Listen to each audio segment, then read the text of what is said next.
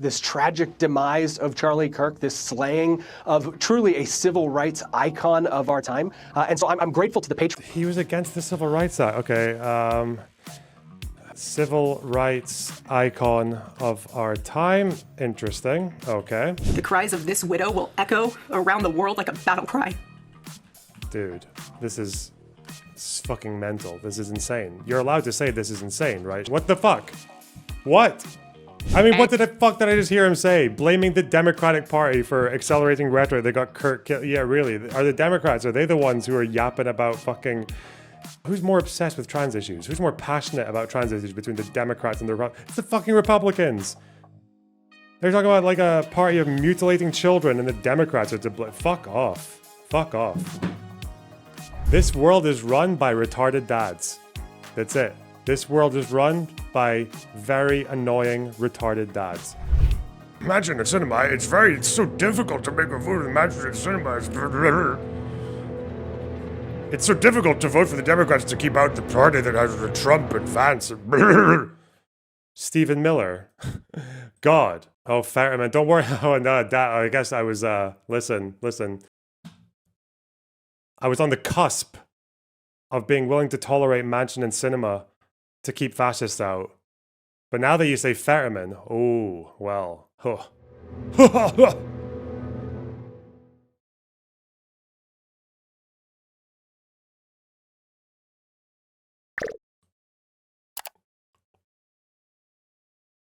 Okay. Listen.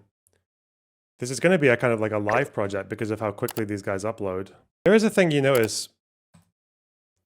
A lot of people talk about Trump, 2016, and how he's a lot more extreme and active and busy these days than he was back then. He's been doing a lot more. He's kind of figured out the corridors of power and how to turn the cogs and pull the strings and scratch the backs and fiddle with the knobs. But it's not. People talk about Trump like it's a new thing. But you know what? I remember watching Fox News for the first time when I was about 18 years old, because we were in a sociology class and someone mentioned like America, Fox News, and they had all these clips on YouTube. So I watched some, and then I, very quickly, and I was like, this is insane. I remember thinking at the time in 2011, 2012, that this entire channel is just completely batshit. Sean Hannity was still there. Back then, it was actually the most popular show was Bill O'Reilly, and he was seen as one of the more ordinary ones, the more moderate Republicans. And that was back then, obviously. They've all kind of moved. Glenn Beck was there. Glenn Beck used to do these crazy like flowcharts, trying to attach Obama to communism and Marxism and all these weird anti-Semitic conspiracy theories as well. I think he actually got fired for conspiracy theory for anti-Semitism at one point as well. He was one of those guys, that like phenomenon that you get from American Christian conservatives where they are massively pro-Israel, but they also are kind of anti-Semitic. Like, yeah. Glenn Beck was a perfect example of that. And then you used to see the Colbert Report and the Jon Stewart skits about it and everything. But yeah, it was just a very insane show. So when you see someone like Trump get elected in 2016, if you know what conservative media was and what the biggest conservative media outlet in America was, even from years before Trump, it's not that surprising. Obviously, we had the Tea Party before that. It's just Rush Limbaugh. It's always been there. So and obviously everything has just been leapfrogging since then. They used to have Chris Wallace as their token moderate. Yeah, they did. They used to have, was it Geraldo Rivera, who was more pro-immigrant than Bill O'Reilly, and they would scream at each other. Yeah, but obviously they've all just gone like they're so far right that they've fallen off at this point, but it's still the biggest American news channel. So what I decided to do was I went through this channel from everything from the last 24 hours on the Kirk assassination. I just thought it'd be interesting to go through all of their coverage that's been uploaded to YouTube and just see what kind of conclusions you would draw at the end of it. So that's today's experiment, okay? It might take a while because they uploaded about 25 plus segments in the last 24 hours, and there are more now, obviously, in the last couple of hours. What about Trump talking about Kash Patel, radicalization, more than 20 people in the Discord chat. Yeah, there's a lot there. Some of them are 5 minutes, some of them are 2 minutes, some of them are 15 minutes. We'll see, though. We'll just see what we learn. We'll take some notes as well. So the first Good evening. From just over 24 hours ago is called "This Coward Couldn't Win the Debate." Okay. Good evening, and thank you for joining us. I'm Trey Gowdy, and it's Sunday night in America. 22-year-old Tyler Robinson assassinated Charlie Kirk because he did not like Charlie's political and spiritual beliefs.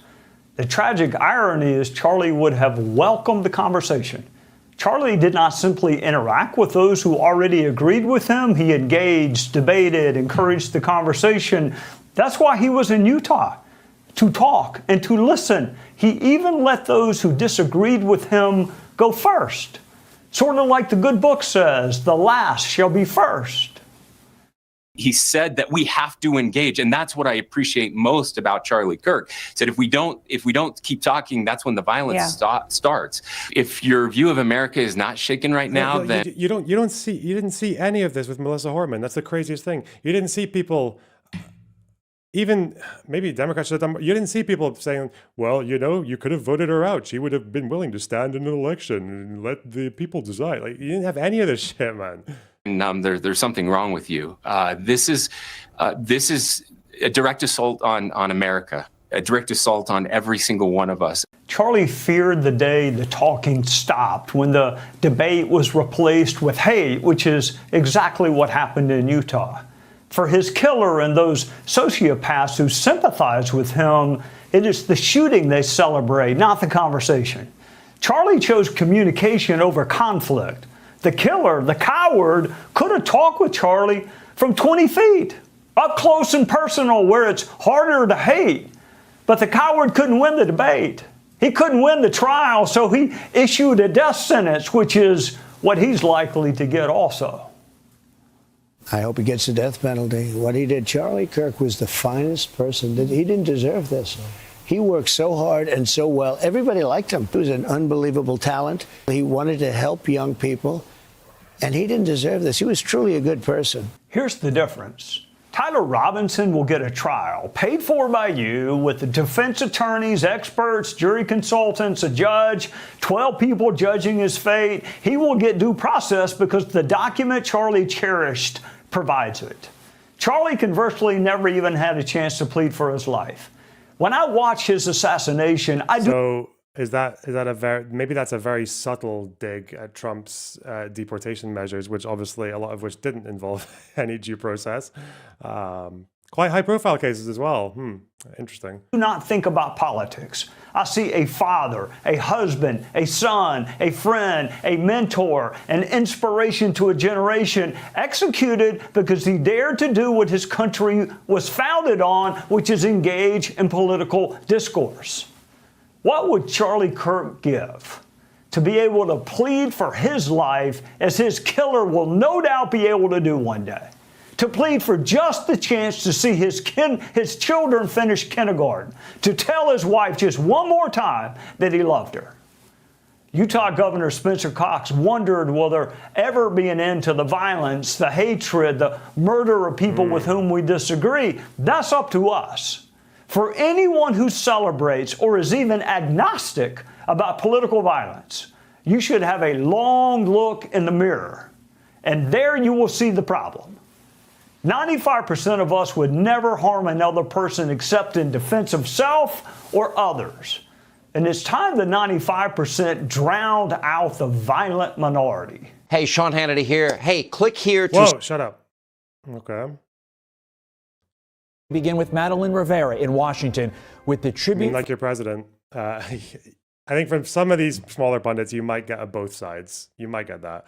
Although he just said it in general. There wasn't even really like a both sides. It was just the royal we. Man arrested after trampling Kirk Memorial outside TPUSA headquarters. For Charlie Kirk in our nation's capital last night. Maddie. Good morning, Carly and Todd. Charlie Kirk supporters gathered at the Kennedy Center to honor his memory. This was a public vigil and thousands of people attended. There were several Republican members of Congress and Trump administration officials. Some of them included White House Press Secretary Caroline Leavitt, DNI Tulsi Gabbard, HHS Secretary Robert Kennedy Jr., and House Speaker Mike Johnson. They say the best way to pay tribute to Kirk is by continuing the work he started.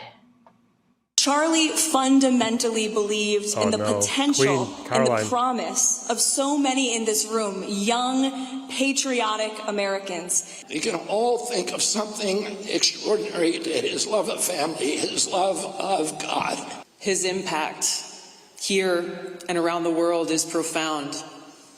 And it is a beautiful thing to see. It's as if a dark shadow was cast over our country and certainly here, even on Capitol Hill. In spite of that, we remember that our dear friend Charlie would never want us to be overcome by despair. A memorial service for Kirk is set for September 21st at State Farm Stadium in Glendale, Arizona. President Trump says he does plan on attending. Carly and Todd. Okay, Madeline Rivera live for us in Washington. Maddie, thank you.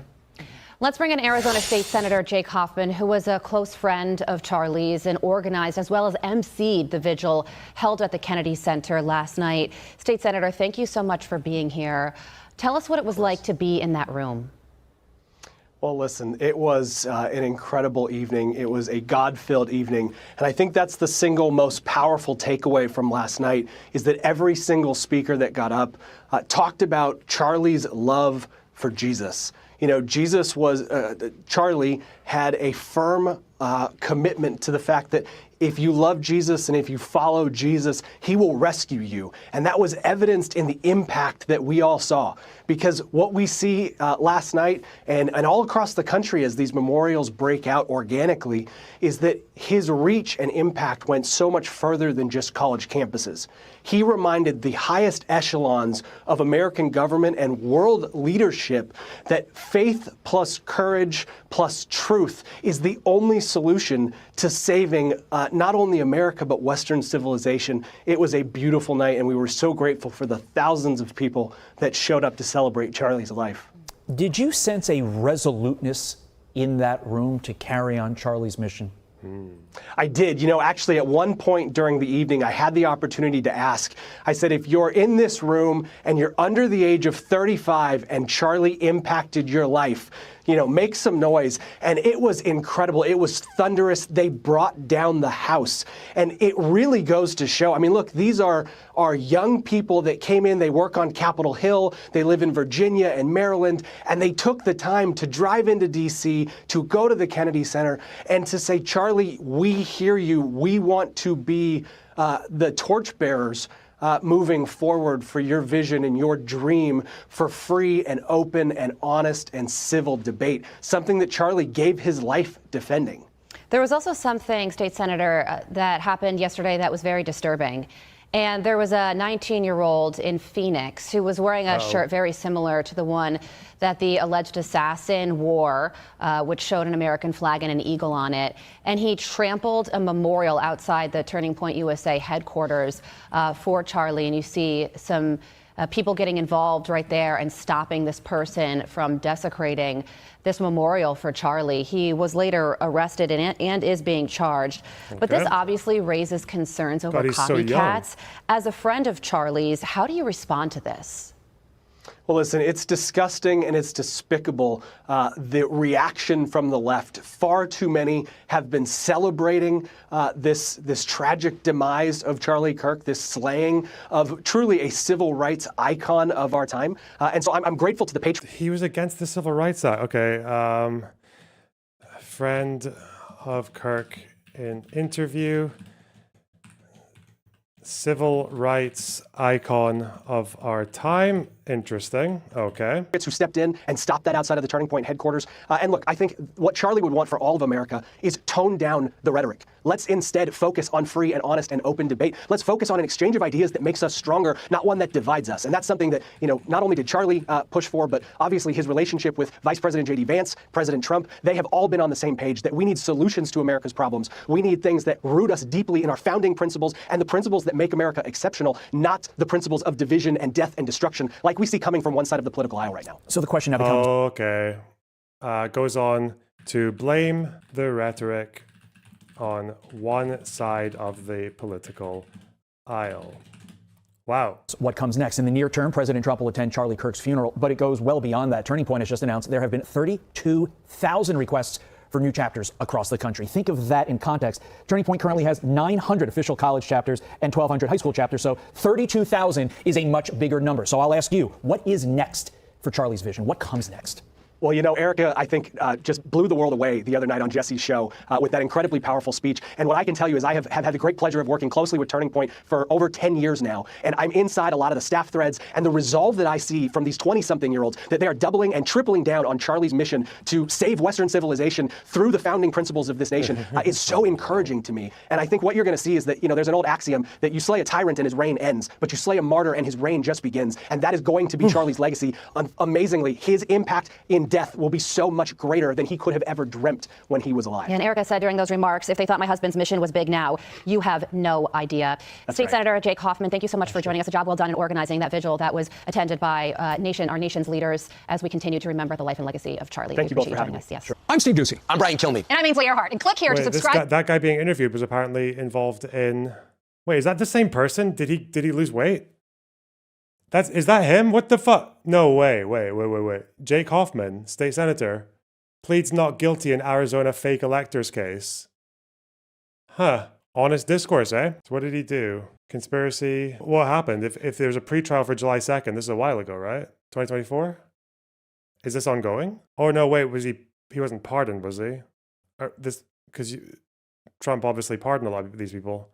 Did he just stop the thing? Yeah, fuck. He might not have even finished his trial, would he? Potentially. Let's see what he's saying here. 2-page letter to Pence asking him to order the Arizona's electors not be decided by popular vote of citizens, but instead by members of the state legislature. Oh, that's a full-on Jan 6 involvement there. Yep. That's part of the scheme.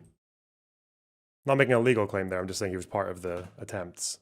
Had sent a 2-page letter to Pence in 2021 asking him to order Arizona's electors not be decided by popular vote of citizens, but by members of the state legislature. Okay. He repeatedly argued that no electors be sent at all because we don't have certainty in the outcome of our election. Huh. Wow. Big. All right. Dr. Drew. They were all acquitted because there was no crime. Obviously, that must be why. Dr. Drew, this is the kind of person that is prone to being radicalized. This is, again, when we know about bullets, and I think a couple of vague statements from the FBI and the strongest statements generally coming from the governor, but not from the FBI. Now for more on the psyche and the motive here, Dr. Drew Pinsky, Chief Patient Officer of the Wellness Company.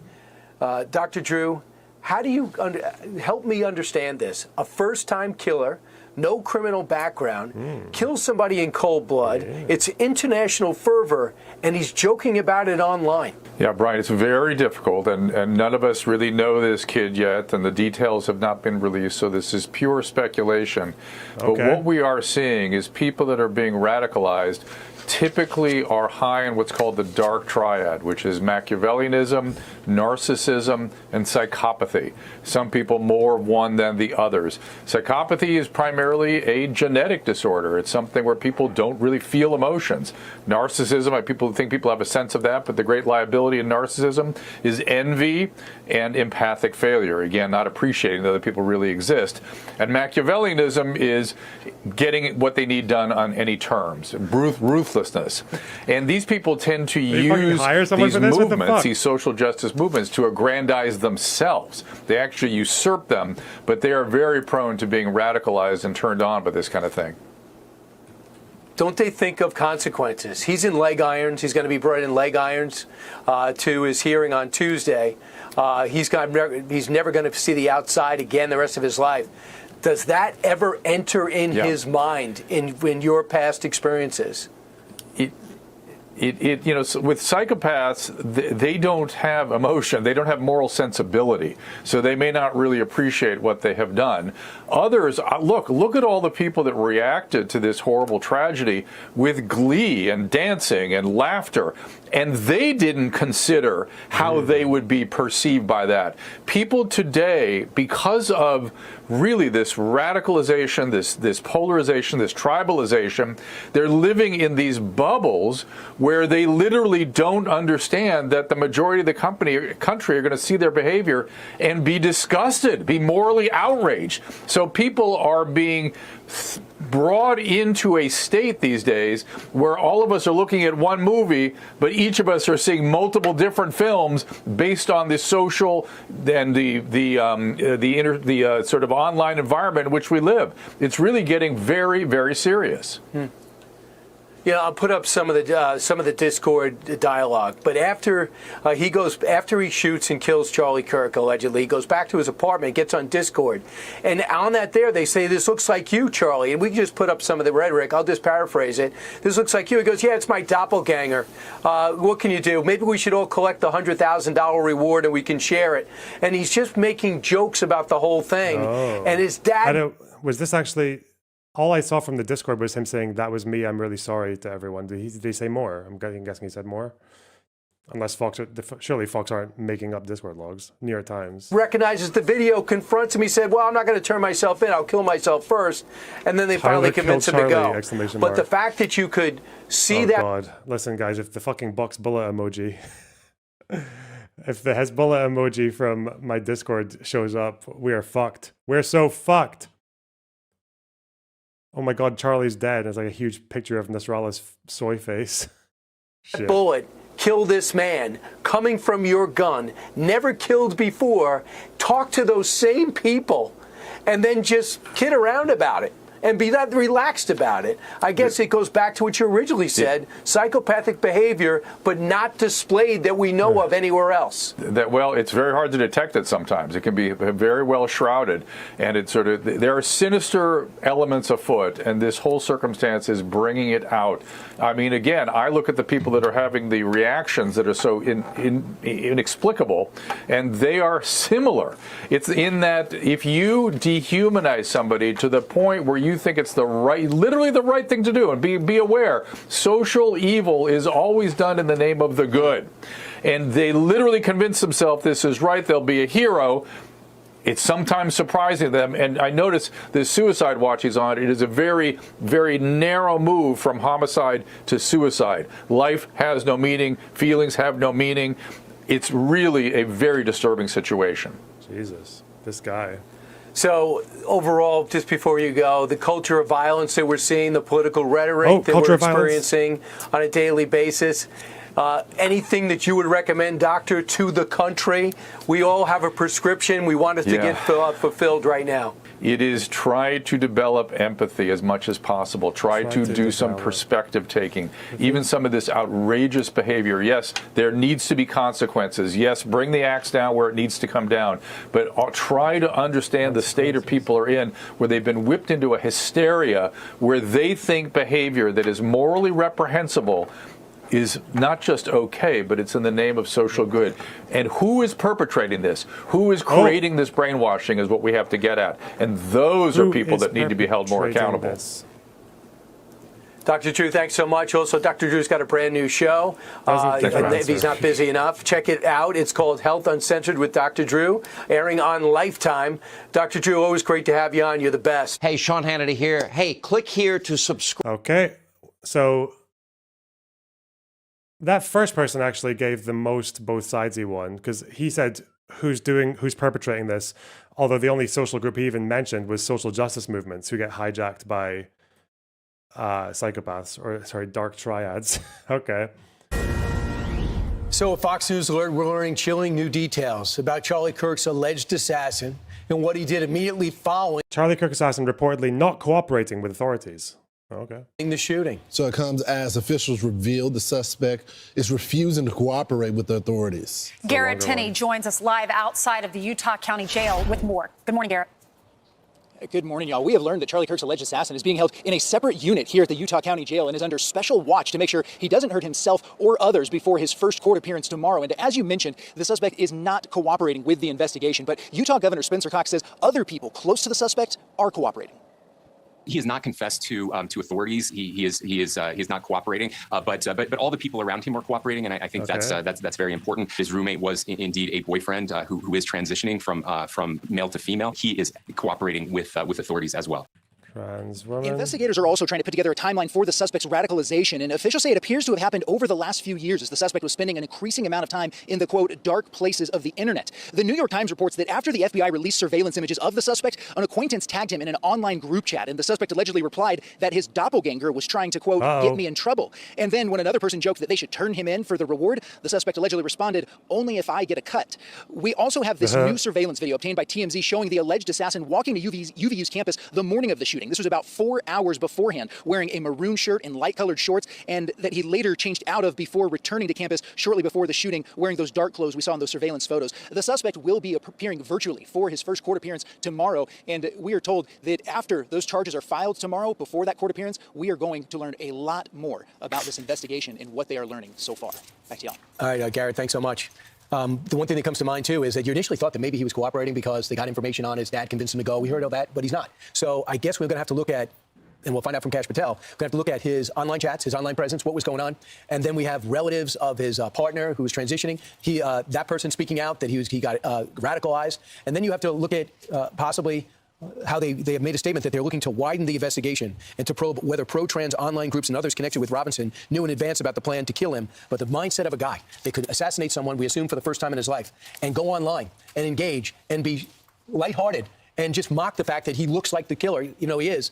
That mindset, I just can't understand. Well, I know if you go on social media and you start watching some videos about Charlie Kirk and some of the past comments and some of his speeches, another one will pop up and another one will pop up. So I spent a lot of the weekend going through a lot of what he has said in the past. I think we've learned a lot more about him, even in death, than we did in life. And then we were all craving some sort of a spiritual component yesterday. And Sean and I went to church, or we watched church online, a church we love in South Carolina. And they honored Charlie Kirk. The pastor said, could everyone please kneel and let's say a prayer for Charlie. He also remembered the family of the girl who was slain on the train in North Carolina. And there's something called, Lawrence, the Charlie effect. It's Christians online are revealing that they've been attending Mass to celebrate his fearless pursuit of Jesus. And one person wrote online, my son asked if I wanted to go to church with him on Sunday. He's not a church goer. We're going to Saturday Mass, the Charlie Kirk effect. Another one said, the Catholic Church where I attended Mass today remembered Charlie Kirk in his priest homily. Masses are being offered across the country for the repose of his soul. So that's important for two reasons, Ainsley. I think what's happening in remembering Charlie shows potential other assassins that if you thought you were going to silence a movement, the opposite is happening. But I think as it goes to the investigation, to Brian's point, there's a couple of things that still need to be solved there in the sense of, in the chat room, okay, they say these messages,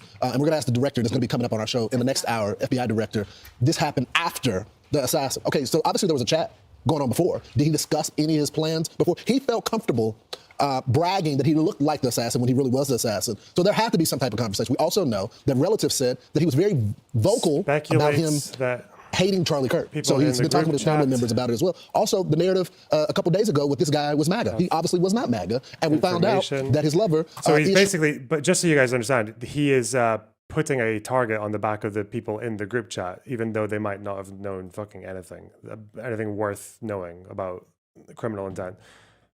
You understand that's what he's doing, right? You understand that's exactly the impact of what he's doing. When he's saying things like, oh yeah, well, he was confident enough to tell them what?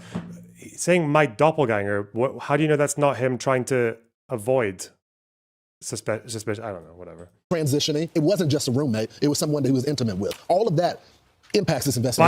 By the way, this person was trans, by the way. Just remember, his partner, who is a transgender, just so you know. And he's cooperating. He's cooperating. That too, I guess, to a degree. And we'll see. I would say this: the family conservative. He evidently wasn't. They said that a couple of his coworkers said, yeah, he was very quiet. And in fact, one time we were having a conversation about politics, and most of us at work at the electrician, where he was an electrician, he left in 2023, started talking about politics. He went into the laundry room and just sat there by himself, isolated. He couldn't handle the conservative talk. So, I mean, you begin to see that. They said the only other time he showed interest is when you talked about guns. Well, we've all been wondering who's going to take over for Charlie Kirk for his show. And J.D. Vance put on X, tomorrow, he wrote this yesterday, tomorrow I will have the honor of hosting the Charlie Kirk Show. Please join me as I pay tribute to my friend, 12 p.m. Eastern Time. So he'll be hosting the show today. So one of Charlie Kirk's business partners, everyone thinks, when you're honoring a man, you think it's just about Charlie. But I think what you're learning is that it's bigger than him because of the young people that he represented. Right. So his business partner and executive producer shared this news yesterday. He said, I wanted to share a praise report from TPUSA. The organization has received over 32,000 inquiries in the last 48 hours on how to start new chapters. To put that into perspective, TPUSA currently has 900 official college chapters and around 1,200 high school chapters with a presence of 35,000 total. Charlie's vision to have a Club America chapter, our high school brand, and every high school in America, around 23,000, will come true much more faster than could have ever possibly imagined. Truly incredible. And that's his mission. That's what he wanted. Andrew was very impressive with Laura Ingraham. It's the first time I've seen him. But you just know, to get these events going like the way they're going, there has to be an organizer, a Tim Cook type person behind the scenes with a Steve Jobs. Steve Jobs was the vision, Tim Cook was the implementer. And Steve Jobs dies, Tim Cook steps up and elevates other people. Maybe it could be something on a smaller scale like that. I also think that if people are, like I look at a guy like Reince Priebus, who ran the RNC brilliantly, if there are organizationally minded people that could help in at this moment to set the tone, because this is the moment where people are open to... Are they actually... I didn't think about that. They're keeping the show going. Because J.D. Vance was, well, maybe just for tribute. I don't know if they're going to keep it. It's going to look kind of fucking weird in 5 years if there's still a Charlie Kirk show being hosted by someone who's not Charlie Kirk. There are only 27k high schools plus colleges in the country. What is this crowd size math? Wow, thanks for the $10, Lex. I appreciate that. Do you think they'll get a stand-in for the Hassan debate? I don't think they're going to do that, are they? There's no way. Just give Charlie Kirk's binder that he probably didn't even make himself anyway, and give it to J.D. Vance. No. Timcast. What is Turning Point? Let me help out. I love this guy. I'm finding out about him for the first time. I just hope people on the outside could say, I'm going to use my expertise to help out. That could be your way of having a tribute. Yeah, I'm so impressed with the younger generation and how they're carrying on his conservative activism. And I was so impressed with his wife over the weekend. I think everyone was. It's what a lot of people were talking about this weekend. She had this emotional address to the nation, and it was her first public appearance after her husband was killed. Here's a clip of Erica Kirk. The evildoers responsible for my husband's assassination have no idea what they have done. They killed Charlie because he preached a message of patriotism, faith, and of God's merciful love. They should all know this. If you thought that my husband's mission was powerful before, you have no idea. Wow. You have no idea what you just have unleashed across this entire country and this world. You have no idea. You have no idea the fire that you have ignited within this wife. The cries of this widow will echo around the world like a battle cry. Dude, this is fucking mental. This is insane. You're allowed to say this is insane, right? She made this public with his fucking little chair there. With Charlie's empty chair. This is a political statement. This isn't just you mourning your husband that you lost and you're very sad. Otherwise, I wouldn't give a fuck. I would be like, oh, yeah, sorry, we're just sorry that happened. You know, this is a battle cry. What the fuck? What? To everyone listening tonight across America, the movement my husband built will not die. It won't. I refuse to let that happen. It will not die. All of us will refuse to let that happen. No one will ever forget my husband's name, and I will make sure of it. It will become stronger, bolder, louder, and greater than ever. That knows Erica, she's a sweet person, and everybody loves her. She used to be Miss Arizona, as I said last week, and she's normally very calm, cool, collected. She has a Christian wear brand that she likes to sell and just share the gospel in that way. There's been some debate, who's going to be the person to take over? I think she pretty much cemented it with her speech yesterday. I've never seen her with such... Did no one around her be like, did no one around her say, this is a bad idea, you shouldn't be doing this? What the fuck? Just focus on the mission. And I think she's right. You're going to be hearing from her. And she said during that speech that the Turning Point event... Villain origin story. ...that was planned, the tour, will continue. I mean, can you imagine after your husband was just assassinated and you're saying you're going to continue the rest of the tour? The big Turning Point event, she said... You chuckling at his wife is weird behavior, dudes. No, it's not. No, actually, it's not. Because usually when someone dies and someone else is going to talk about it publicly, especially with public figures, there will be people around them who are saying things to them as well. And she is not on her own making a decision to turn this death into an escalation of rhetoric and a political fucking opportunity. The fact that no one around her was like, wait, this is like way too soon. This isn't just a apolitical or whatever, or mourning of someone's death. This is you literally putting yourself out there to the public with like fighting words. Is that a good idea? Someone surely would have seen that and tried to talk her down from it, but I guess they don't give a fuck, whatever. I guess that's, oh yeah, okay, fine, whatever. Listen. Maybe I'm wrong. Maybe I'm wrong. Maybe if you lose a loved one, I guess you do just get carte blanche for a week to just incite whatever fucking nonsense you want to, and no one can say anything about it. Yeah, maybe that's fine. Maybe that's cool. You know? Shit.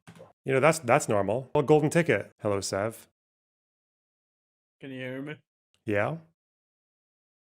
You're muted. On Discord. Hi. Hi. So, did you just give us like an okay to incite violence if we lose a loved one? Is that what I heard? Well, that's the standard that people are saying, because apparently it's weird for me to say anything negative about her turning her husband's death into a fucking battle cry. It is retarded, because think about it.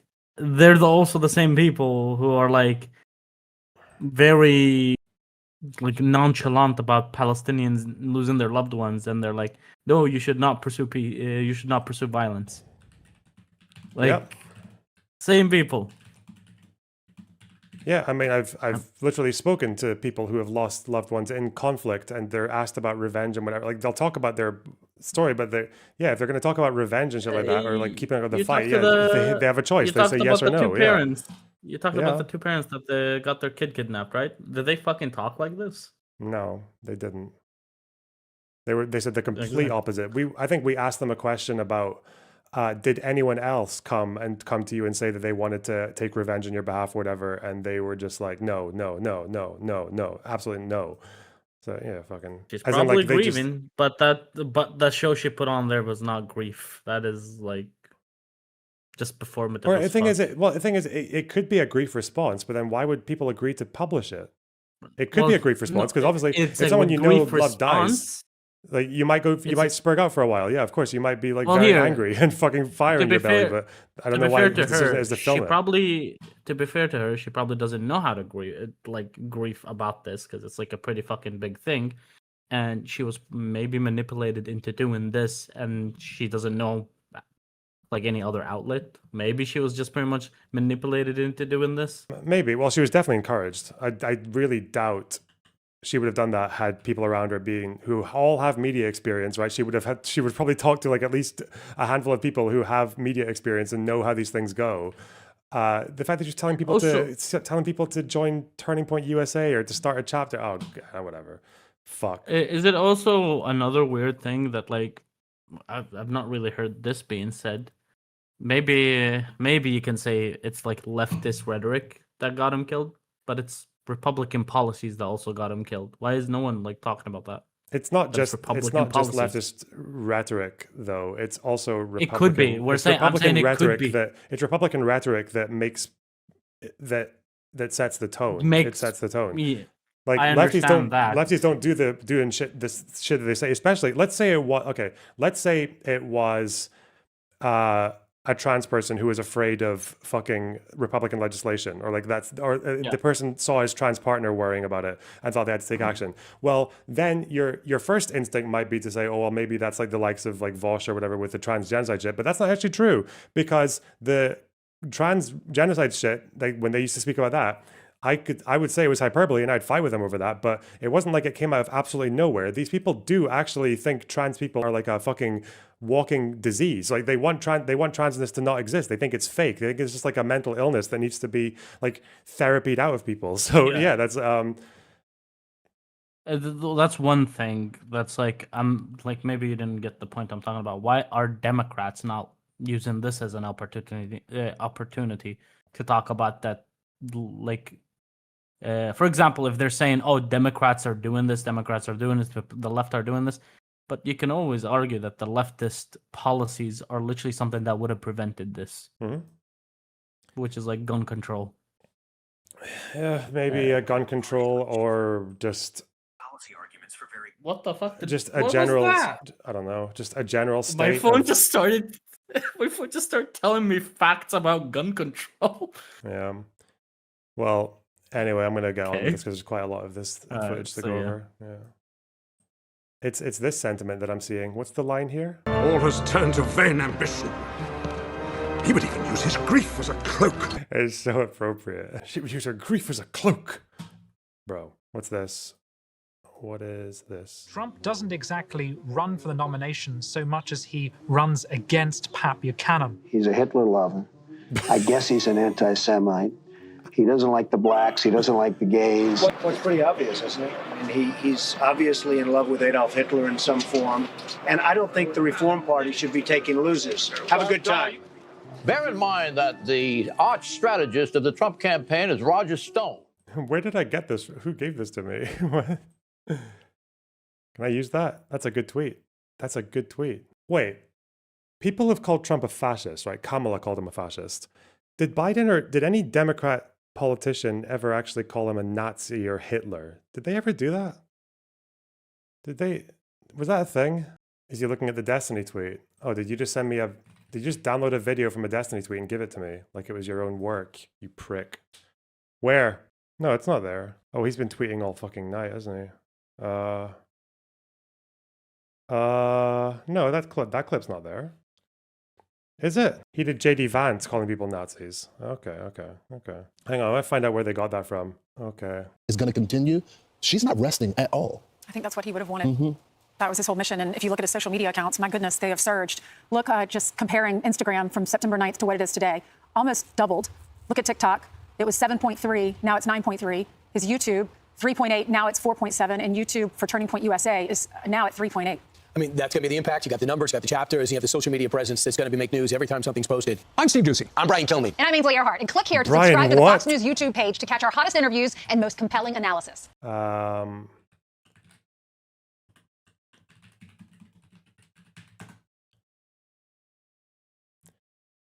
Did she actually? No, yeah, she did say he was a fascist, didn't she? In town hall. She was asked and she said yes. Yeah, okay. Calling for violence, apparently, you know. Okay. Kash Patel reveals shocking that his roommate was evidence. indeed a boyfriend who is transitioning from male to female, and that he is cooperating. It's fucking language, bro. Like, yeah, the trans woman. Do you see how these guys who are like, oh, the left doesn't even know what a woman is. What's a woman? Meanwhile, these guys cannot ever sound normal when they are talking about a trans person existing. Like, they can't do it. They're like, well, he had a boyfriend or a girl. Oh, what even is it these days? A boyfriend who I believe thought he was a woman, so was in the process of becoming a woman, no, an attempted woman, and he like, they can't do it. They can't sound normal when they talk about trans people. With authorities. A Fox News alert. Charlie Kirk's murder suspect refusing to cooperate as the FBI discovers new details about his dark digital footprint before he makes his first court appearance tomorrow.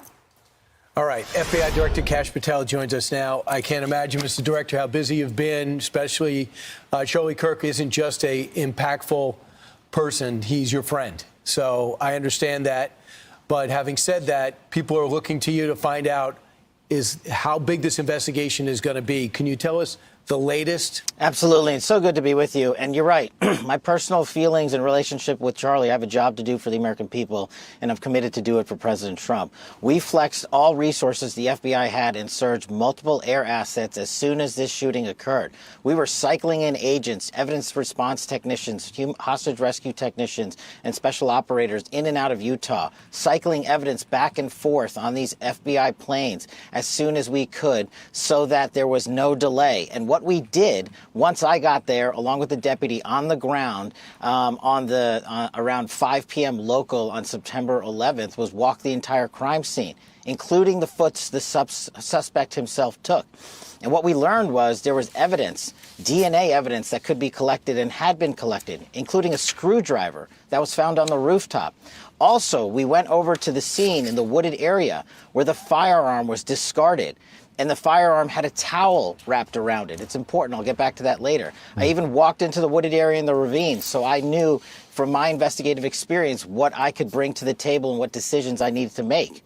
And having the support of President Trump and the full support of the White House was what we needed for these resources to happen. And I can report today that the DNA hits from the towel that was wrapped around the firearm and the DNA on the screwdriver are positively processed for the suspect in custody.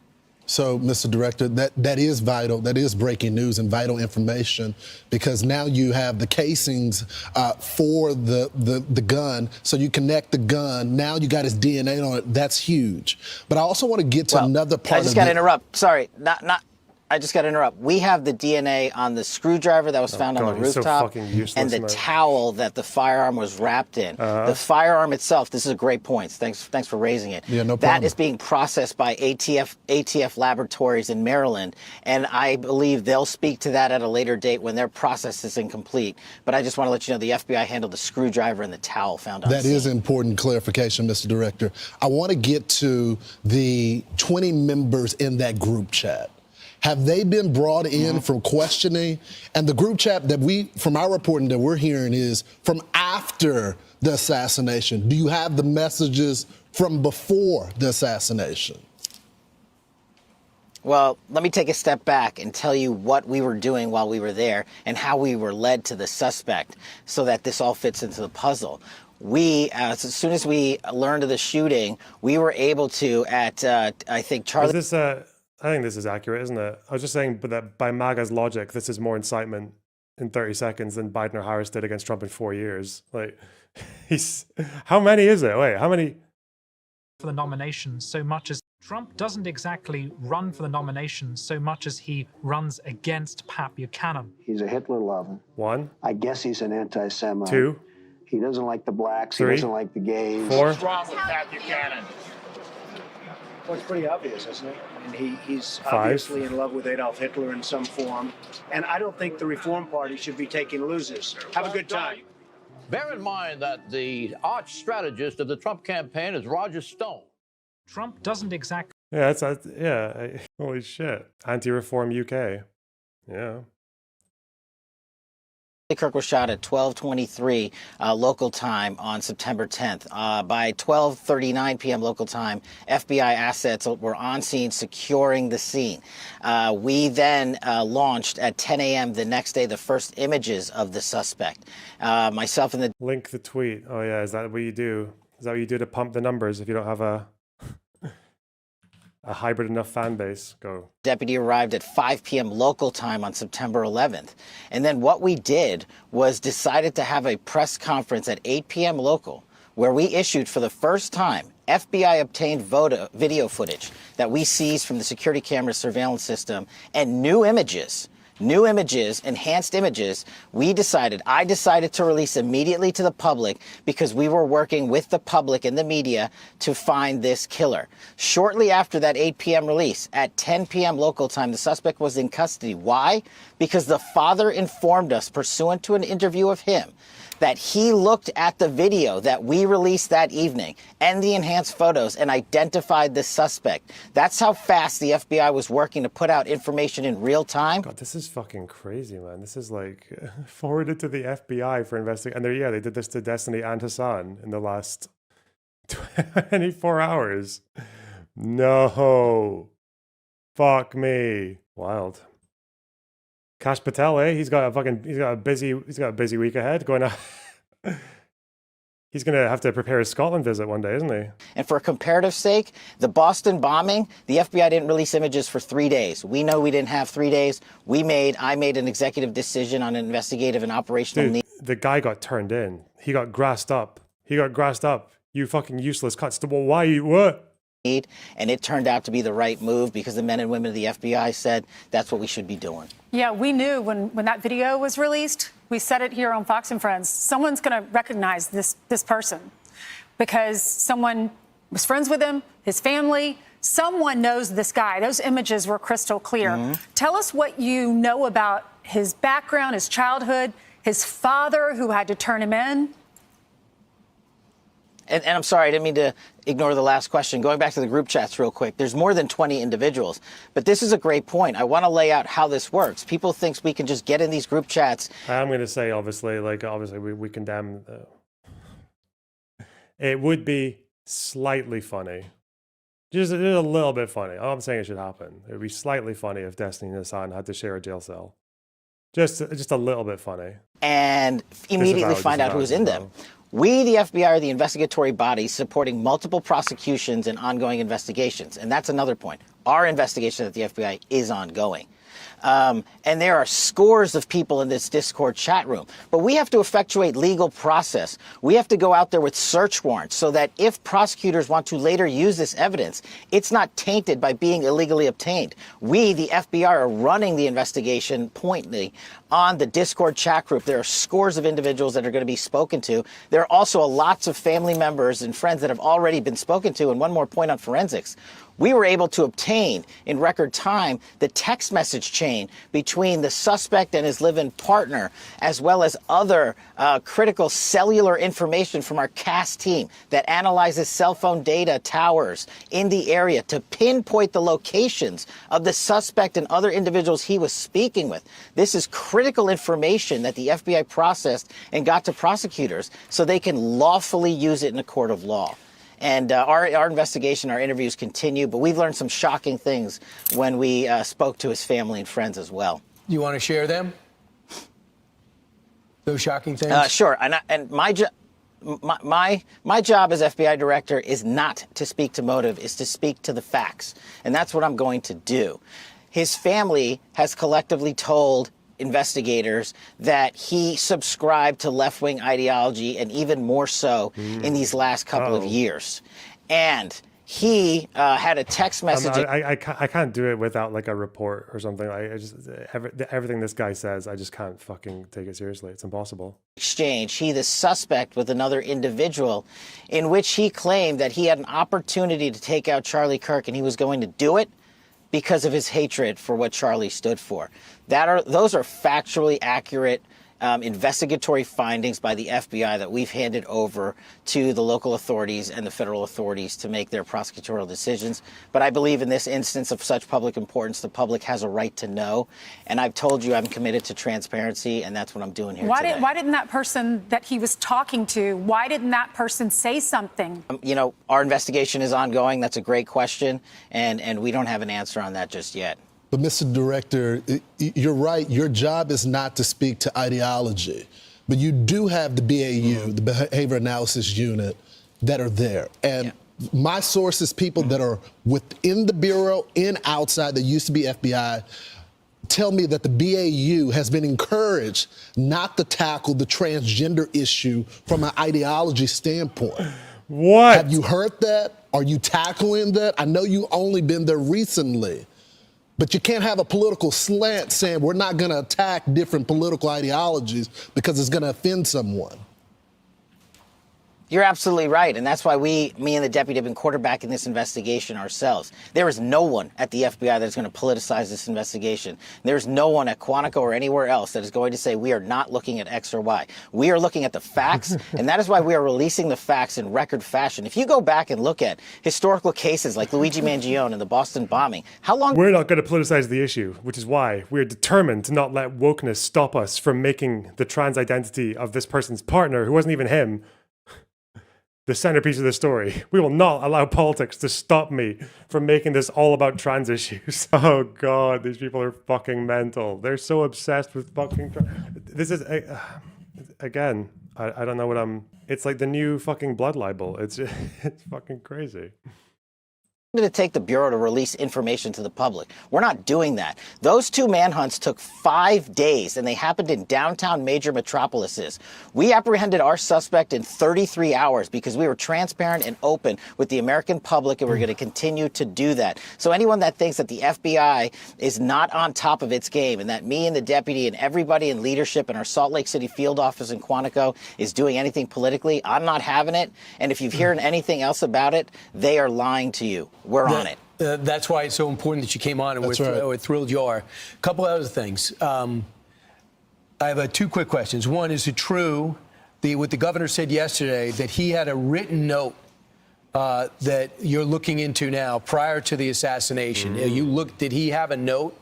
And the other one question is, the person that was texting with him about I have a shot at taking out Charlie Kirk, can that person be charged? So I'll take those in reverse. The charging decisions are up to our great partners at the Department of Justice and the Attorney General, who have been wonderful providing resources during this entire process. And we'll let them speak to any charging decisions. But we, the FBI, are investigating. As I said, our investigation is ongoing. We're interviewing dozens and dozens of suspects, subjects, witnesses, and the like, and continuing to examine forensic information, including cell phone data and DNA analyses. And once we make those findings, hand it over to... It's going to be awkward when the trans obsession causes the shooter to be obsessed by a jury.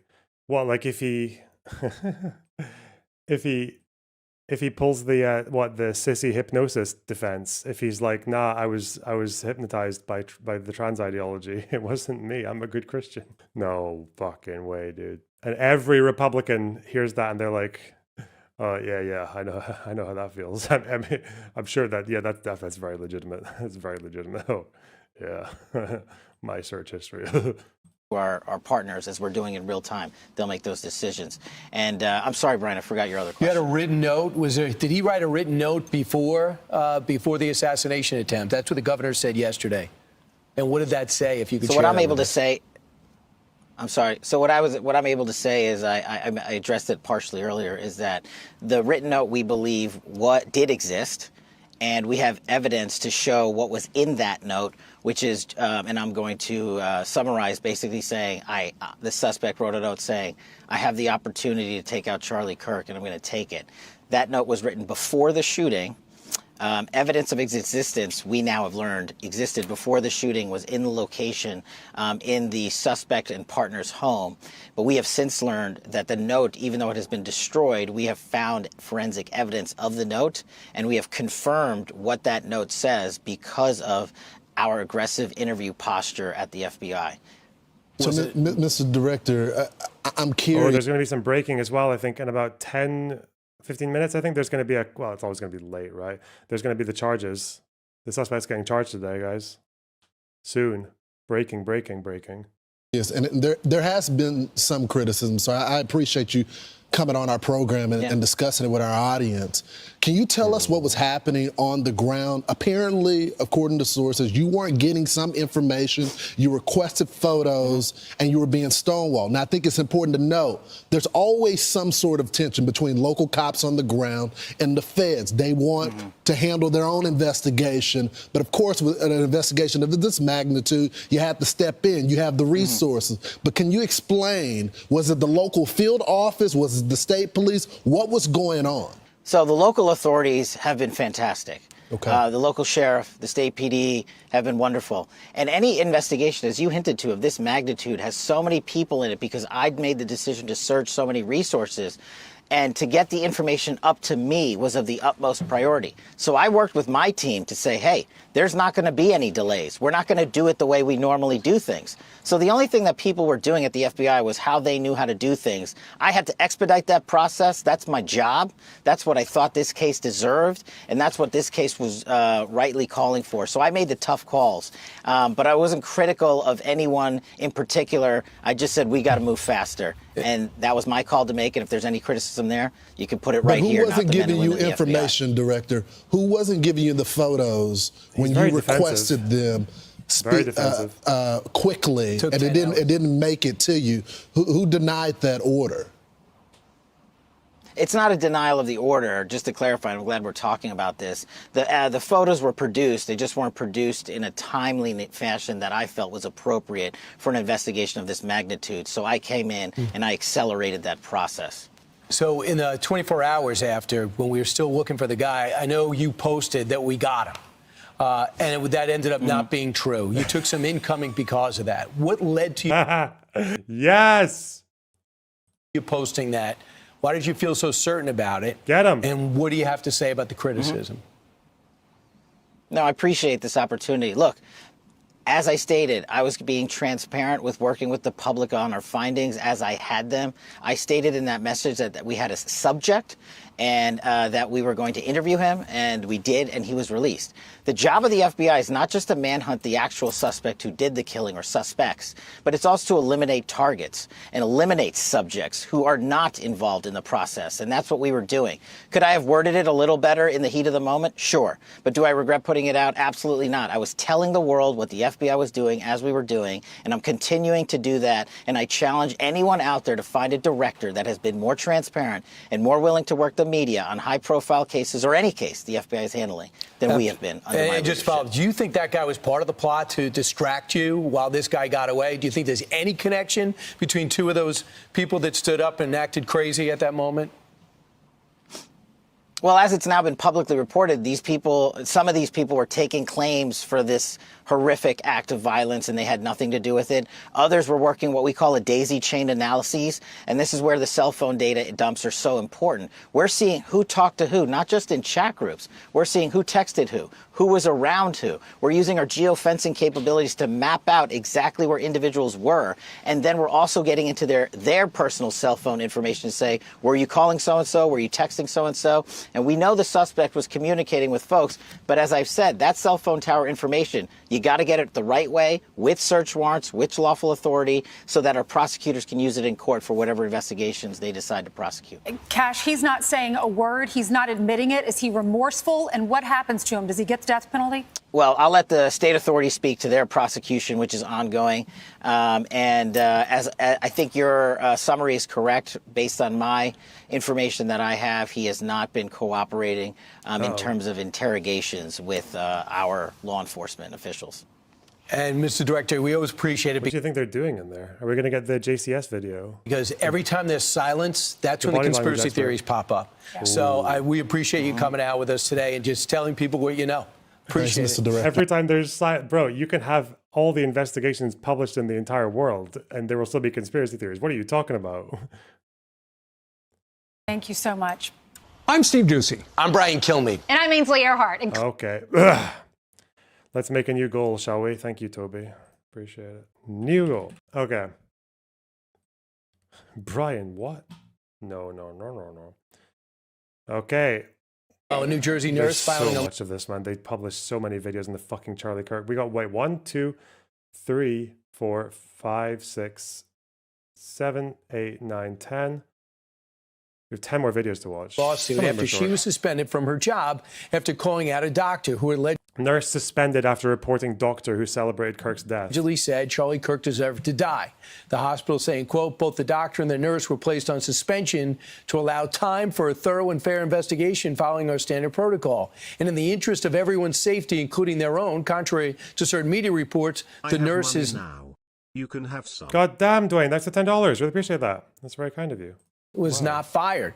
That nurse, Lexi Kuntzel, along with her attorney, John Paul Deal, joins us now.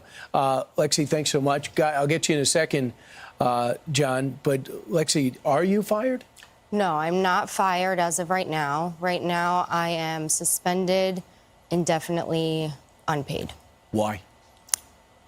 So I walked into the nurse's station, and I just had learned about Charlie Kirk. I saw this guy. I didn't know who he was at the time, and This is one of those things where if you looked at what she was actually doing, it's like someone saying, "Oh yeah, I was censored for having an opinion in a cafe." I expressed a very moderate belief that men are men and women are women, and then it's like the camera footage comes out a week later, and she was actually like fucking kicking and screaming at some trans person, telling her, "Show me your dick! Show me your dick, Mister Monsieur." Yeah, that kind of thing. Standing there celebrating the death of Charlie Kirk, saying how he deserved it, he hated Charlie Kirk, and he had it coming to him. And so you love Charlie Kirk. You didn't just weren't aware of him. Yeah, I'm a big fan of Charlie Kirk. My first retweet in 2018 it was like my first blue checkmark retweet was Charlie Kirk. I was a couple years out of college and loved him ever since. You're aghast at this, and what'd you say? So I looked down at his badge because I didn't know, what what job, if he was a doctor or a nurse. So you're the least reliable source on the earth. That's what you're saying to us? Okay. I never saw him before. I look down, I see his badge, and it says doctor. And I said, "You're a doctor?" I said, how are you saying this as a doctor, that someone deserved to die? I mean, to me, I was just mind blown. And yeah, and everything went silent. You go to your manager. Your manager was understanding, but told you to go home. Yes. Then you posted something online, and then you find out you're suspended. I want to bring in your lawyer now. And John, could you tell me how we make sure, will we find out her true status, and how do we make sure she gets her job back? Where's the defendant? Yeah, so look, there are laws under various states, including New Jersey, where people like Lexi, nurses, healthcare professionals, can push back against conduct that implicates patient safety and welfare. And so Lexi's filed a lawsuit, and I'll be happy to be representing her in that lawsuit, essentially saying, look, this doctor took a Hippocratic oath. He's under ethical standards to do no harm. And instead, to save Charlie Kirk, like he's fucking dead. What are you talking about? He's dead. Okay. What he said is, I hate Charlie Kirk. He had it coming, and he deserved it. Now that calls into question patient care and patient safety. If somebody else, let's say Charlie Kirk himself, let's say somebody with his views, somebody who was a supporter came in to that surgeon's emergency room or operating room, would that doctor say, well, I'm not going to treat him, he deserved it? Right. That's the implication. So you posted online on Instagram, this doctor is a disgrace. He had the audacity to say, I'm glad he deserved it, in front of a patient nursing station in regards to Charlie Kirk being murdered today. You are on the wrong side with the world. And you want to make sure, number one, do you want your job back? Yeah. I mean, I've been waiting to hear from them. I'm ready to come back to work if they want me to come back to work. And if they let you go, you're suing? Yep. Absolutely. Absolutely. Wow. Lexi, thanks so much for telling your story. We're going to stay on top of it, and hopefully you get to go back and this doctor understands what he said was wrong. Yeah. Appreciate it. We look forward to seeing her on Piers Morgan and on every podcast. On Joe Rogan for 3 hours. So good morning, everyone. The FBI is apparently investigating the possibility of the crowd assisting the suspect, Bongino reveals. Really? This Monday morning, we saw an outpouring of support from coast to coast over the weekend, north into Canada for the late Charlie Kirk. How people across the country now are paying tribute as we say, hello, somber weekend. We'll get to everything this coming week. We'll take it day by day. I'm Bill Hemmer. Dana's got the week off, and welcome to our coverage as we begin anew to our old friend. Tough couple of days. Good morning to you. Good to see you. I'm Aisha Hasni, and this is America's Newsroom. So it was a weekend of remembrance, Bill. Everybody from musicians to athletes and everyday Americans all mourning Charlie Kirk. Charlie, Charlie, Charlie. But they hit me harder in the last couple of days, and I just wanted to let Eric Kirk know that me and my family are sending prayers our way. USA, USA, USA, USA. So now we know that Charlie Kirk's memorial service is set for Sunday in Arizona. President Trump will be there. It will be held in a football stadium where the Arizona Cardinals play, capacity 78,000 possibly. Wow. This is Charlie Kirk's widow, Erica, reacted to the assassination on Friday evening and then sent out a few of these photos from over the weekend. She vows to continue his legacy and make the movement even stronger than what he started. Meanwhile, Bill, we are still learning more about his suspected assassin. Officials are telling us that he is not cooperating with them, but his family and his friends are talking. And FBI Director Kash Patel gave us an update on this investigation this morning. Listen. I can report today that the DNA hits from the towel that was wrapped around the firearm and the DNA on the screwdriver are positively processed for the suspect in custody. The suspect wrote a note saying, I have the opportunity to take out Charlie Kirk and I'm going to take it. That note was written before the shooting. Evidence of its existence, we now have learned, existed before the shooting, was in the location in the suspect and partner's home. But we have since learned that the note, even though it has been destroyed, we have found forensic evidence of the note, and we have confirmed what that note says because of our aggressive interview posture at the FBI. We're going to get into all of that with FBI Deputy Director Dan Bongino. He's here with us this morning. But first, let's go to Garrett Tenney. He is in Spanish Fork, Utah. Good morning to you. Aisha, good morning to you. Apart from that note that Director Patel mentioned, we have also learned that Charlie Kirk's alleged assassin also sent a text message to a different individual saying essentially the same thing, that he had an opportunity to take Charlie out and that he was going to do it because he hated what Charlie stood for. So this is part of the investigation now, looking into who knew what and when. And as part of that, we've learned the FBI is investigating left-wing groups in Utah to see if they knew about the accused killer's plans or provided him with any kind of help. We're seeing who talked to who, not just in chat groups. We're seeing who texted who was around who. We're using our geofencing capabilities to map out exactly where individuals were. And then we're also getting into their personal cell phone information to say, were you calling so-and-so? Were you texting so-and-so? And we know the suspect was communicating with folks. We're also getting How a glimpse. could they know what the note said if it was destroyed? Well, they're saying they interrogated him, right? They got it, they yoinked it out of him. Into the suspect's mindset during the days after the assassination. This new surveillance video obtained by TMZ shows the 22-year-old walking up to UVU's campus the morning of the shooting, just as about 4 hours before it happened, wearing a maroon shirt and light-colored shorts. We know he later changed into this outfit that the FBI released images of. After those images went out, we have learned that some of the suspect's friends in an online group chat were joking that he looked just like the man in those pictures. The New York Times reports that the suspect allegedly replied that his doppelganger was trying to, quote, get me in trouble. And when another friend joked that the group had turned him in for the reward, the suspect allegedly said, quote, only if I get a cut. Back here at the Utah County Jail, officials tell us the suspect is being held in a separate unit under special watch to make sure he doesn't hurt himself or others before his first court appearance tomorrow. We're told he will appear virtually and that ahead of that hearing, prosecutors will formally file charges against him. Aisha? Okay, Garrett Tenney live for us. Garrett, thank you. So Dan Bongino is the FBI Deputy Director. And sir, thank you for your time this morning. Important stuff here after a very heavy weekend. Thank you for being here. I want to go back to last week on the day that he was killed. Try and clear up a few things as best we can. Did anyone in that crowd aid or assist this assassination? Well, that's what we're looking into now, Bill. Obviously, we have a suspect in custody. It's quite clear. That's why I'm here discussing this individual. However, if this was a larger effort, there was any aiding and abetting, whether it be financial, whether it be someone who knew the specifics of it and failed to report that. As you heard the director say this morning, we as an FBI, our team, along with our state and local partners, are looking into that. We have a lot of technical capabilities, a lot of good investigative capabilities, where we can scrub that entire network, whether it's OSINT, open source intel, through social media that people posted publicly. We'll be looking at that. We'll also be dropping a lot of paper, a lot of subpoenas out there to take a look to see if there was any extended network. But I want to be clear, there are things I can say, as you well know today, and things I can. I don't want to get ahead or jeopardize the investigation. But when what I can share with you, Bill, I will. We are clinging to transparency here. This is, the era of the, Cronkite and Jennings generation is over. New media now is media. And we want to be sure we can do everything in our power and do everything in our power to share what we can, when we can, while still balancing the needs of the investigation. Okay, I heard Kash Patel 90 minutes ago in our program. I want to get to a couple of things that he made news on, but first I'm going to drill on this. Is there any connection at all between the person who was asking the question about mass shooters and trans killers, or was that just a stunning coincidence when that single shot was fired? Well, it's every Charlie Kirk debate, isn't it? Like, it's every event. There's no way he does any event without a debate on guns, right?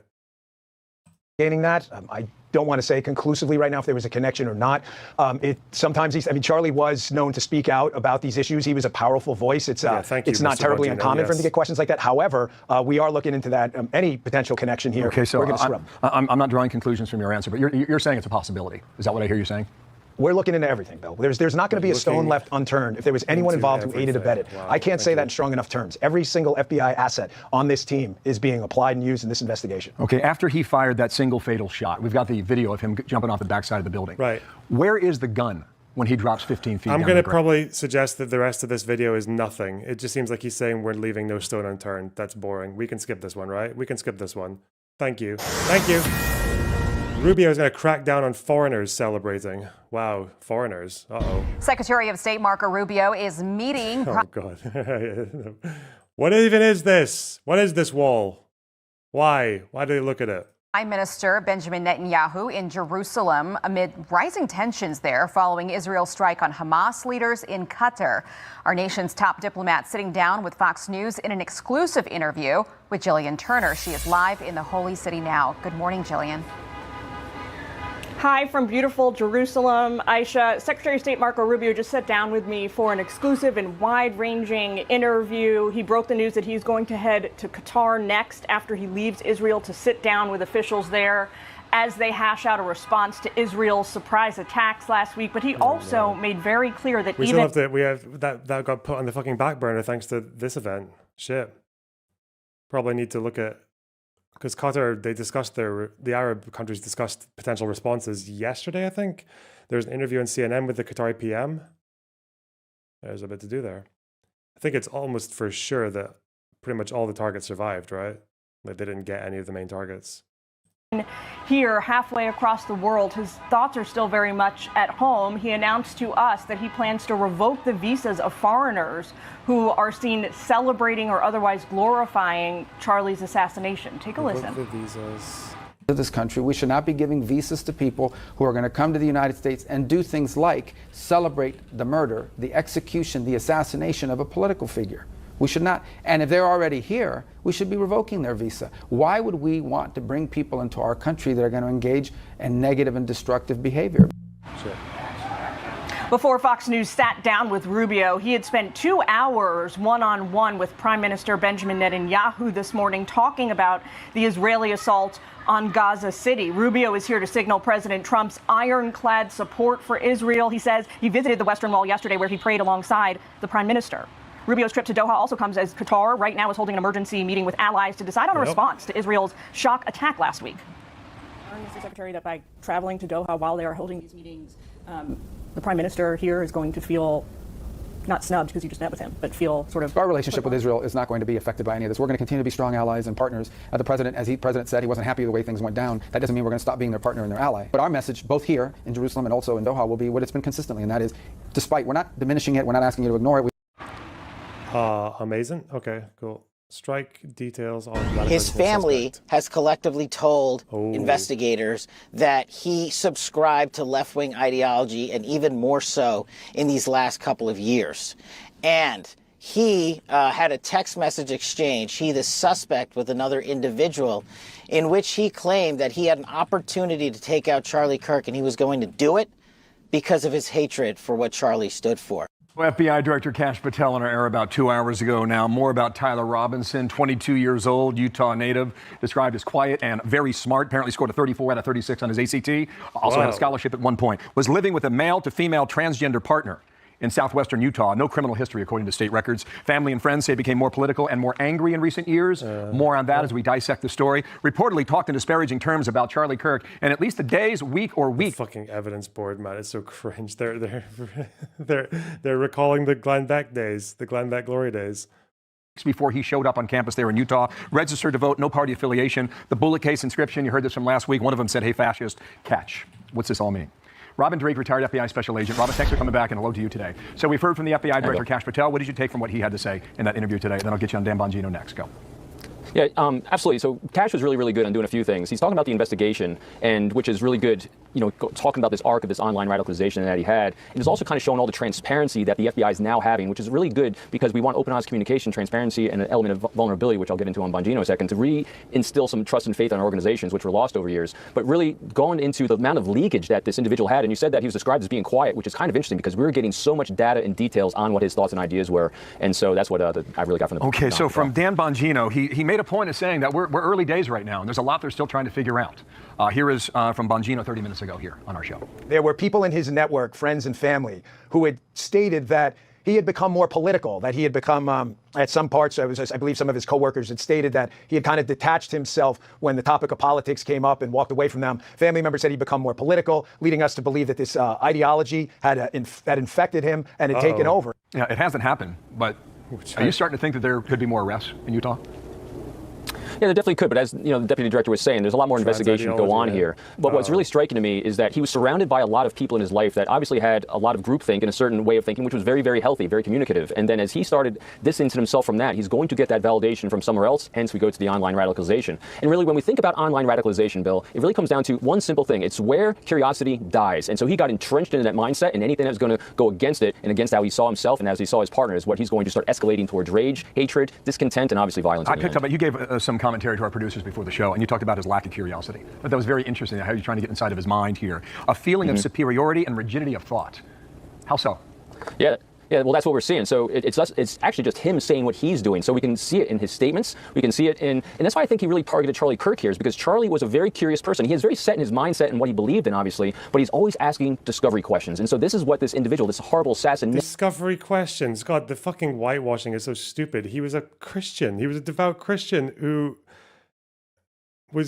had a fucking binder full of talking points and was just locked in forever and would just only ever ask the questions he would ask. What? Searching questions? You mean gotcha questions against college kids? What? Never did. He was always arguing what he thought rather than being curious about what you thought. And that's what Charlie did really well. I think that's why there's such a clash in his mind about why he wanted to get rid of him. It's a very interesting analysis there. And you say also... Obviously, that's why Charlie Kirk, with his college student number 817 destroyed compilation, that was all about just trying to figure out what other people were believing, yeah. You believe there will be a triggering moment that we will learn about. Is that triggering? It is common. So he fits a profile of a typical lone shooter. And so anytime someone kind of fits a pattern, what I'd like to do is kind of look at what doesn't fit the pattern. And so all these things we've been talking about so far is what deviates from that pattern. But one thing that is always prevalent is there's a triggering moment where something kind of tipped him over the edge from rage and discontent into violence. I'm very curious whether they discover something having to do with the roommate, because a lot of things having to do around the trans world, not necessarily as an ideology, but around the person he cared the most about. So I'm really curious what they are going to discover in the investigation that might have been a triggering moment, because really the only person that knows is him. Yeah, listen, you're arm's length from this, but how do you think the investigation's doing right now? How do you think the FBI is doing? I think it's going really, really well. And a lot of the reason why it's going well is, as the director said at the very beginning, he traveled out on the site to help bypass the bureaucracy that typically goes so they can make things happen at a much rapider rate. And also the amount of data that's coming in, the leads, the ideas, all this information is coming in. It's also making it not just great for this investigation, but it's going to help further future investigations. Thank you, Robin. Good to have you back. Robin DeReek, we'll talk again this week. Thank you, sir. Hey, everyone. I'm Emily. Okay. Do we have the charges? Are the charges up yet? Got a press release about it. Check this out. Lookner, hell yeah. To view and abuse. I mean, I'm literally reading the press release. The press release says, Zinn told the agents that he uses his phone to view and abuse child sex abuse material, and there may be some images on his phone. Those agents did see several images on the phone of prepubescent girls scantily dressed. This is literally the press release I'm reading you, which is on the screen. I know it's small, but it's on the screen. At the time, Utah County Special Victims Unit detectives were asked to take the matter over. On September 15th, yesterday, a search warrant was obtained for Zinn's phone. During a preliminary review of the phone, law enforcement, investigators did view over 20 images of children ranging from 5 to 12 years old in various stages of undress and sexual posing. There were several very graphic sexual text threads in which Zinn shared the images with other parties. Zinn admitted to investigators he gets sexual gratification from viewing and sharing the child sexual abuse material images with others, and that his preferred victim age is 5 to 12 years old. I'm literally just reading the press release. Who's George Zinn? He is currently being held in the Utah County Jail for felony obstruction of justice, second felony obstruction of justice, and second felony sexual exploitation of a minor, 4 counts. Bizarre lack There is of no agenda. information at this time that he colluded with the shooter. This is the old guy who said he shot Kirk. What? The guy who they were handcuffing? Really? What the fuck? Yelling he was the shooter to give the shooter time to flee and to hinder law enforcement response. Oh. So anyways, again, this is not about the shooting suspect. Shit, his trousers doing. This just came out. Just minutes ago, I received this press release from the police, okay? But that's the official press release from the Utah County Sheriff's Office. It's on the screen. I have posted it on my X account. Oh, yeah, this is the guy who Candace Owens thinks he's an Israeli agent. Oh, no. Oh, wait, and now he's a pedophile. Oh, no. Oh, God. This guy is the dancing Israeli. He's the new dancing Israeli. That's what it is. Oh, fuck. You can go to my X account and read the whole thing. But I just wanted to let you know that that had happened. Yeah, I believe I should make sure of this. He was originally arrested, so I believe he is a man in some photos. I'm going to check here. Yeah, he's an older man, and I believe he is the man in some of the photos. There were original photos floating around of an older man, and people were saying that's the shooter. And it wasn't the shooter, but it was an older man who was taken into custody. He was the initial person taken into custody. But again, now, because that happened, he's not only under arrest for obstruction, he's under arrest for alleged child sex abuse material they found on his phone. So I don't even know if they're going to talk about that at the press conference. It's an old bystander with gigabytes chilling. That information was released a short while ago, so that's quite a development. Dude, oh no! Don't Google Zinn name origin Candace Owens. It has Ashkenazi Jewish. Oh my! Bleh! Candace is gonna absolutely fucking. That's it. That's all her content for the next 10 years. The fuck? Anyways, the main purpose of this press conference is to announce the charges against the shooting suspect. Now, interestingly, Okay, is the conference, it's late. Obviously, it's late. Okay, let's just leave it in the background. Groyper's eating good for the next 5 years. Sinister note from assassin. Let's go. Where is it? Oh. What he allegedly did immediately following the shooting. Utah officials say the 22-year-old is under special watch and is refusing to cooperate with authorities. But people who knew him are fully cooperating. The FBI today saying it is... One of them's trans. Just so you know, Fox News viewers.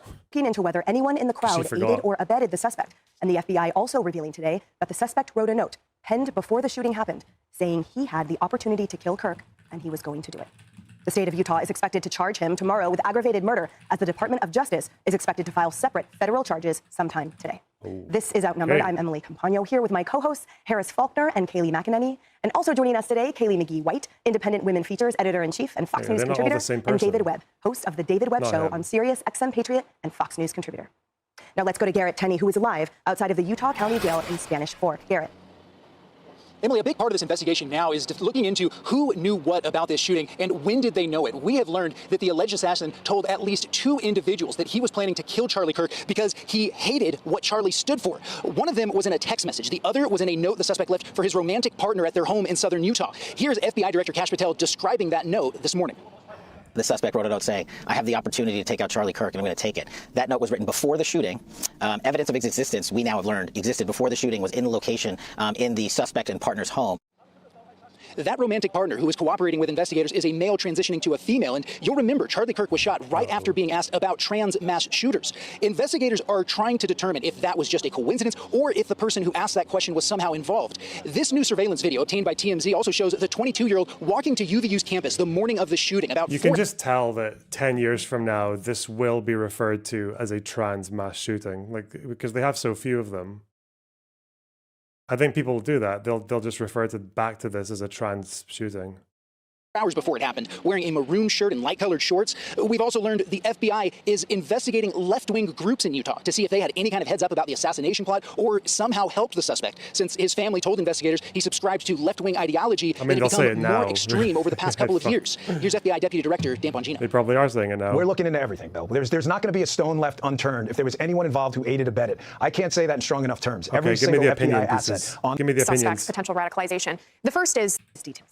I think it's clear that 2 factors contributed to this suspect's potential radicalization. Okay. The first is the online community that he was involved in. This is something that unfortunately is becoming increasingly common among my generation, which is really the first generation to ever be born and raised on the internet. And young adults are increasingly finding their community online, sometimes in very dangerous spaces. And what this case reveals is that you can be raised in an entirely normal middle-class family with parents who were seemingly very involved, who loved their son, and yet still end up in the wrong corners of the internet and be inundated with radical ideology. The second element here, which will be really interesting to see as this investigation unfolds, is how much and whether at all our education system contributed to this suspect's radicalization. And based on the things that public school employees and college professors have said on the internet, my guess is that it did in part at least play a part in his radicalization. He was in college for like a month, wasn't he? He was in college for a fucking month. The things that these people feel comfortable saying online shows that this leftist ideology wasn't hidden inside of them. This is being exposed to our children in their classrooms. And so we need to get a grip on our education system and we need to rail back this ideology. Yeah, one of the headlines today read, "The Purge We Need," and it was exactly that, focusing on academia. So the article in the op-ed. David, so we expect federal charges to be filed today, and we know that the feds can file charges, so too can the state, and then they will decide. We talked about earlier about the different sovereign jurisdictions who will essentially go first and sort of take the lead. But what do you anticipate happening here? Well, it's likely, and since Utah also has the death penalty, that they'll lead in the case. Now, the feds can run concurrently, as you know. However, given the information that Kash Patel gave in this interview this morning, it appears that there is enough available evidence, use of internet and more, that would bring the federal charges into it. That was the challenge for the federal charges. You need some form of interstate internet communication and more, therefore, the chat room. So I think that's what we can discern from this morning's interview with Kash Patel. But Utah has clear lines on this. They have the lead on this. And state charges and state prosecutors can be more effective in a death penalty case by the numbers and comparatively to the federal government. It exists in both, but right now I think they have a strong case based on everything we know. And something we should also realize, we don't have all the facts, nor should they put them all out there. There's still an investigation underway, so they know more. We should not at this point, and that may play into the strength of the case. We'll see what happens tomorrow. They've already revealed the enhanced charges under. Why all the Fox News? Well, I just wanted to gather little notes for every video and just see like what you learn about this whole situation if you're just a conservative. My guess is so far only one person has actually suggested violence gets turned down in general. He didn't say both sides, he just said in general, and he mentioned like 95% of the nation. Everyone else has just said turn down the violence, but it's only the left. Like it's only the left. They're not saying both sides, they're not saying my side, they're just saying in general. No one's saying anything about revenge attacks or anything else. Yeah, nothing like that. Just, and obviously a lot of them are blaming left-wing ideology. This is the first person I think who's blamed school. Man, if your fucking religion is that shit that you can have good religious conservative parents and grow up in fucking Utah, but 1 month of college turns you into a trans assassin, then mate, that's a time for inner reflection, if ever.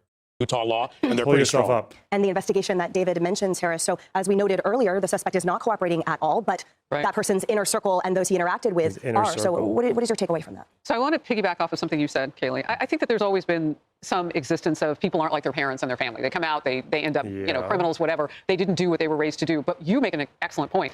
Part of what's happening now is that there's an incubator for them. And that incubator is also an echo chamber. And what Kash Patel and Bongino, are saying today is that they're looking at who was in the room with him on Discord, who was in the digital room with this young man, and have we lost our ability to see something, say something? Are they complicit in any kind of way? Is there a federal charge of conspiracy? All of those things coming into play, but I look at it a little bit differently from 37,000 feet. As a society, can we handle having people around a killer not say anything? Like, what kind of footprint really was there? I think it's an important part of the coverage, but it's an important part for us to know who we are and who's living among us, too. And what do we need to do with these young people? I say take every one of them and teach them to pray. I mean, you saw the tributes and the vigils over the weekend. There was so much heart healing in that. We have so much more to do with our loss of Charlie, but we have to outnumber them. What kind of footprint really was there? I think it's an important part of the coverage, but it's an important part for us to know who we are and who's living among us, too. And what do we need to do with these young people? I say take every one of them and teach them to pray. I mean, you saw the tributes and the vigils over the weekend. There was so much heart healing in that. We have so much more to do with our loss of Charlie, but we have to outnumber them now to show them. Do you think this guy wasn't taught to pray from conservative parents, Christians in Utah? Dude, I was fucking taught to pray, okay, in the fucking UK. What? All right. I love that because we're outnumbered. To show them that there are more of us who believe in goodness and in God. Right. And interesting that you say that because some also articles said, Washington bracing for the reaction. This was a couple days ago, but the reaction was prayer. The reaction was mourning, and the reaction was a peaceful, collective. And also telling people that there's going to be revenge and that all the Democrats are responsible and there's no Mr. Nice Guy and there's civil war. Yeah, also that. Don't forget that. And the battle cry of the wailing widow. Also about that. Peaceful calls to war. That's what we call that, right? Mostly. Gathering up. There's no rioting happening here. No, you're exactly right. People are turning to prayer and to faith. And ultimately, by the way, how do you stop something like this from ever happening again? That's the answer. We have to have a spiritual revival in this country. The one Charlie Kirk called for on August 20th when he was on Fox and Friends. Maybe I just have a blind spot because it's not like this in the UK. Is it actually the case that, because right-wing violence in terms of political assassinations or shootings and all that, that's mostly right-wing in America. All those, Gretchen Whitmer, Melissa Horton, the pipe bombs, Josh Shapiro. But right-wingers in America, do they riot very often? I feel like I don't see that. I feel like I don't see right-wingers in America rioting all that often. Obviously, January 6th and the month building up to it, there was quite a bit of violence. But yeah, obviously January 6th, I'm saying very often. I'm saying how common is it? Charlottesville, which was 3 years apart from January 6th. Like, obviously, BLM, left-wingers rioted a lot, right? There was a trucker thing in Canada. Yeah, I remember the truckers, yeah. Yeah, I always wondered that. Like, right-wingers, they don't riot very often, but they're much more likely to try and shoot a politician. And I guess the one riot they do, January 6th, was very, very, very... It was actually quite well planned, They got into the fucking Capitol building. They did the job, They held up the vote. They allowed Eastman to put more pressure on Pence and people around him to try and get them to flip the votes. Would sports riots be concerned? Not really for right-wingers. Not right-wing politics. I don't think they're rioting over political stuff, are they? The two questions I have, because that will take time to manifest in the hearts of the American people, are number one, we need to know exactly, to your It point. looked like Walmart parking lot with a sale. Well, obviously, if you watch the Tucker Carlson propaganda documentary, then yes, it does look a lot less bad than it actually was. But if you watch the full footage of it, or if you watch any documentation of all the fights with the cops and everything, no, it actually looks quite bad. It actually looks quite bad. What? Haley, how this individual became radicalized. We must have an answer. CNN is reporting he had a 4.0 GPA. He had gotten a scholarship. He came from a close-knit family. So how does someone go from that to assassinating an individual, this suspect? Number two, as we've been discussing, Harris mentioned this too, people articulate their threats beforehand. We see this in almost any school shooting. And one came to mind also on Discord was the Georgia school shooting that happened on Labor Day. That individual had articulated a threat online. Someone reported it. The FBI came to his house, and unfortunately there was no way to detain him, and he went on to commit that shooting. Another case, just want to point this last one out. This is ABC News. Discord detected, removed, and reported a user, which led to an arrest in a potential synagogue shooting. It was a 13-year-old individual, said he was going to do something on Discord. Discord reported it. They were able to get the guy charged at the state level, and that's how you stop a school shooting from happening. Those individuals went on to live their lives because someone had the courage. Destiny got banned on Twitch. What? Like a few years ago? What? Yeah, I know. Did you mean to say Twitter? No, he's not banned on Twitter. Oh, it's a joke. It's a he's joking, okay. Unreal. Elon Musk and other conservatives just got me banned from Twitch. So much for the party of free speech. Okay. Courage to report. Discord had the Apparently right-wingers were calling for him to get banned on Twitch. I see. courage to report. We need those individuals. You could save a life. Indeed. Yeah, one quick note to go with what Kaylee said, if I may. Beyond that, we have to imbue a sense of responsibility in people that if you see something bad, hear something bad. Why did we lose that after 9/11? We need that. And What that's happened? something that's missing in these chat rooms. So what happened? That radicalization. My generation doesn't remember 9/11. They've grown up in an era of peace. And to Kaylee's first question about how this happened and how he was sucked into some of these online groups, I'll just say that, especially as a Gen Zer, with everyone's noses in their phones, it's very easy to feel invisible. And young adults are going to places that will make them feel visible. You're not always going to like the corners of the internet that make them feel that way. But I would imagine that this young man found visibility in the wrong places on the internet. Well, just because you may not remember it doesn't mean you should repeat it. The Holocaust, so many things in history. Read up. That's what I would say to those young people. Hey everyone, I'm Emily Campagno. Catch me and my co-host Harris Faulkner and Kaylee. Weird. What? Goddamn 9/11. What a tragic event. Rest in peace. I don't believe the conference has started yet. No, it hasn't. Okay. Bonus. Why did I save this one? Oh, because it's...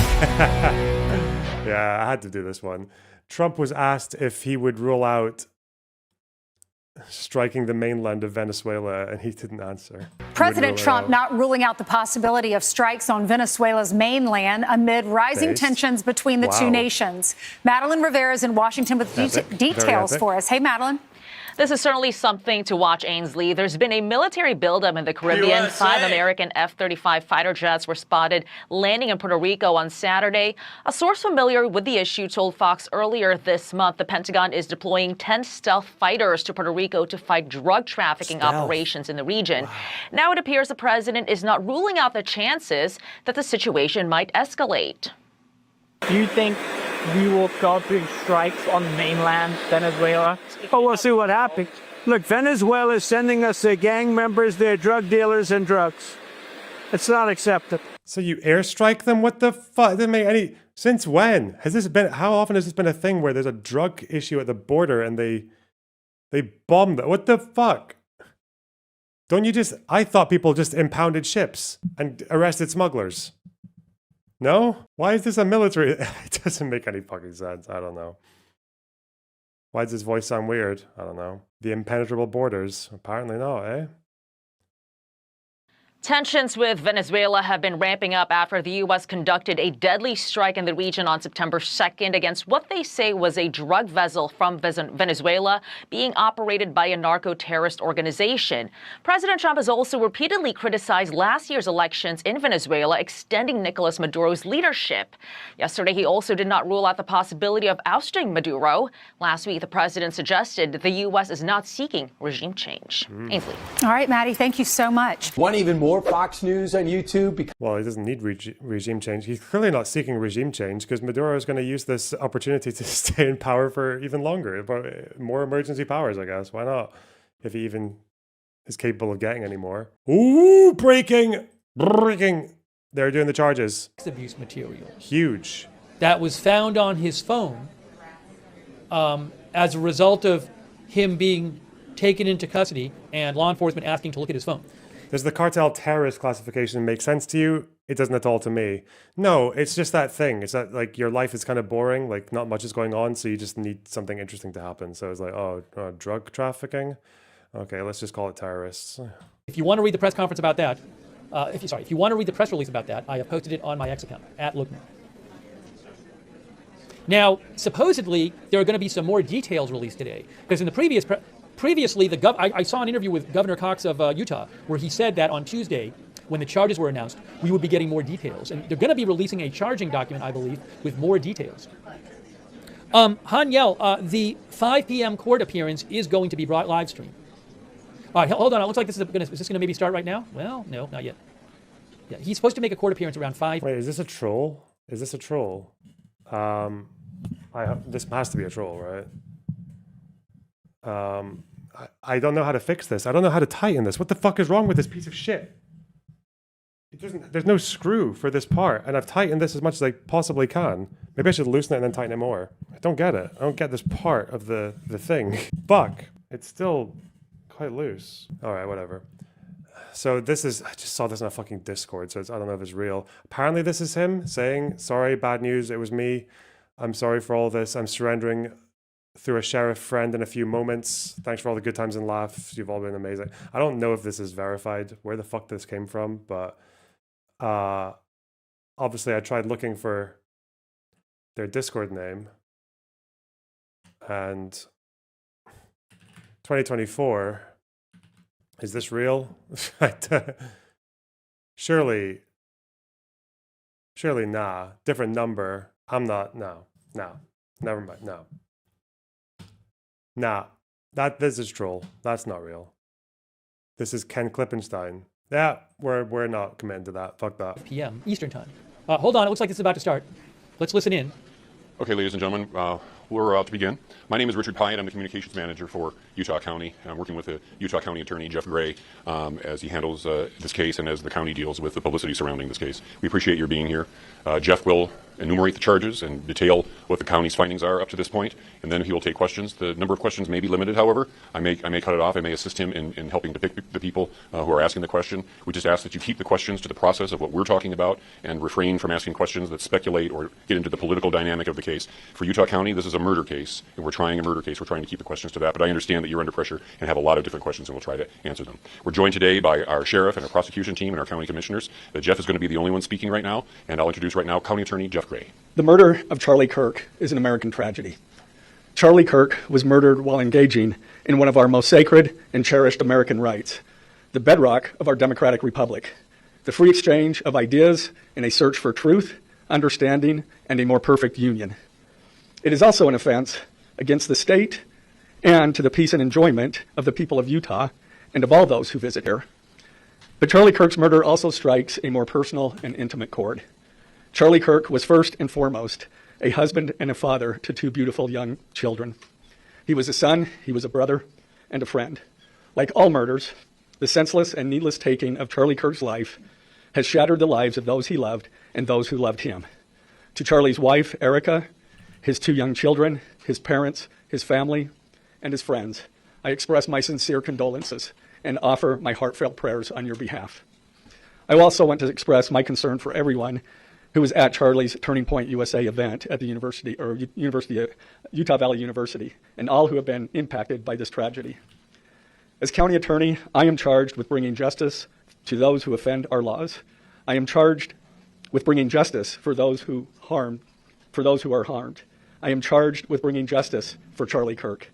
I am committed to these aims. I take this responsibility seriously. Today, after reviewing the evidence that law enforcement has collected thus far, I am filing a criminal information charging Tyler James Robinson, age 22, with the following crimes. Count 1, aggravated murder, a capital offense, for intentionally or knowingly causing the death of Charlie Kirk under circumstances that created a great risk of death to others. Okay. Count 2, felony discharge of a firearm causing serious bodily injury, a first-degree felony.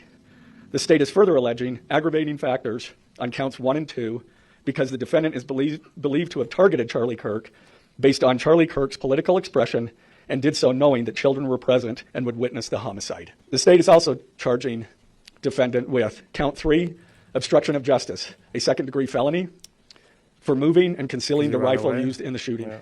Count 4, obstruction of justice, a second-degree felony for disposing the clothing he wore during the shooting. Count 5, witness tampering, a third-degree felony for directing his roommate to delete his incriminating texts. Count 6, witness tampering, a third-degree felony for directing his roommate to stay silent if police questioned him. And count 7, commission of a violent offense in the presence of a child, a Class A misdemeanor, for committing homicide knowing that children were present and may have seen or heard the murder and did so based on Charlie Kirk's political expression. Also, following the press conference, I am filing a notice of intent to seek the death penalty. I do not take this decision lightly, and it is a decision I have made independently as county attorney, based solely on the available evidence and circumstances and nature of the crime.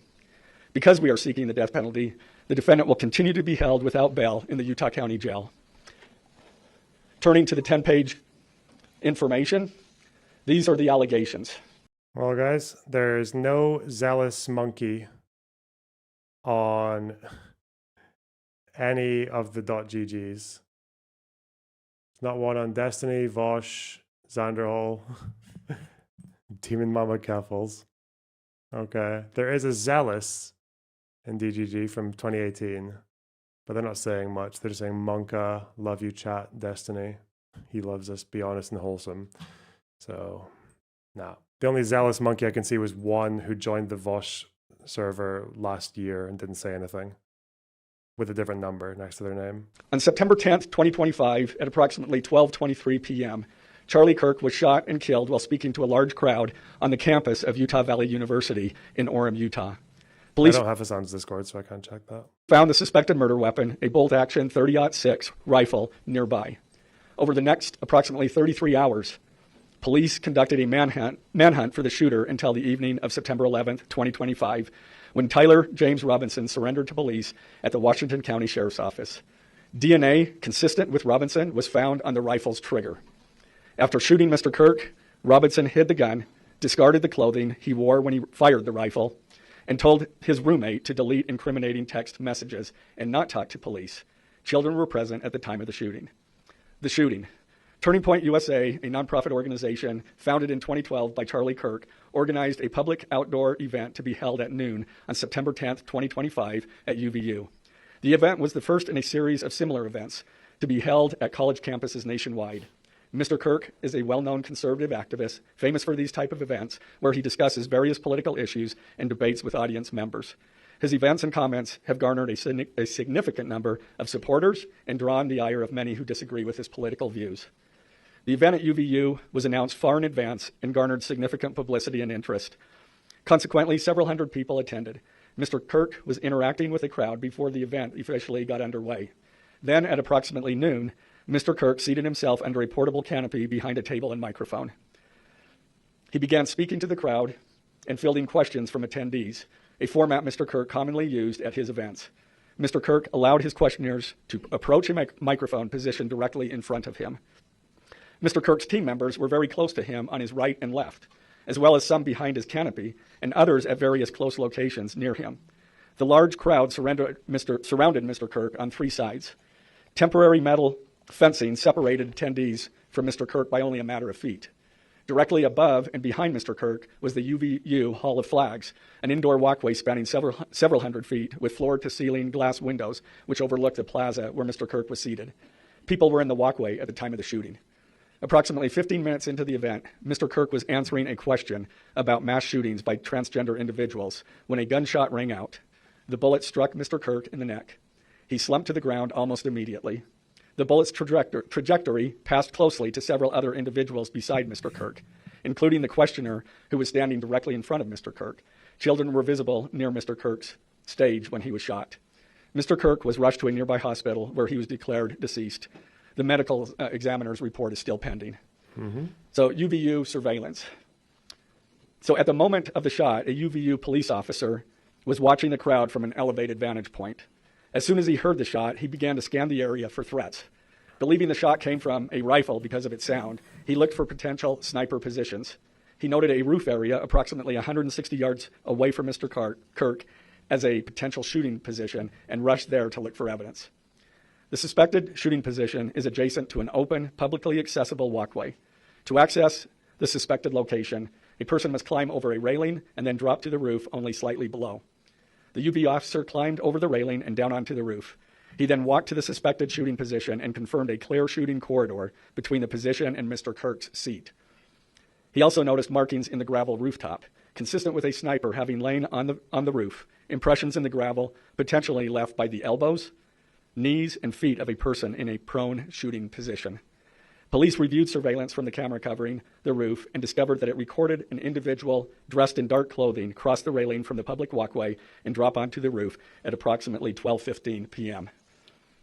I did not realize this guy was already on 1.5 speed. The individual moved out of the camera's view for a short time. The camera again. I did not know that's an extra charge if you do it in front of kid. That's so strange. The individual I guess the harm you caused by traumatizing them or whatever. Yeah. Across the roof and then low crawling to the area the UVU officer recognized as where the suspected sniper had dropped into a prone shooting position. After a short time, which matches the known time of the shot, the individual arose and ran across the roof to the northeast. This discovery led to an intensive review of UVU surveillance recordings to attempt to track and identify the suspect. Surveillance revealed the following. At approximately 11:51 a.m., the suspect entered campus from the north. He is seen wearing a black shirt with an American flag in the center, a dark baseball cap, and large sunglasses. Throughout the surveillance, the suspect keeps his head down and rarely raises his head enough to get a clear image of his face. As he proceeds across the campus, he is seen walking with an unusual gait. The suspect walks with very little bending in his right leg, consistent with a rifle being hidden in his pants. This unusual gait continues until the suspect is seen crossing the railway off. Remember, never forget the gait analysis, guys. They can tell a lot about you from your walk. They can tell they can often tell which country you're from, apparently. The open walkway and onto the roof, where he leaves the camera's view. A camera later captures the suspect as he runs across the roof to the suspected shooting position. Immediately after the shot was fired, a camera captures the suspect running across the roof carrying an item whose shape is consistent with a rifle. The suspect is then seen climbing down from the roof. He appears to drop the item he was carrying as he hits the ground in a controlled fall. He then picks up the item and runs toward the northeast end of campus. Expanded crime scene investigation. Law enforcement officers followed the suspect's escape path to the northeast end of campus, where they believe the suspect left campus and entered a wooded area. In that wooded area, investigators found a bolt-action rifle wrapped in a towel. The rifle contained 1 spent round and 3 unspent rounds. This is consistent with the facts officers observed at the time of and immediately after the shootings. No shell casings were found on the roof, suggesting a bolt-action rather than an auto-loading weapon, and only a single round was fired. Each round in the rifle contained an etched inscription as follows. The fired cartridge was etched, "No Tices Bulge, OWO, what's this?" The second cartridge that was again not spent, the last 3 were not spent. He's looking at trying not to laugh. I'm sorry. Were not fired. The second, "Hey Fascist," catch with arrow symbols. Oh, we're caught up. The third cartridge, "Oh Bella Chow, Bella Chow, Bella Chow, Chow Chow." He knew the song well enough. The fourth That's exactly how it goes. "If you read this, you are gay." LOL. LMAO. Oh, yeah. The rifle, ammunition rounds, and towel were sent for forensic processing. DNA consistent with defendant was found on the trigger, other parts of the rifle, the fired cartridge casing, 2 of the 3 unfired cartridges, and the towel. Law enforcement was unable to immediately locate the shooter, so they published photos of the shooter from the UVU surveillance cameras and asked for the public's help to identify him. Meanwhile, law enforcement continued to try to identify the shooter through other means. The Washington County investigation. On the evening of September 11th, 2025, as law enforcement continued their investigation, Tyler James Robinson went to the Washington County Sheriff's Office with his parents and a family friend to turn himself in. Robinson's mother stated that the following to police. On September 11th, 2025, the day after the shooting, Robinson's mother saw the photo of the shooter in the news and thought the shooter looked like her son. Robinson's mother called her son and asked him where he was. He said he was at home sick and that he had also been at home homesick on September 10th. Robinson's mother expressed concern to her husband that the suspect shooter looked like Robinson. Robinson's father agreed. Robinson's mother explained that over the last year or so, Robinson had become more political and had started to lean more to the left, becoming more pro-gay and trans rights oriented. She stated that Robinson began to date his roommate, a biological male who was transitioning genders. This resulted in several discussions with family members, but especially between Robinson and his father, who have very different political views. In one conversation before the shooting, Robinson mentioned that Charlie Kirk would be holding an event at UVU, which Robinson said was a stupid venue for the event. Robinson accused Kirk of spreading hate. Robinson's father reported that when his wife showed him the surveillance image of the suspected shooter in the news, he agreed that Why? This is an expensive mic stand. There should be a way to tighten it. Does it just get shit and then stay shit? Why do you hate me? Sorry. Yeah, you guys are fucked, man. Americans. It's so fucked. Damn. I don't know. It's not tightening. I don't even know which part of this loosens it. Whatever. It looked like their son. He also believed that the rifle that police suspected the shooter used matched a rifle that was given to his son as a gift. As a result, Robinson's father contacted his son and asked him to send a photo of the rifle. Robinson did not respond. However, Robinson's father spoke on the phone with Robinson. Robinson implied that he planned to take his own life.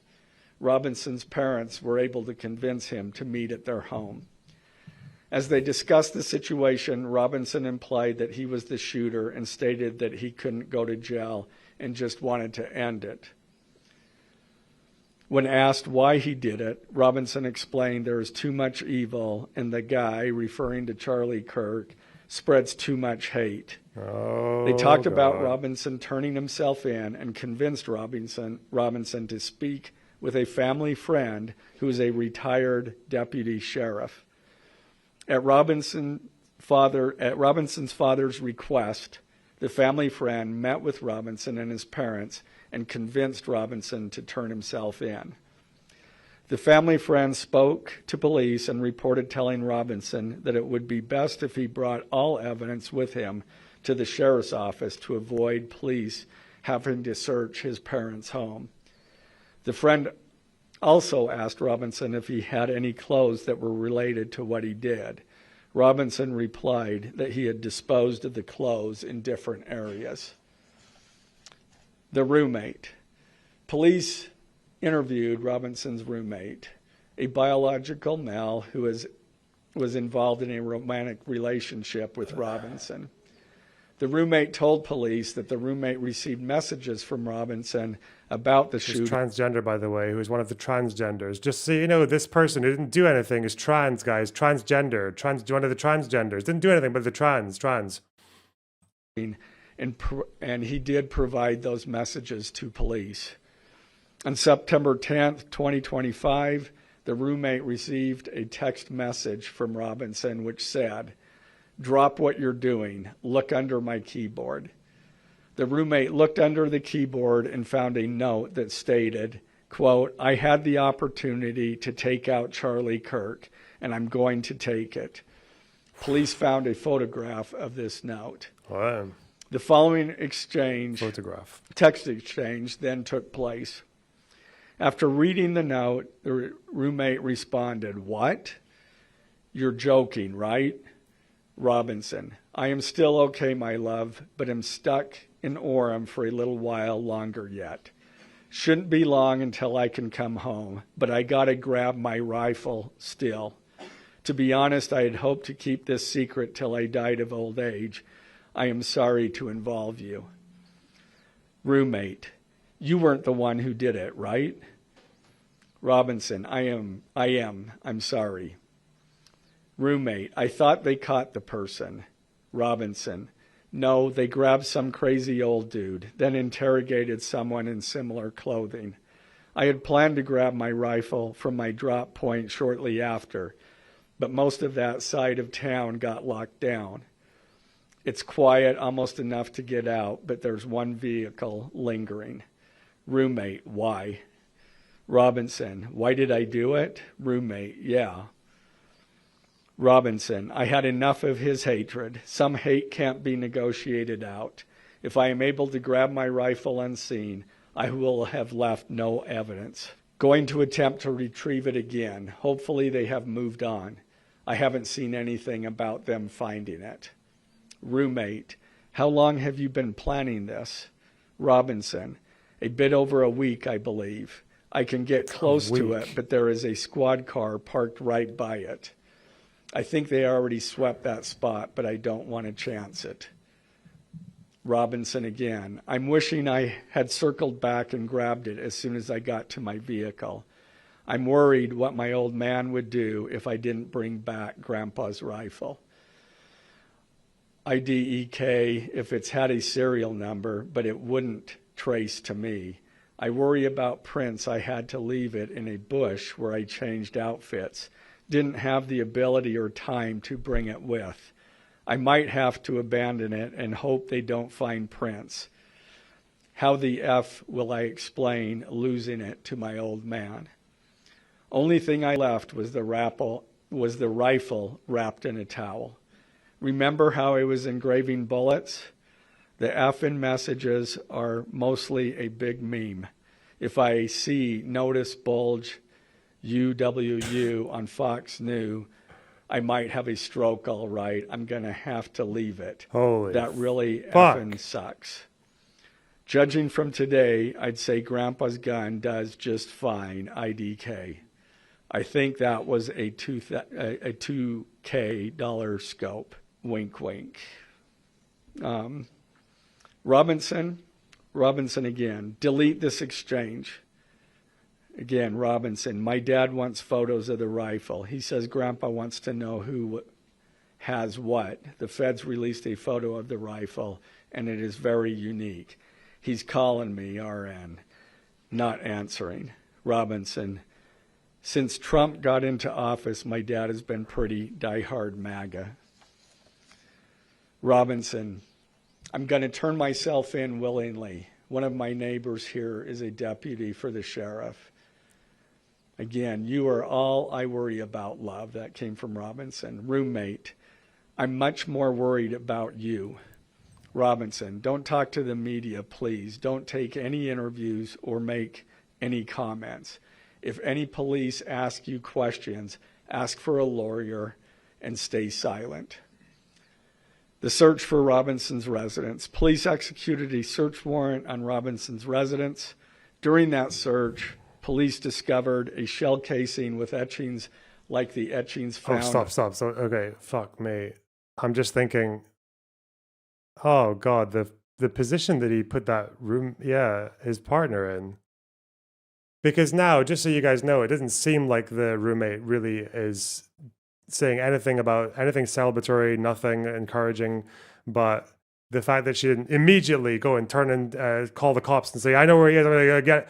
Like, the fact that she didn't do that, they're probably just going to fucking, that person's fucked. And I imagine in the name of transparency, they're probably going to blast her fucking image everywhere. Oh God. Roommate didn't do shit. Yeah, you'd think that would exonerate them, but no, it's actually going to anger people that they didn't immediately take action and turn in the guy, right? Is it a crime to not jump right to the fucking call the cops stage? On the shells in the rifle near UVU. Police also found several target boards with bullet holes in Robinson's home. Now, as I stated in the beginning, when I read those allegations, these are allegations. And like the evidence set forth in this statement, those allegations, what you've heard from the media, even from state and federal officials, has not been tested in the crucible of a jury trial. I understand the public's desire to know the facts.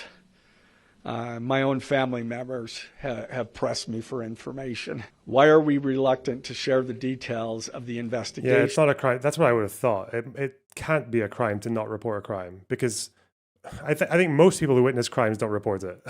There was that whole case study. There's that case in Chicago in the 80s where there was a woman who was, I read about this in college 15 years ago or something. There was a woman who was assaulted. She was beaten to death, I think, in a block of flats. And the attack lasted like well into an hour, I think. It lasted ages. And between something like 30 and 50 witnesses heard the attack, but no one called the cops because everyone thought someone else was going to do it. That was a really well-known case at the time. Fuck, what was that? What was it called? It was in Chicago, right? If anyone knows what that is, then yeah. Itself and comment on the case, because I want to ensure a fair and impartial trial. I became a prosecutor because of my love for the ideals of this great country and the principles embedded in our Constitution. The free exchange of ideas and opinions is critical to this great American experiment, but so too are the protections afforded to the accused found in the Fifth and Sixth Amendments. The right against self-incrimination, the right to a speedy and public trial, the right to the effective assistance of counsel, the right to confront one's accusers, and the right to compel the attendance of witnesses. And perhaps most importantly, under our Constitution, the accused is presumed innocent until we, the state, prove to an impartial jury of defendant's peers his guilt beyond a reasonable doubt. That jury cannot rely on our allegations, on what they hear in the news, or on what they hear from a public official. Kitty Genovese. The jury is the sole trier of fact, and they will ultimately determine those facts based on evidence a trial judge has determined is admissible. Again, as prosecutors, we bear the burden. It wasn't Chicago, it was New York. Yeah, this is the story. 1964. Raped and stabbed to death. How long did the attack last? It lasted a long time, didn't it? 38 witnesses. Minutes? Did they say how long the attack lasted? I thought it lasted a really long time. Let's see. Burden to prove guilt beyond a reasonable doubt. But make no mistake, we welcome this burden. 35 minutes. I'd like to now introduce my trial team who will be charged with prosecuting the case. This is a veteran and expert team of some of the state's best trial attorneys. Chad Grunander, who is one of my two chief deputies, Ryan McBride and David Sturgill on the far right there. And those two were very much involved in preparing search warrants, did a phenomenal job, worked day and night to see that accomplished well after he was, Robinson was taken into custody. Also, Lauren Hunt, she is one of our special victims prosecutors. Will they seek the death penalty? I think you mean death penalty. Yeah, I think they will, yeah. I think that's already confirmed, actually. And Chris Ballard, my second chief deputy, who will be handling motions. I'm going to explain just the procedural steps. We're not a grand jury. We don't have a grand jury system like the federal courts do. Okay, it's a preliminary hearing system. AFK. So the arrest and filing of the criminal information are merely the first steps in the criminal justice process. Today at 3 p.m., the defendant will appear before a judge in the Utah 4th District Court for his first appearance to be informed of these charges and to ensure that he has an attorney to represent him. The hearing will be brief. The judge will conduct that first appearance virtually via WebEx. This is not unusual. In the 4th District, all felony first appearances for defendants who are in custody are held virtually. A link to that hearing is available for media on the Utah State Courts X account at Utah State Courts. Now, following... Is it true that the guy just stabbed the Ukrainian girl was released by a DEI judge on multiple times before? The fact that you're calling that, the fact that you're using the term DEI judge probably is making me think there's no point trying to convince you or inform you of anything.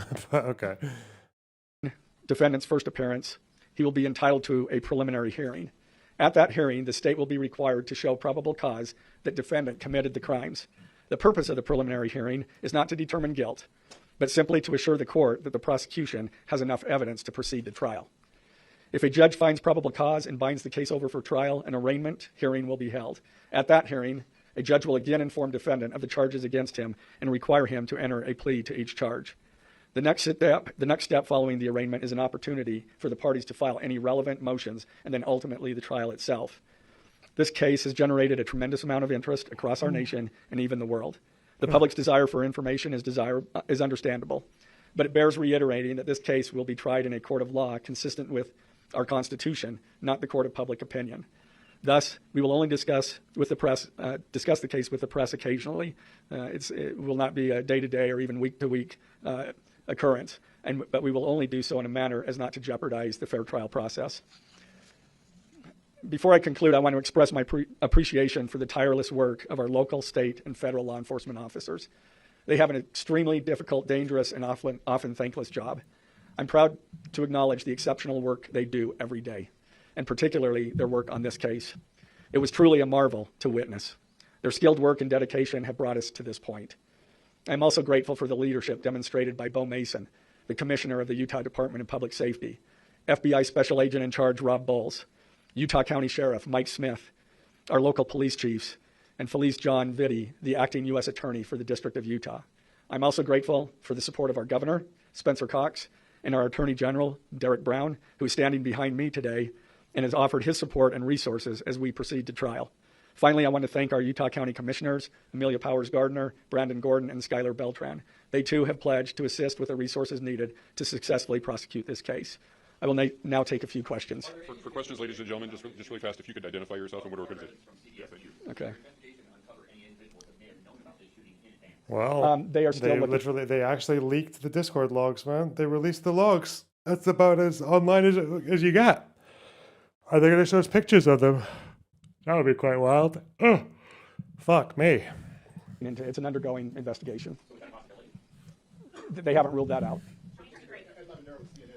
This is really upsetting me. It's only going to get worse. It's only going to loosen more.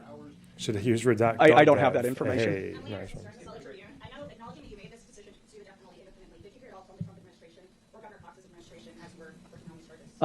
I talked to officials from both administrations, but I was not pressured to make a decision. I understood their feelings on it because it was in the news, but we didn't really discuss that.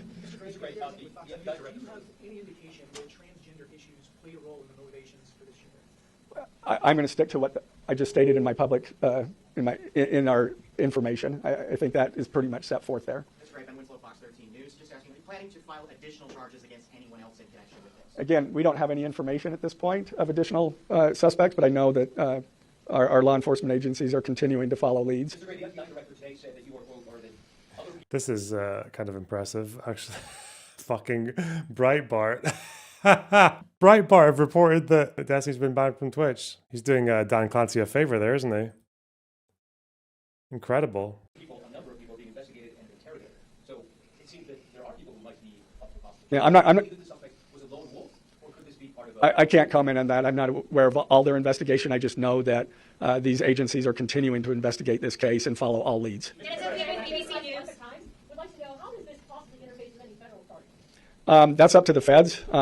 They have different charges, and they're reviewing the evidence. And after they review the evidence and the law, they could file charges, but I'm not privy to exactly what they're looking at. Dennis, help me with the BBC. You spoke a lot about text messages with the roommate. The governor previously said the roommate is cooperating, but could we see charges against the roommate? Again, I'm not prepared to answer that question. It's part of our code, and so we charge that.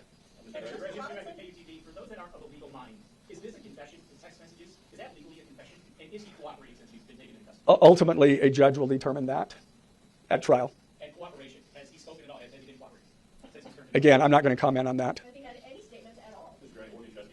Okay. What would you tell us about the suspect's time online that some say radicalized I am not aware of that information. That's, again, still under investigation. And has he expressed any remorse so far about this? Oh, no. Don Jr., this is the mainstream of the Democrat Party. I don't know why they don't call it the Democratic Party. That's what it's called. It's not called the Democrat Party. It's the Democrats is like the slang for Democratic Party. Oh no, is this you? He said he's been saying cunt a lot more frequently now. Where's that come from? This is what going mainstream looks like. Yeah, he did. Yeah, people did this. They all fucking did. Dude, they all did this shit. Man, they'll use your morals against you because they have none of their own. What will your kid's father be known in 5 years? Not getting raped in prison like yours, bro. Whoa. Okay. Well, that's I'm not going to comment on that. I mean, in Trump's prison, who knows, eh? I'm not going to comment on that. Mr. Gray, the FBI director has been way out in front in terms of presenting evidence to the public. Your team has been very circumspect, very measured in what they let out. Does that hamper the investigation and build up to this? Well, as attorneys, we typically like to control that information to preserve an impartial jury and a fair trial. Excuse me? I don't have that information. Can you tell us more about what the family may have said in interviews? What the family said is what I provided. Do you anticipate that the defense will try to get this trial moved out of Utah County, and how will you respond to that? That from where? From Utah County. That the defense will be from Utah County? That they will try to get the trial moved.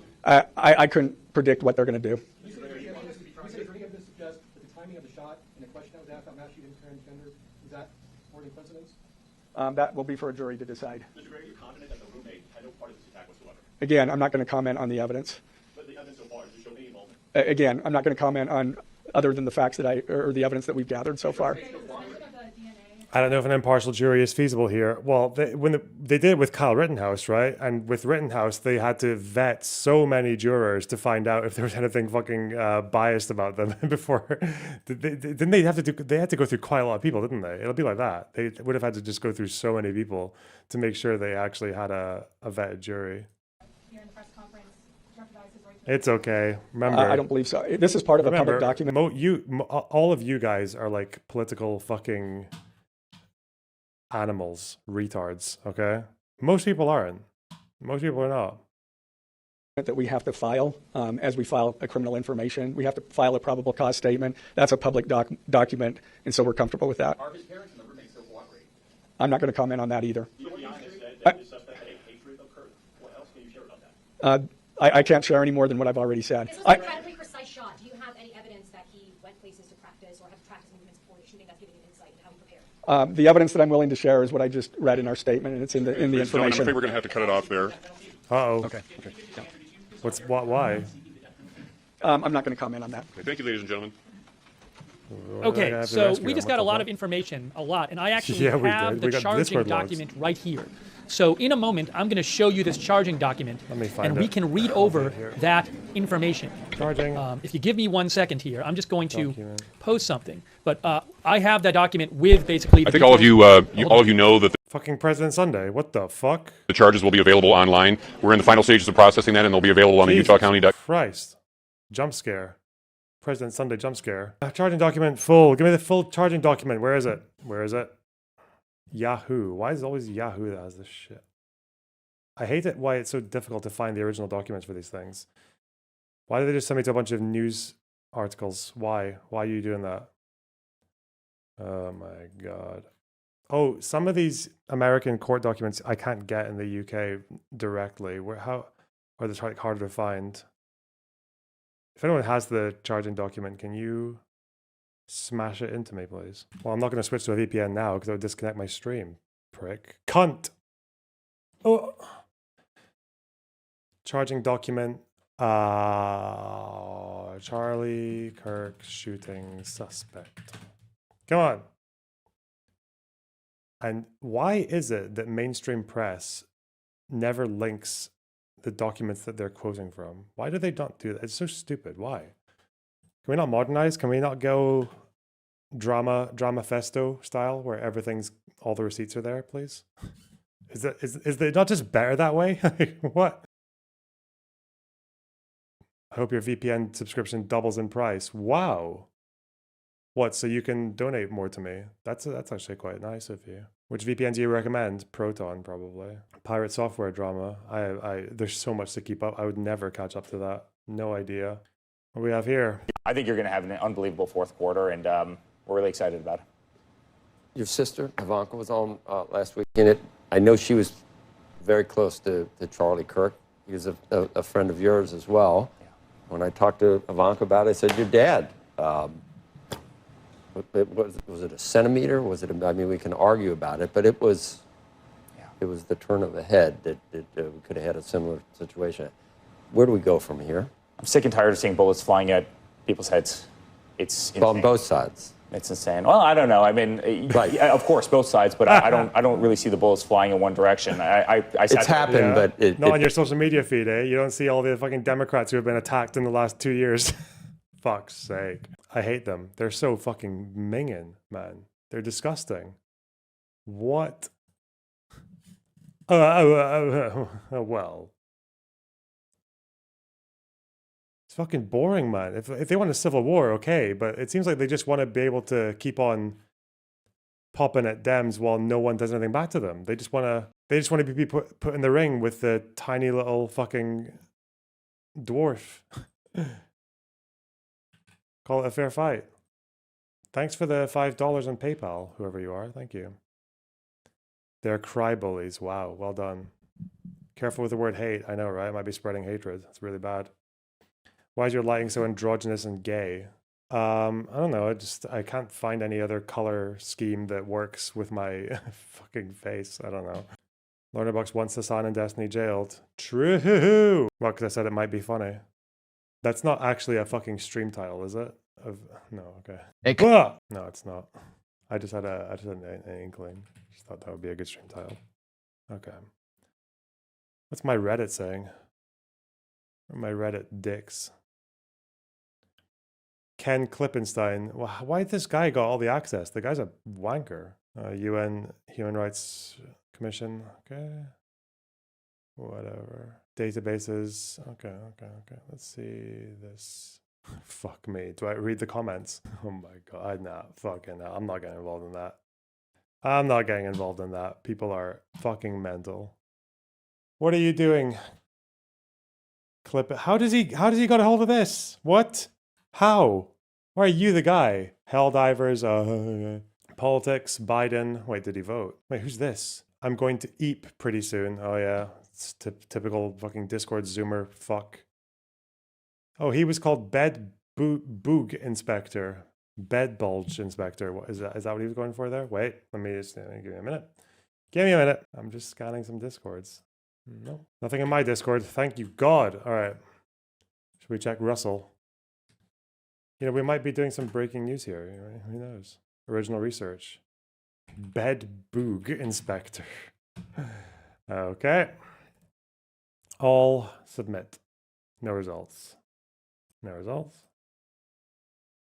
No results.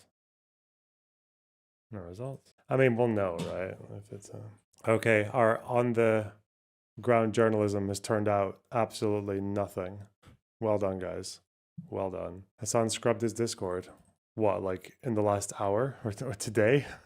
What? I mean, you would, right? If you got the fucking FBI looking at you, snooping, sniffing your britches.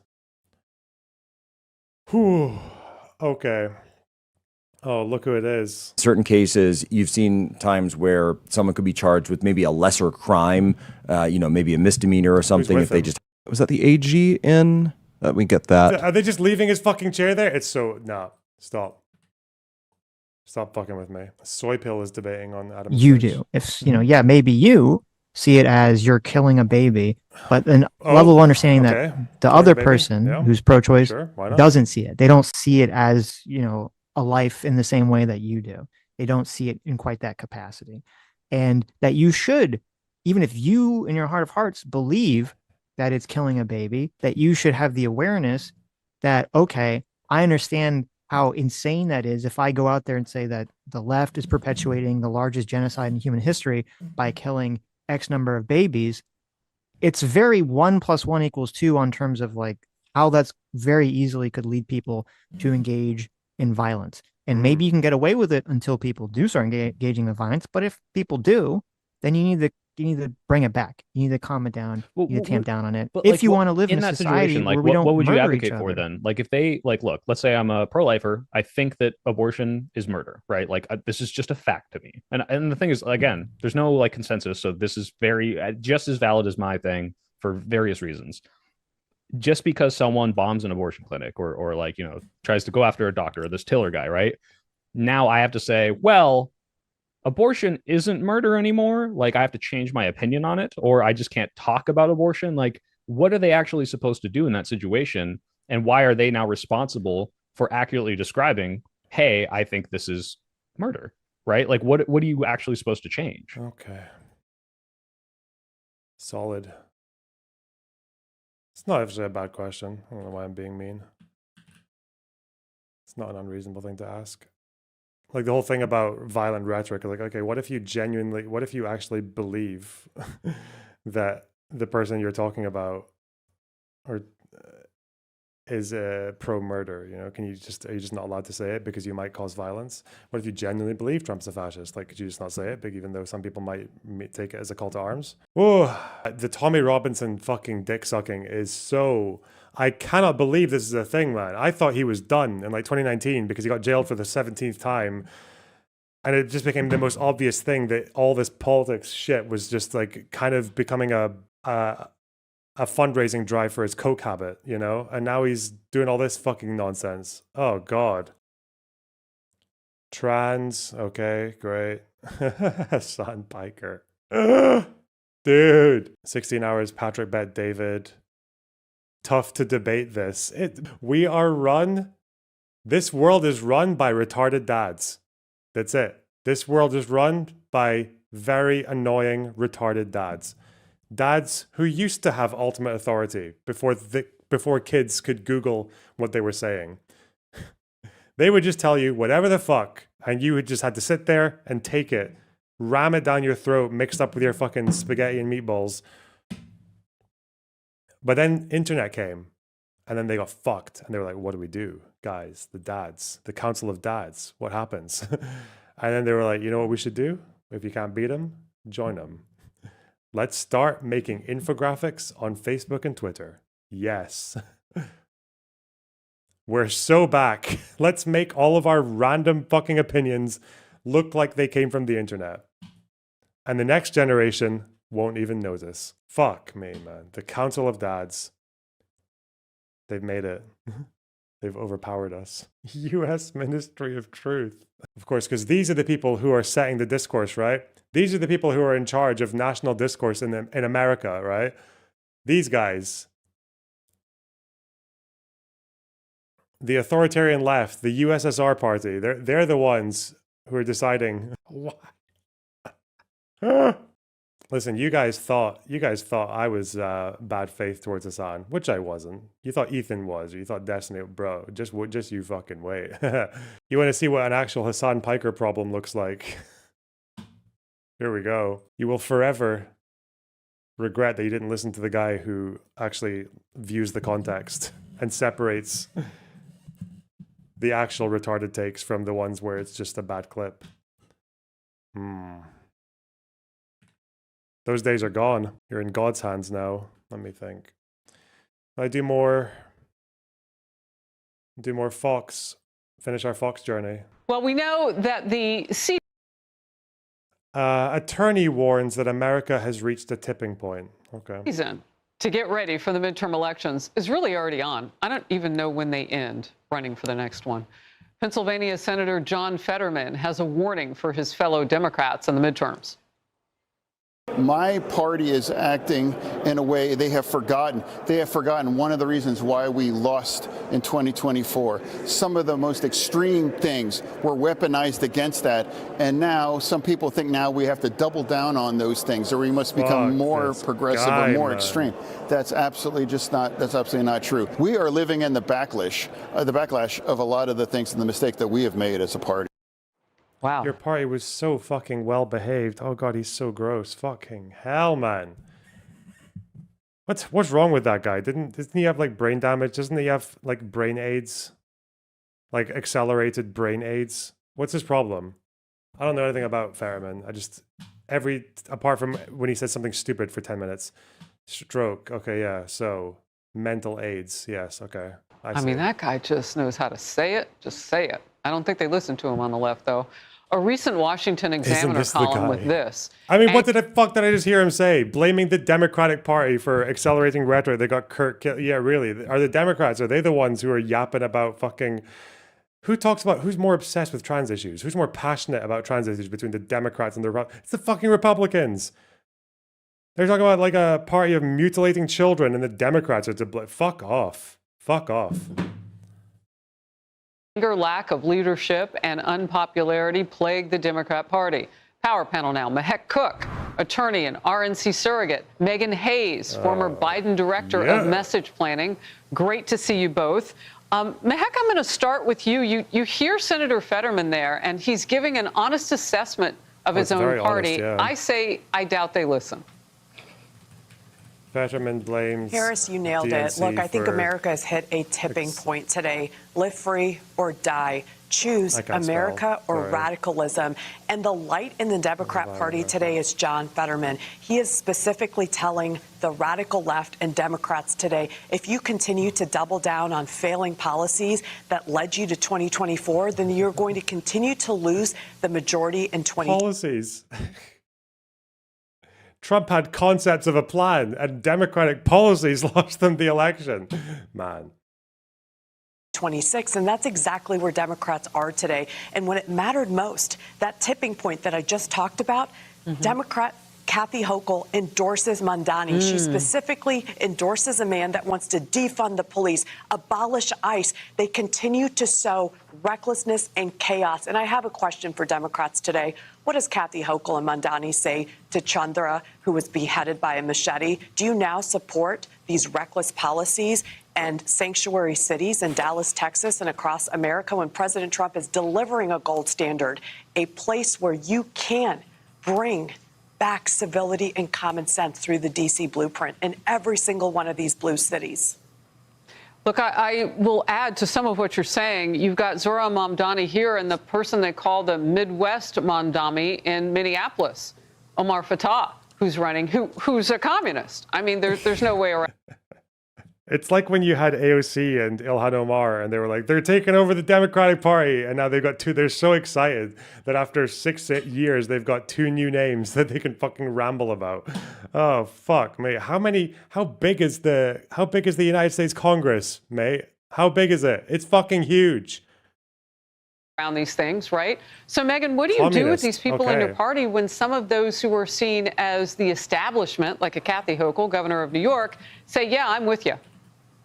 Well, I think it's different for what happens in New York City, and what's going to win there is not what's going to win in the other battleground states for presidential, which John Fetterman was speaking towards. He wants the Democrats to get back to talking about affordability and the cost of healthcare and the cost of groceries, which President Trump is performing extremely low on. The polling has him at 30% approval rating on those issues. So Democrats, if we could stay united and really talk about the messaging that matters to all Americans, which is the economy and how they feel at the end of every month. There's fucking hatred in it. When they're paying their bills, I think that Democrats can reunite and reinvigorate themselves and take back the House in 2026 and have a good chance going into 28. But do you want a guy like Mamdani on your team? I mean, look, he wants to. It's communism. I think socialism is too soft a word. It's going to feel really oppressive when you start to governmentalize, if you will, the grocery stores. I mean, they can't get right just how to live normally in a city run by Democrats. And now you want to take up the ante and turn it communist? I mean, are those the people you want in your party?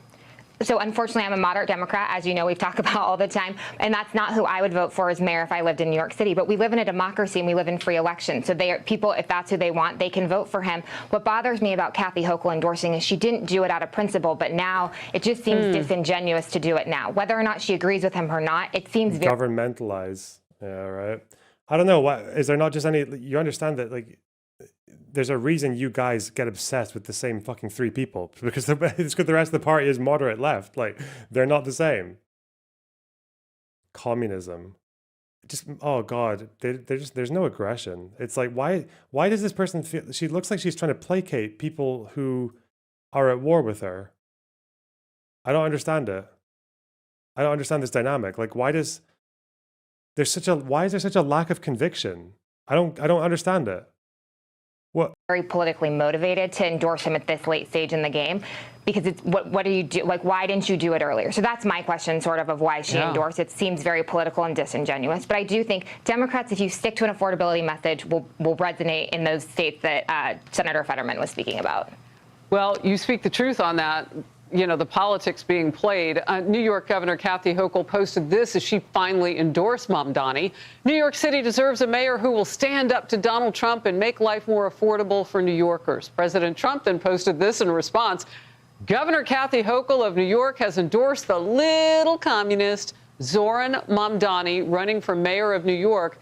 This is a rather shocking development and a very bad one for New York City. How can such a thing happen? Washington will be watching this situation very closely. No reason to be sending good money after bad. And New York Republicans echo the president's sentiment. Yeah, you have Marjorie Taylor Greene yapping about Jewish space lasers, and you're concerned about someone who wants to bring community ownership to grocery stores. Like, fuck you. That's what you should say. I don't know. I understand. It's fucking placating. It's so submissive. Why? The reality is Kathy Hochul owns Zoran Mamdani's position to defund the police, to abolish our law enforcement. No, they fucking don't. What are you talking about? Mamdani doesn't even want to abolish the police. We're talking about... Did he actually ever say that, or did he say defund? He might have said something like 2020 during BLM. But I thought he had disowned old comments about the police as well. Because I remember seeing Tanky Twitter was upset about it.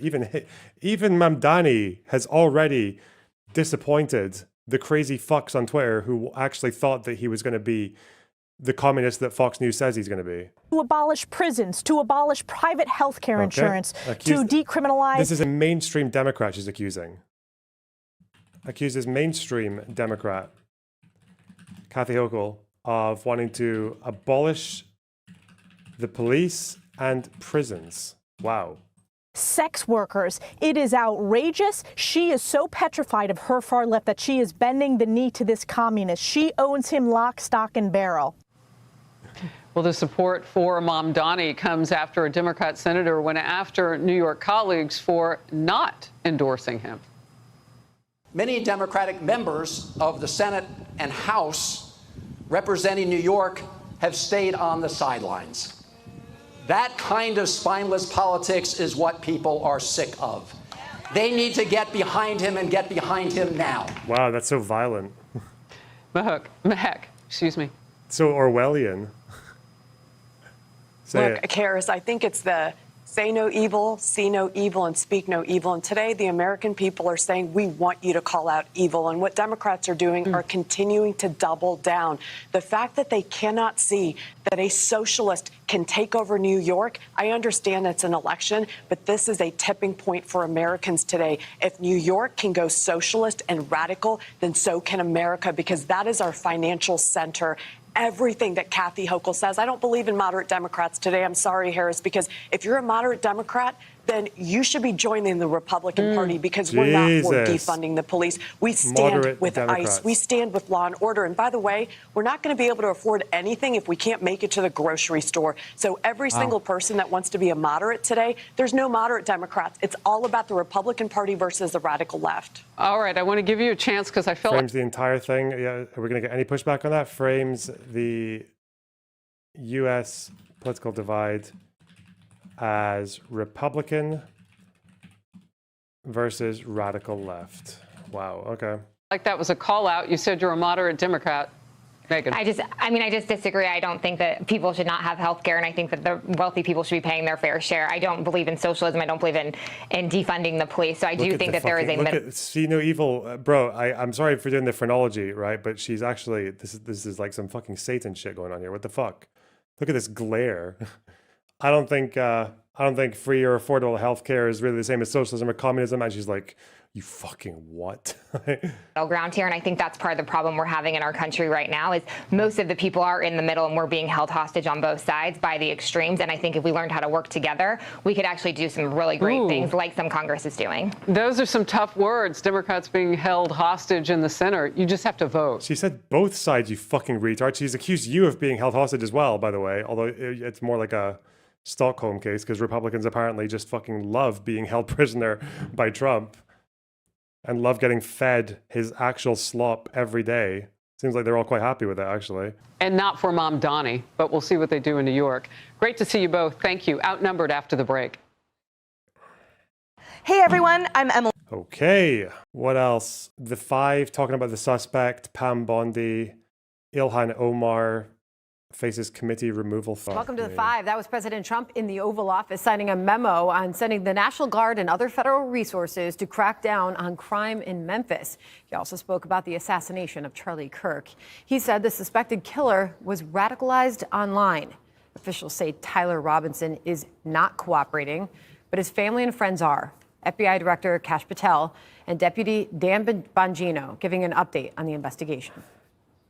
We were able to gather a significant amount of forensic information, which we expedited back to the lab, which was the key, I think, piece of information that we were able to crack this thing open.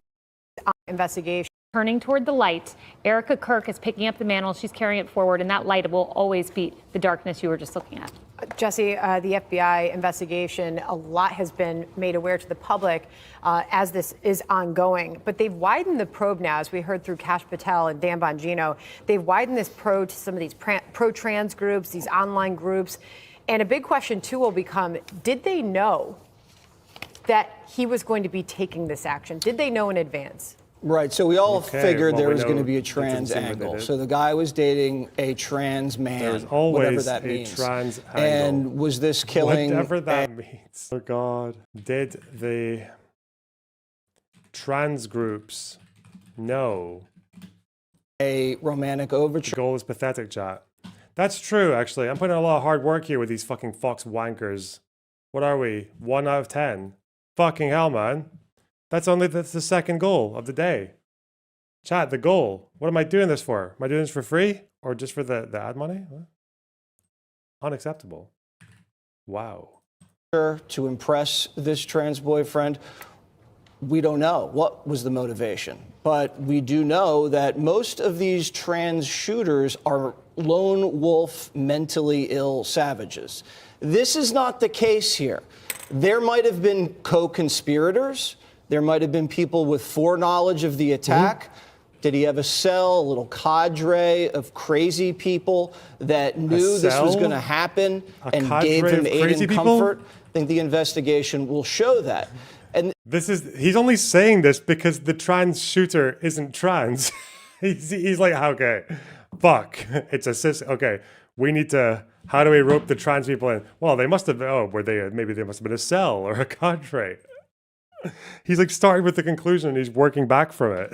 Fucking hell. This is where it's different because a lot of these people are. Because a lot of trans killers are generally trans, whereas this person isn't. So, well, how are we going to make this one make sense? Fuck, man. Highly intelligent. They're highly motivated. They're well organized and they're steeped in this progressive ideology. Luigi, Crooks, Ruth, this guy, the guy who shot Scalise, all smart people that were very, very specific about their intent, and they murdered someone in cold blood. You look at these people at these protests, they're torching cars. You look at the people at the riots, they're getting... Was Luigi a Republican? I just thought he was like one of those beyond left and right guys. Was he actually right wing in general, or I don't actually know. Was Luigi Mangione a Republican? I thought he was one of those those populist / libertarian guys. Said he followed AOC as well as RFK Jr. anti-system. Yeah, he was a mixed bag. It's the same as the guy who shot Trump. He was a mixed bag. This guy, the guy who shot Charlie, seems to be one of the more clearly aligned ones. But who knows? Brick deliveries. They put bombs on Fox News trucks out west. These are people that are not flying off the handle. What the fuck is this? It's not funny. It's Elon hits the target in response to Grum saying that Elon says to demonetize Destiny, let him be prosecuted federally for incitement to murder and domestic terrorism. Twitch, Amazon, Kick streaming, and YouTube has to do is demonetize Destiny and Hassan and the Frogans of the world. Man.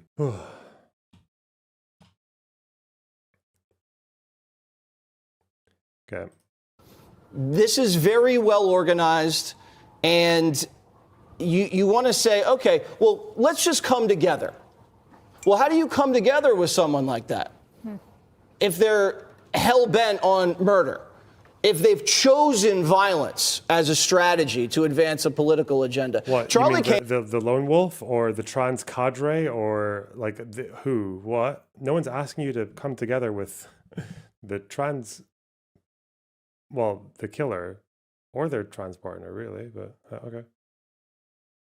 Came together with him every time he went on campus, and they shot him dead in the neck. He tried to build bridges. He tried to have a dialogue, and they murdered him in cold blood. So that's where the left doesn't really understand what's been done, because if you're going to kill Charlie, you can kill anybody. This guy was not just a political activist. He was a spiritual... This is 2 months. This is in the same year that politicians were killed. Leader of a movement. He talked about God, family, love, sovereignty, not just politics. Tried to build bridges, sure, so this was a spiritual attack, and people will be dealt with. There will be a reckoning, not violence. We don't condone violence. We would never stoop to this level, but we will drive these people out firmly and resolutely. So this kind of stuff will not exist in the United States of America ever again. Firmly. Jessica, we're learning brand new details through the Washington Post this evening. The Washington Post is reporting. He did say not violence, obviously, yeah. Through two people familiar with the Discord chat that we have started to learn some details of. They're reporting that the suspect in Charlie Kirk's shooting did post to Discord, "It was me," an outright confession for what he did, saying, quote, "I'm sorry for all of this." And that he was going to be turning himself in a couple of hours, which we know to be the case. And I'm glad, Jesse, that you were clear that this was a nonviolent call to action that you're talking about. But there are a lot of people saying things like, we are at war, and war has a very particular violent connotation to it. And from what we know thus far, and it's an ongoing investigation that it seems deeply complicated, but everybody from the president to Governor Cox to FBI Director Patel all seem to agree that he was radicalized online and seems to be part of this kind of internet nihilist group of kids, right, who spend all their times in Discord chats that play video games. And that makes sense because of what we saw in the bullet casings, right? The furry meme, which is old, by the way. I was reading about it. It's over 10 years old. So, you know, he's grown up on this, been seeing it for a long time. The Helldivers 2, the game, then the Ciao Bella, which has been used by both the left and the right, this anti-fascist call to action. If there is evidence that he was a leftist, and Kash talked this morning about this note that doesn't exist anymore, but through our aggressive interview posture, we know exactly what it said. They're going to have to do better than that for people to take it from the president and people who are supporting him in this, that this is a they problem, that the left came out and they took out Charlie Kirk. Now, it may absolutely be the case, but we know that he never tried to build bridges. No, Charlie tried to dunk on people. That's all he did. Yeah. You know what? Let's watch one example that I remember that was quite good. Here, I think it was only on Tim's channel, wasn't it? There was I think it was right at the beginning. Yeah.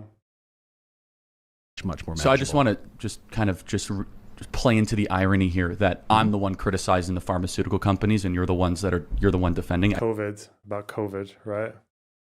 The irony here that I'm the one criticizing the pharmaceutical companies, and you're the one defending. I just think I think it's delicious. Hold on. That's an extremely dishonest talking point. Well, you're peddling the Pfizer vaccine. You're saying it's so effective. So many people have taken it. But I'm the one saying, hold on, maybe AstraZeneca, Moderna, Johnson & Johnson, and Pfizer. This is let's talk about the points he's made. And no, I was just enjoying the irony. Well, the thing is, it's not really like irony if you understand the issue at hand. See, my praise doesn't go to the pharmaceutical companies or their CEOs. It goes to the tireless workers who spent months and months and months developing these vaccines. Who's getting rich from this vaccine? Well, hold on. Have I at any point praised the distribution or profiteering system? Who do you think gets rich Pfizer? From vaccine mandates? The workers or the Pfizer CEO? Nobody's talking about who gets rich. This is a toothless... Isn't that your whole hold on. This is a toothless critique that you could... Let's try and go back and forth. Man. This is a toothless critique that you could apply to literally anything that you don't like. Everything in this country is manufactured to the profit of but CEOs. we don't mandate it, and so you can't go to restaurants if you don't get one of four major pharmaceutical medicines. Wait, I just want to say, if that's your criticism, that's one of many. Then you should. So if that's the criticism you want to focus on, I'm in favor of nationalizing the pharmaceutical industry. I'm willing to take it that far. But whether or not that's on the table, and I can't just make that happen, when we're talking strictly about the effectiveness of the vaccine, it seems to be effective. That's not a praise of the capitalist industry behind it. No, I was just enjoying the irony. It's not irony. Well, it's totally ironic because I'm the letting one him saying get away with the last word, and Charlie needs to keep saying it. Oh god. That they might be lying to us. You're the one that's saying it's super effective. Wait, what? Which usually, if we were wearing our traditional uniforms, right versus left, it would be the other way around. That's all I'm saying. The only comment I'm making what, is what do you have to say about VAERS, though? What do you have to say about the vaccine adverse event reporting system that says, well, over 7,000 people experienced death after getting the vaccine? Does that worry you? Experienced death. Jesus Christ, man. VAERS. Yeah, Charlie Kirk, he was a retard. Okay, I'm sorry. Again, don't deserve to die. It's really bad that he got shot. He was a retard. He was a retard, okay? He was not good at what he did. It's just he was a dunkster. He would go to colleges and try to dunk on college kids. And as soon as he put him in front of a competent debater, like even someone like Vosh, he just looks like a fucking fool. Okay, yeah. Tyler Robinson was raised in a close-knit conservative family. We know it was a big gun culture family. The grandma said something like, we don't even know any liberals. It wasn't school indoctrination. Carrie Lake went off on that. He was in an online apprenticeship program at Dixie Technical College, which I don't think was changed. I would just note I the understand, family but said they didn't he say changed. when he changed. Yeah. I'm just saying we need more information before you Charlie smear. Kirk at a dinner. Click here to subscribe. Fuck that bit. Fuck that bit. What? More information? Resident liberal cuck. Pam Bondi to Do social media companies bear any responsibility for that? And how does that I'm going to have to ask, I don't know, I'd ask Pam that question. I don't know if you or Todd could give an answer to that. Somebody has to bear some responsibility. You know, and President Trump, I've always told parents, you got to watch what your kids are doing on the internet, what they're doing online, what they're listening to, what they're reading. They're all online. They're all on their phones all the time. Parents have got to monitor that because this starts when you're young. This starts when you're young, when you listen to these groups, when you watch these shows, and parents have got to just be vigilant. So sure, that's part of it, and they're meeting kids online who they think are kids, and they can be any. I was in his 20s. So what do you think a parent is supposed to do? Like, do you think his mom should have been like looking over his shoulder and gaping at his fucking? It would be really wild. What would be really crazy is if this guy hadn't actually been watching all that much left-wing content. I know there are people out there. There are people who are just hate watchers. They exist. I know that some of them watch me because there's no fucking way that they're watching anything else. How would they wouldn't have time in the day to watch anything else because of the amount of time they spend in here. Some people just watch the people they hate. Actually, I kind of did that as well when I was a teenager. I would watch Fox News quite a lot on YouTube, and I would try to watch like liberals or lefties responding to them. But the only channels that did that at the time was it was Young Turks, and they were cringe. They were embarrassing. I didn't watch, so I just watched the Fox stuff and just kind of reacted in my head, I guess. Like, yeah, I just thought it was good to you had to know the enemy. But it would be quite interesting if this person had actually just watched Kirk stuff and gotten mad. I feel like that would probably be the most blackpilling thing to do. Is if you just watch that stuff. The majority of your political content was stuff that was that far opposed to you. We're in the world and talking to them, and yeah, they are being radicalized. Mr. President, he went bad, and he just went bad very quickly in a sense because he sort of led a very normal life, a life of great education, that school. 1 month in college really fucked things up, didn't it? Everything else, but somewhere along the line something happened. Hey, Sean Hannity here. Hey. Thank you. All right. All new at 2, a warning for Democrats and the legacy media as critics say they are failing to grasp the enormous impact of Charlie Kirk's legacy and are oblivious to the political uprising his assassination could ignite. Welcome back to a second hour of America Reports. I'm Sandra Smith in New York. Good to be with you, John. Good to be with you as well, but we're still on the set. I only hate watch when channels I used to like swerve into extremism. Okay. I have noticed that fallen fans are like the most consistent hate watchers of mine. I've noticed that. It's people who used to like me. They're the worst fucking hate watchers. They are so, and it's always the most retarded like rage as well that you get from them. Yeah. Oh, well. news today, Sandra. I'm John Roberts in Washington. The Wall Street Journal today calling Kirk the man who, quote, helped Republicans break through to young voters. One student describing him as probably the most influential person in our generation. But as tributes pour in on the right, longtime strategist Mark Halperin says, Democrats still aren't grasping that influence or its fallout. I talked to more than a few Democrats yesterday who had heard of Charlie Kirk. Two things struck me in every one of the conversations. They don't appreciate how significant he was as a force for the movement, but they don't appreciate the bond that people in MAGA had towards him. They're acting like some Republican operative got killed, and we don't know who did it, so how upset can we be? They do not understand. I read everything and watched so much overnight. I do not see liberals in the media understanding this bond and how important that is. Let's bring in Lisa Booth now, Fox News political analyst, and Doug Schoen is here, Democratic strategist and pollster. Doug, I'll go to you first on this one. So are Democrats in the legacy media really failing to appreciate just how far-reaching Charlie Kirk and his message and his influence were? I agree, Sandra, with Mark Halperin. I think Charlie Kirk was one of the reasons and principal reasons why young voters moved away from Joe Biden to Donald Trump, and that there was a MAGA connection and a sense of relevance to youth that hadn't existed. But I go further, that some voices in my party have been hostile to him and have not seen the need and opportunity for conciliation and coming together is, in my judgment, a symptom of the larger problem my party has. Because, Lisa, we are hearing takes like this from some members of Congress, Democrat members of Congress, including AOC, and Ilhan Omar responding to Charlie Kirk's death. Listen. What did you say? Yeah, there is nothing more up, than to completely pretend that, his words and actions have not been recorded and in existence for the last decade. These people are full of shit, and it's important for us to call them out. I don't think a single person who has dedicated their entire career. Well, in reference to what? Okay, so she said fuck all. She just said probably that right-wingers are just glazing the fuck out of him and mischaracterizing him in death and saying that he was a bridge-building, good faith, curious interlocutor. Like, okay. Yeah? And what's AOC saying? And it's important for us to call them out. I don't think a single person who has dedicated their entire career to preventing gun safety legislation from getting passed in this House has any right to blame anybody else but themselves for what is happening. Lisa? Okay, so effectively blame... What she say? Don't blame people who advocate for gun safety. Okay. For gun safety. Okay. Whatever. Dehumanization that led to his assassination, to his... That's the dehumanization? Oh, God, these fucking bullying stupid fucks, man. These, they're so sensitive as well. Oh, but any excuse. That's the dehumanization? Really? What? Thinks these statements are dehumanization? By the way, these radical communist, Marxist, fascist Democrats who are all radical left. Brief periods, but did you see the talk show clip where the lady asks about the Democratic lawmakers killed and the guy says he doesn't care, no one knew them? No, I haven't, but if you can send it to me in Discord, that would be banging. Thanks for the $10. Really appreciate it. And Flora Iglesias, thanks to Tier 1 sub. And Bald Phoenix, thanks to £5 for the Fight Against Fox Fund. Nice.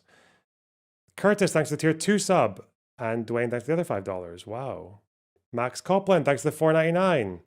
Marcus, thanks to Tier 3 sub. On a scale from 1 to 10, how fucked is the US? I don't know, 10. Probs, thanks to $5. Bald Phoenix, thanks to £5. Jacob L, thanks for the $2.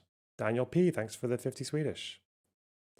Or Segal, thanks to Tier 1 sub. Bad Company, thanks for the $5. Bad Luna, thanks to the $1.99. Absolute and Josie the Hosey, thanks to the subs, Tier 1 and Tier 2 respectively. Max Grave, thanks to $4.99. Hill Belchick, thanks for the $5. B, thanks to Tier 2 sub. Specky Twat, thanks to the Tier 1 sub. Leon, thanks to the Tier 3. Consciousness Inc., thanks for the £5. Jack Concerned Mewing, true. What, Pasobic, yeah, the ultimate Mew Lord. B, thanks for the £5. Reform has ruined my perception of Teal. Also, thoughts on the recent cabinet changes and Starmer's premiership more broadly. Well, that's been a bit overshadowed by Kirk, hasn't it? We'll get back to it. Ben, thanks for the $4.99. Really appreciate it. Wow. Listen, 6 more super chats for the goal, you guys. 6 more. I think it's possible if you're still decent people inside those satanic bodies. His murder. Sandra, it's hard to find the right words to say right now in this moment. Everything just feels inadequate. It feels like what you're saying is just not big enough for where we are right now as a country and a society. But there's a political dynamic to this, Civil War, obviously. maybe? But the spiritual one is so much bigger. And we all know that Charlie wasn't assassinated just for his political beliefs. He was assassinated for his faith. He was assassinated because he was a devout Christian, which was the basis for all of his beliefs. That is why he was assassinated. I also think that's why all of us, millions of people across the world right now, feel this tug on our hearts right now. Because while there's a political battle in front of us, Christian? there's a spiritual one that supersedes that. And we're seeing a wickedness and an evilness in this country from people who are dancing on the grave of a great man, a great father, a great husband, someone who just wanted you to do good in this country. And I think that's why, even though his killer thought he was silencing Charlie Kirk, he's ignited a fire in the bellies of so many people across the world. Well, Doug, here's a Democrat with a different take. Here's Senator John Fetterman. Listen. We can't just be, well, Trump is always wrong, or that we're going to set the Fetterman shit. God damn it. When they run it well, that could be a private, party-affiliated powerhouse, unlike anything we've ever seen in American politics. I'm not. That is engaging in this political terrorism from the attempted assassination of Steve. In and look for the best in the political system. Lisa, I'll let you respond. You got 10 seconds left. Well, I just say the bullets are flying in one direction. I mean, the left is the party that is engaging. Bullets are flying in one direction, okay? Apart from when they don't, I guess, in one direction, i.e. from the left. Political terrorism from the attempted assassination of Steve Scalise to President Trump to the assassination of Charlie Kirk. And the reason... Still thinks the guy who tried to kill Trump was on the left. Why is this dehumanization effort that the left has been engaged in by calling people with whom they disagree fascists, Nazis, Hitler? This is the inevitable result of that. And so I appreciate Doug for calling out his party. I just wish that more on the left. Fascists, Nazis. God, I can't do. Fuck me, man. Oh God, give me it back. I need to have it on fucking speed dial. Did I bookmark it? I must have bookmarked it, surely. I didn't fucking I didn't bookmark it. I need it. Where's my connections content? Shut up! I don't get it. How can you... Why is it bad to call someone fascist but not evil? The thing is, again, it's like... As hard as it is, imagine watching this as someone who believes it, who buys all of it. Where... It was from Mehdi Hassan, wasn't it? He had that clip of Trump calling Kamala... It was multiple clips, wasn't it? It was 4 of them in one. The fascist, Nazi, etc. What did he call it? Socialist, communist, fascist. Where is it? When are you going on H3 again? When I get up $100. I don't know. When I get invited. When there's something to yap about. When I ask him. Maybe I'll ask him. Who knows? But where the fuck it? It's here. It's somewhere. Come on. Give me. Yeah. So many tweets, man. So many tweets. So many. Is it gone? Is it gone? Oh yeah, I didn't even notice that fucking people were arguing with Grok again because Grok seems to agree that right-wingers are more violent. And even FBI data. I'll bookmark that one as well. Thank you.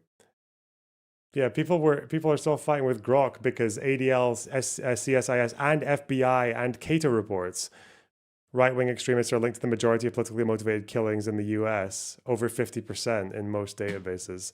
Left-wing only at 2025. The divide in American politics today is between these far-left fascists led by Harris and her group. We have a fascist person running who's incompetent. She's a Marxist, communist, fascist, socialist. She's not actually a socialist. She's gone past that. Somebody's got to explain this woman. There's a radical left Marxist, communist, fascist. Grok also said, Grok is citing FBI reports as well here. Cope. Just keep fucking coping, man. Keep coping. Do so. Got it. Appreciate the discussion, both of you. Thank you so much. Thank you. Hey, Sean Hannity here. Hey, click here to subscribe to Fox News YouTube page. Kamala the Nazbol, the fucking Strasserite, the socialist, communist, fascist. Oh no, this guy was absolutely batshit. I remember seeing clips of this guy. Fox News alert. We have new details on Charlie Kirk's assassination. No, it's not. No, it's a not trans this one. boyfriend, a secret note, and DNA. More on that later. No. Everyone realizes now that the country's different. Tonight, candlelight vigils are being held across American campuses. This weekend, we saw an outpouring of love, from makeshift memorials to country concert chants. Stand beside her and guide her. Okay, we're speed up.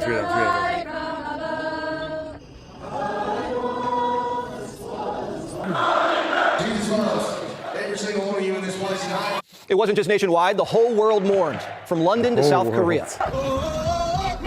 And back to Washington. Thousands were packed into the Kennedy Center last night, from cabinet officials to congressmen to fans, to pay their respects to Charlie.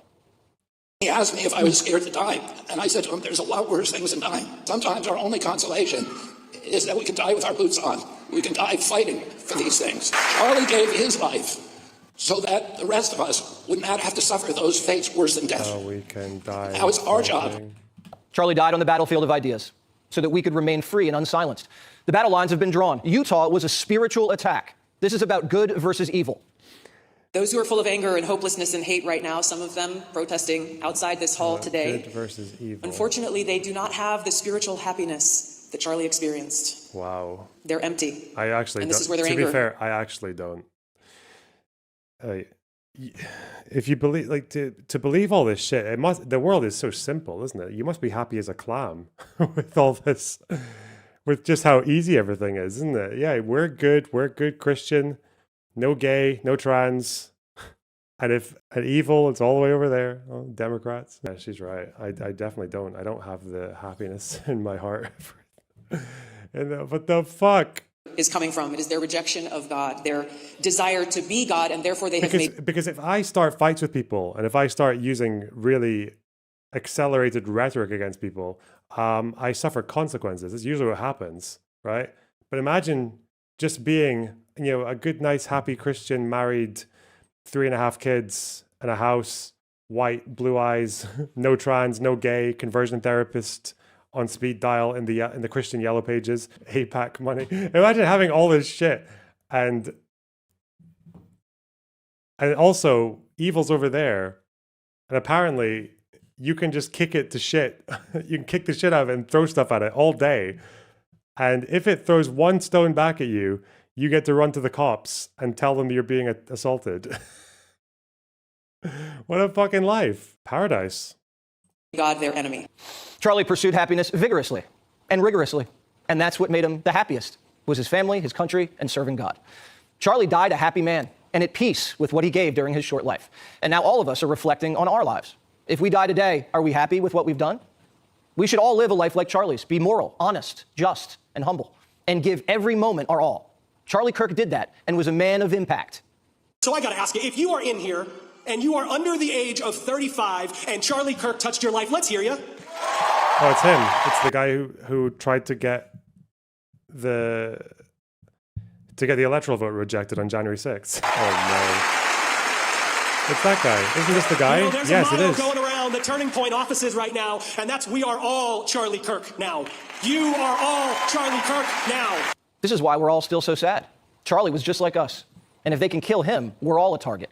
We're all outspoken. We all love debating. We're passionate about our beliefs and like to mix it up. There's nothing dangerous about that. We had a revolution so people like Charlie could speak their mind without having to die. So there's a big hole in our hearts that'll never go away. But Americans will answer the call. Charlie's widow, Erica, delivered that. You have no idea what you just have unleashed across this entire country. And this world. You have no idea. You have no idea the fire that you have ignited within this wife. The cries of this widow will echo around the world like a battle cry. To everyone listening tonight across America, the movement my husband built will not die. We've all heard the battle cry. Americans of all ages, all political stripes are honoring Charlie's legacy. The vice president today hosted the Charlie Kirk podcast from the White House.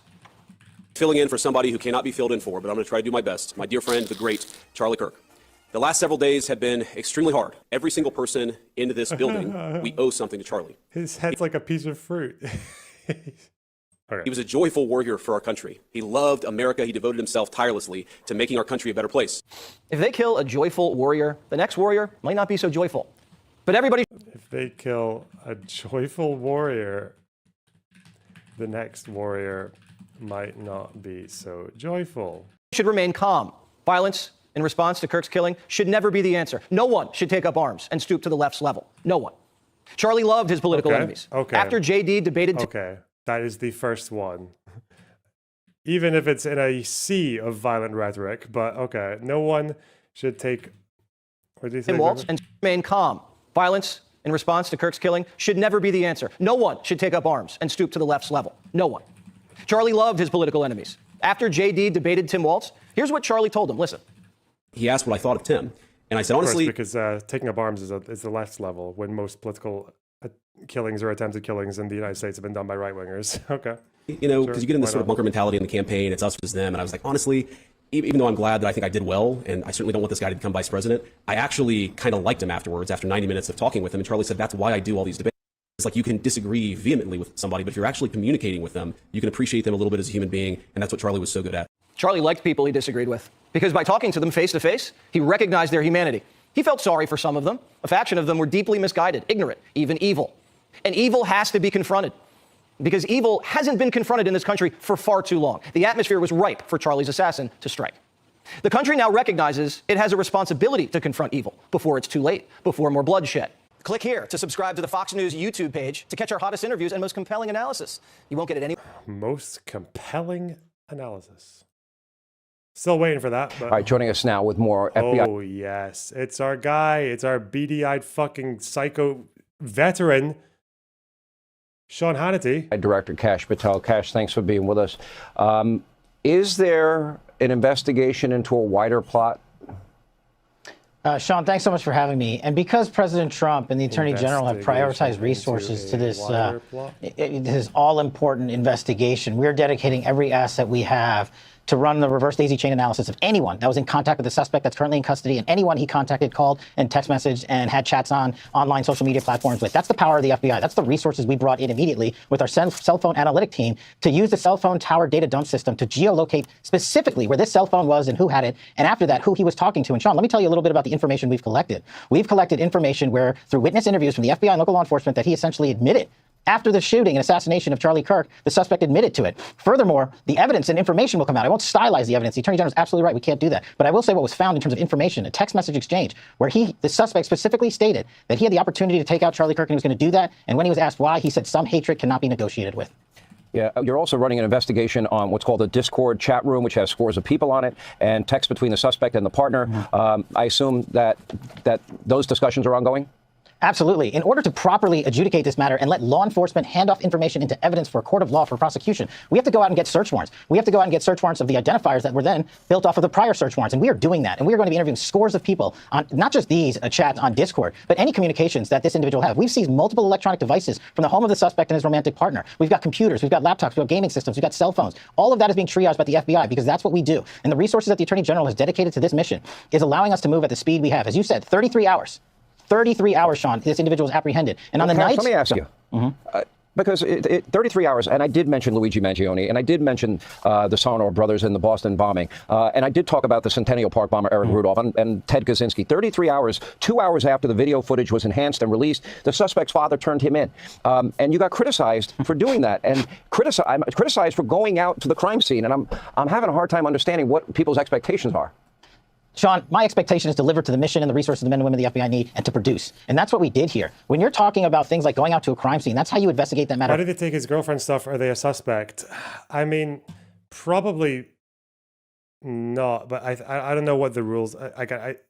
it's always worth comparing it to standard procedure. So I don't know what standard procedure is if you are in communication with someone when you're on the run, because that's what happened, right? He was talking to this person when he was on the run. And maybe they're like, because they're a romantic partner, they might know things about him that other people don't. It's quite likely they do. I don't know if it's normal for them to treat it like taking their stuff and if like thinking they might be an accomplice. I don't know if that's just because it's right wingers and they've seen a trans person and they think that they are the person who they think that the trans person and their ideology is like part of the crime. I don't know. Don't know.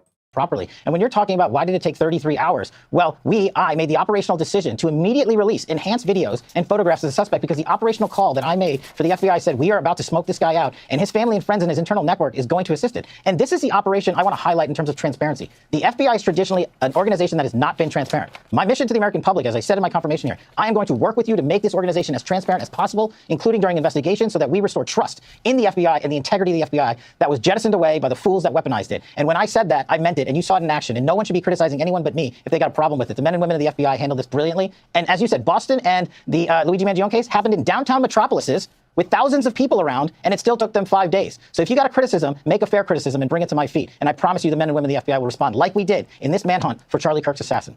I've never seen someone so defensive about what the fuck. Let me, to the extent you can talk about the possibility of a wider plot or other people's involvement in this, that would be a chilling scenario to me. John Solomon, who I'm pretty sure you know, had a piece out there about a radicalized group close to the area, up in the mountains. They seem to be very radical with the same agenda. Does that concern you, what you're seeing? All of it concerns me, Sean, but I can't divulge every investigative step we're taking because I don't want to disclose who we're going after and why we're going after them. Obviously, it's been leaked about this Discord chat, so we're going to discuss it a little bit. But what the FBI does is identify, catalog, and bring in experts. That's what we were doing. Round the clock, flying in people, evidence response teams, hostage rescue teams, special operators on our FBI planes, and transporting evidence back in real time from the crime scene in the West Coast to our labs in Quantico to address the situation of forensics immediately. And you highlighted the screwdriver that was found. Who? Someone living in the mountains? Is this just like one? If it's America, I'm guessing, is this just like one of those weird hippie communes where they hunt their own fucking deer? Okay. On top of the roof, and the towel in which the firearm was found, the ravine that I walked myself along with the rooftop. I said, we cannot waste a second on this DNA analysis. And we announced today on Fox that the DNA was a positive match for the suspect in question. That's hard forensics at work. That's your FBI moving at rocket speed to deliver transparency and information. Flying in expert teams to analyze the furry Discord memes.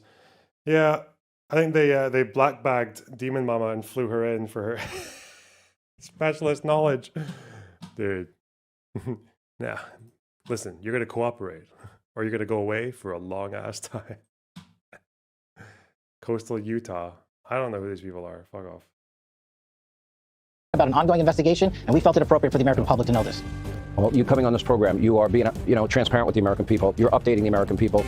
There is, across the country, a lot of interest in this case and getting to the bottom of it, making sure there's not a wider threat. FBI Director Kash Patel, thank you, sir. Wow. Okay. Hannity. Vigils and prayer services honoring Charlie Kirk. They're taking place all over the country, on college campuses all over the country, like the one on your screen right now. And by the way, as these beautiful, tributes continue to show just how big of an impact that Charlie Kirk had, not just in the U.S., but around the entire world, we are now learning more disturbing details about his alleged assassin, 22-year-old Tyler Robinson. Let's take a look at what we have learned. Before I enter you now, well, I know that this Gutfeld guy is completely bonkers. 1, 2, 3, 4, 5, 6, 7, 8, 9 videos left, including this one. We're getting there. Over the last few days. On Saturday morning, sources told Fox News that Tyler Robinson had been living with his transgender partner, who is reportedly fully cooperating with the FBI investigation. We'll ask Kash Patel and Pam Bondi about that. We're also getting a lot of information from Utah Governor Spencer Cox. He told the Wall Street Journal in an interview that the suspected assassin's political leanings had become very clear to investigators and that he was, quote, deeply indoctrinated with leftist ideology. Governor Cox also joined ABC's This Week yesterday and said the alleged assassin is not cooperating with authorities. Take a look. He has not confessed to authorities. He is not cooperating. But confirmed that this and earlier transitioning from male to female. And earlier today, Deputy FBI Director Dan Bongino confirmed that the suspected assassin had been indoctrinated with leftist ideology, while noting that the FBI is probing a potential wider plot. Take a look. There's not going to be a stone left unturned if there was anyone involved who aided or abetted. I can't say that in strong enough terms. Every single FBI asset on this team is being applied and used in this investigation. There were people in his network. Just give me the Sean bluster, please. Come on.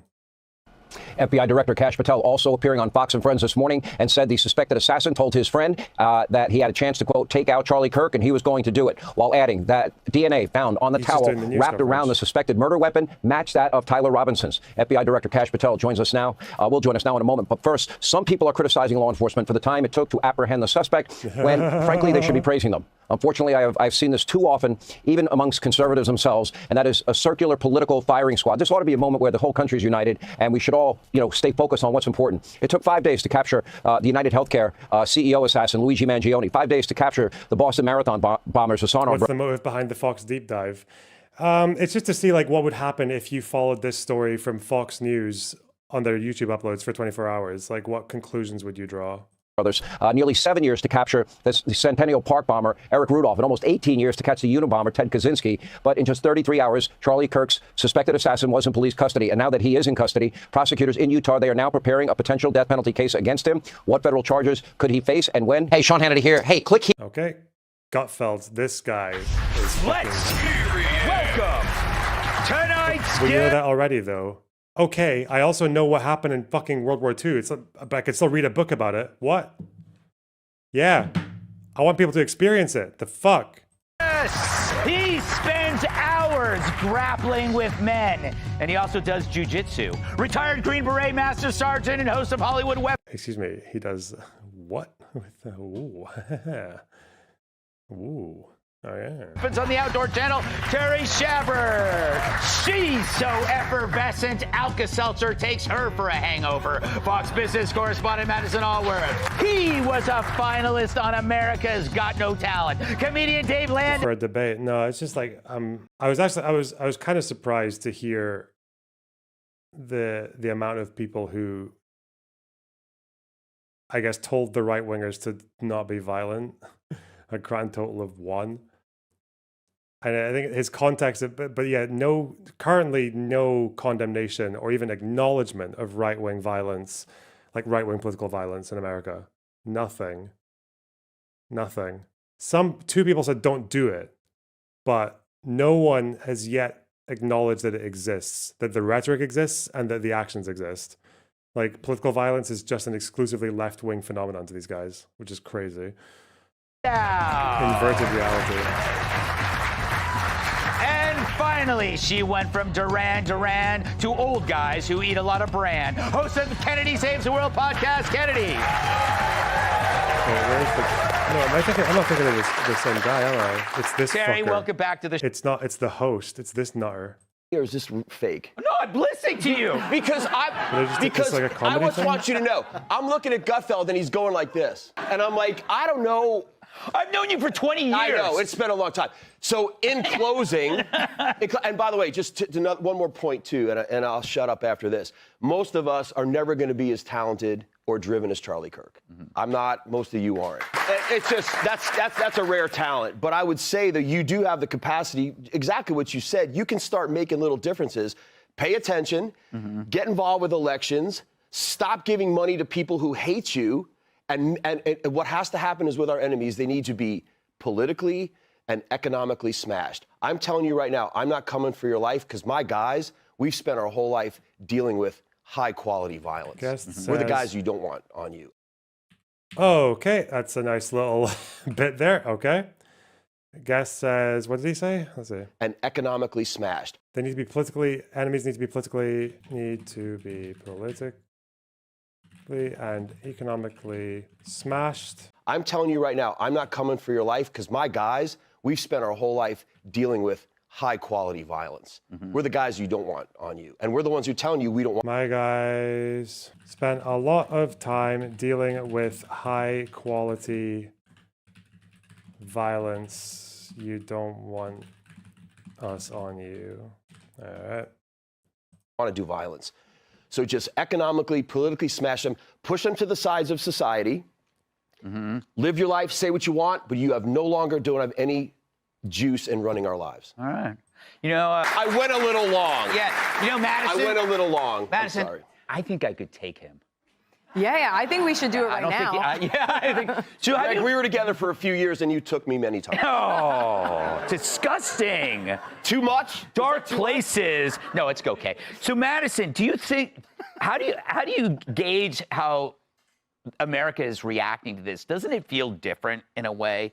It does feel different because I like what you said in the opening that normally we move so quickly past things like this, but for so many reasons, the assassination of Charlie Kirk is here to stay. And I'm hoping, I have a bit of a, like the Alka-Seltzer to you. Where's... Any, have you been, okay, I've been kind of following this TMZ story. Do you know what I'm talking about? So TMZ... Okay, I thought this was, there's clips of him giving a really impassioned fucking crazy rant, but I couldn't see it. What's on the guy's t-shirt? Support your local insurgency. Oh yeah. T-shirt with a skull saying, support your local insurgency. Bit weird. Okay, let's go to Bondi. Here with more is the Attorney General, Pam Bondi. Madam Attorney General, great to have you. Thanks, Sean. I know that you have done this for a long time as the AG of Florida, now the AG of the United States. You knew Charlie Kirk. You were friendly with Charlie Kirk. I'm sure you never imagined you would be investigating and then likely prosecuting the person responsible for this political assassination. That's got to be hard. I think it's hard on all of us, on so many Americans. And Sean, you go into prosecutor mode, you go into law enforcement mode, and you just start doing your job. But then you get home at night and you look up on the TV and you see Charlie's face and know that he was assassinated. It's truly hard to believe that this happened and that there could be such hate and evil in our country to a young father, a young husband who lost. He lost everything. His family's lost everything. 2 beautiful young kids who will not have a father. And I think when people do this, I guess they do know the extreme hate that they must have for him and for his family to commit such an act. But justice will be served.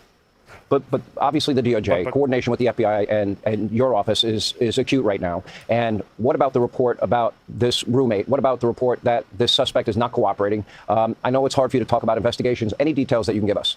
Yeah, I can't talk about details at all. What I can talk about that's public is that the FBI worked long and hard from day one, got this case solved. It was great police work. They worked hand in hand with the local agencies, and then they gave the gun to ATF. ATF got the DNA off the firearm, and the DNA matched the defendant in this case. That's all public. Everyone worked so hard. This was solved so fast thanks to the work of Kash Patel, the FBI, and all of our local partners working to Hey, ZJM, that's the $5. Really appreciate that. You're really helping out that starving goal, which is still halfway to the goal, guys. 23 minutes to bring you this breaking news. Together. And the state government is prosecuting it now. They will indict most likely tomorrow or this week. They will indict him for first-degree murder. And it's too soon right now legally to say, but I think the governor has said that they want to seek the death penalty, which is very real in Utah. And they still have the firing squad in Utah. And then we, as federal prosecutors, will look to see if we have federal charges as well. And of course, if we do, we will also indict and work hand in hand with the state to ensure that this horrible human being faces the maximum extent of the law. Is there anything you can tell us about the would-be assassin's transgender roommate, not charged, whose name has not been released, according to accounts, was in a romantic relationship, transitioning? Anything that we know? Is that cooperation ongoing? Yeah, as a prosecutor, I can't talk about motives or witnesses or cooperating witnesses or people who are talking at all, but I can tell you that there is a strong case against the defendant who is charged. And as Deputy Director Bongino said, it's ongoing as well. I know, look, I make my living with the First Amendment, Madam Attorney General. You passionately believe in and support the First Amendment. There are certain things you cannot do. You cannot cry fire or scream fire in a crowded theater. You cannot make terroristic threats against individuals. I believe that law was broken with doxing of Supreme Court justices and people that work, ICE agents, for example. I think we are. Trump putting targets on the backs of Republicans before January 6th and their fucking addresses and phone numbers getting published so people turned up outside their house. Right there on that line, and I think some of those people have crossed it. Yeah, you supported that, didn't you? Probably should be prosecuted. But you also are watching and reading and hearing, this never-ending, celebration of the left. We saw it with the United Healthcare CEO and the praise of Luigi Mangione, and you're seeing it in this case. It is evil, it is dark, it is sick, it is incomprehensible. Are there any? Where does it become a legal issue from your vantage point as Attorney General? Well, sure, we all believe in the First Amendment, and these people speak horrible things. I think yesterday or today, Sean, a school board member right here in Virginia had to resign because she said horrible things about Charlie Kirk and that he deserved to die. That's horrific. It's free speech, that you shouldn't be employed anywhere if you're going to say that. And employers, you have an obligation to get rid of people. You need to look at people who are saying horrible things, and they shouldn't be working with you. Businesses cannot discriminate. If you want to go in and print posters with Charlie's pictures on them for a vigil, you have to let them do that. We can prosecute you for that. I have Harmeet Dillon right now in our civil rights unit looking at that immediately, that Office Depot had done that. We're looking at that. But Sean, they thought they could silence Charlie. All of this chatter, all of this hate, they couldn't silence Charlie. What they've done is they have created an army of people. I think millions of young people are coming out of the woodwork now. And I think we're going to see a lot of young women as well being very vocal in their conservative values. And Charlie was deeply, deeply religious. We all knew that. And he wore his faith on his sleeve. And I think you're going to be seeing a lot more young people not be afraid to show their religion and to come out publicly. And I think Erica Kirk has done a great job encouraging young people to do just that in Charlie's memory. They thought they silenced him, and it was the opposite. I totally agree. I think this movement will be bigger than anyone ever imagined. I only got about 30 seconds left. Any update on the narco-terror boat? This is the second boat now bringing drugs into our country that has been narco-terror. It's a fucking drug boat. They have to call it a terror boat so they can bomb it. A story in 5 words. Oh, I think this is the one where that Gutfeld guy Marjorie wants to split U.S. Madison's Congresswoman Marjorie Taylor Greene, or MTG as she's known at the club, is calling for a peaceful national divorce as leftists celebrate Kirk's murder. She claims the left hates Republicans and that our country is too far gone. And you just said earlier that you're an optimist. Yes. You see the glass half full instead of empty, and it's got a little effervescent Alka-Seltzer in it. Yes. See the glass is too far gone. And you just said earlier that you're an optimist. Yes. You see the glass half full instead of empty, and it's got a little effervescent Alka-Seltzer in it. Yes. Do you think she's being hyperbolic? I hope so, because this is, first off, divorce is not peaceful. In my experience, from what I've seen, divorce is never peaceful. So the idea of a peaceful national divorce. And then also, if we're looking at this and taking lessons from a senseless murder, the whole point was that we need to talk and be together. So yeah, I hope that no one pays attention to this, and I'm sorry that we are, but yeah, let's make this clear. Divorce is not peaceful. We should not be doing this. I understand the sentiment, Dave, and I think I've even we've done this topic before. It's usually the instinct that comes out of exasperation. Yes. Like, what do we do now? What can we do? Yeah, well, divorce is rarely peaceful, but sometimes if you stay together, you get Will Smith's family. Yes. So you have to look at it that way. This is definitely one divorce, too, where nobody wants the children. Yeah. So that's another iffy Oh, my God, proposal. that's good. So it is tough to say, and I do feel like we're divorced because they already get half my money. Yeah. So I really think that, it goes right back to the Civil War thing where it's because probably Republicans never take taxpayers' money with all the fucking disability that they live on for being a bunch of fucking fat burger slurping cunts, but okay. Oh, God. We don't have like Marjorie Greenland, but if we do have to figure out a way to have a conversation in some way. But yeah, you're right. There is a lot going on right now to where I don't know. I don't think divorce is going to be all that peaceful if we just go, hey, you guys That's can who have he is. He's one of the Crowder guys. I gotta know, California, and we'll take the rest. Yeah. Well, it's kind of interesting, Kennedy. There is already, like, we have 50 states, so you can. Like, if you don't like where you are, you can find a place. Like, if California's crazy, you move to Texas. There is kind of like a weird quasi-divorce going on. The cities are being left to the liberal mayors. People are moving to better cities where they bring their bad ideas there, too. So is that kind of what we're doing anyway? Yeah, I think we're doing that on an informal level, but it's like, what a pain in the ass. Like, would you have to have a passport to go to California? You know, it's like, I don't mind if we have, like, I really truly believe that taxation is theft. Yeah. And, you know, if we do get to cut Texas and California, or not Texas, New York and California loose, New York, Illinois, California, parts of Oregon, you know, it's like where they have like these big government, high taxation, high homelessness. High GDP, the fact that the blue states, especially the cities, kind of subsidize the rest of the country because they make more money. Yeah, just eject the largest economies in the country. Some of the largest economies in the world. Isn't California one of the top 5 like richest economies in the world? Yeah. Yeah, good. Yeah, keep your fucking. Maybe it's worth it, you know? Just like all the coast on both sides goes Democrat to Democrat land.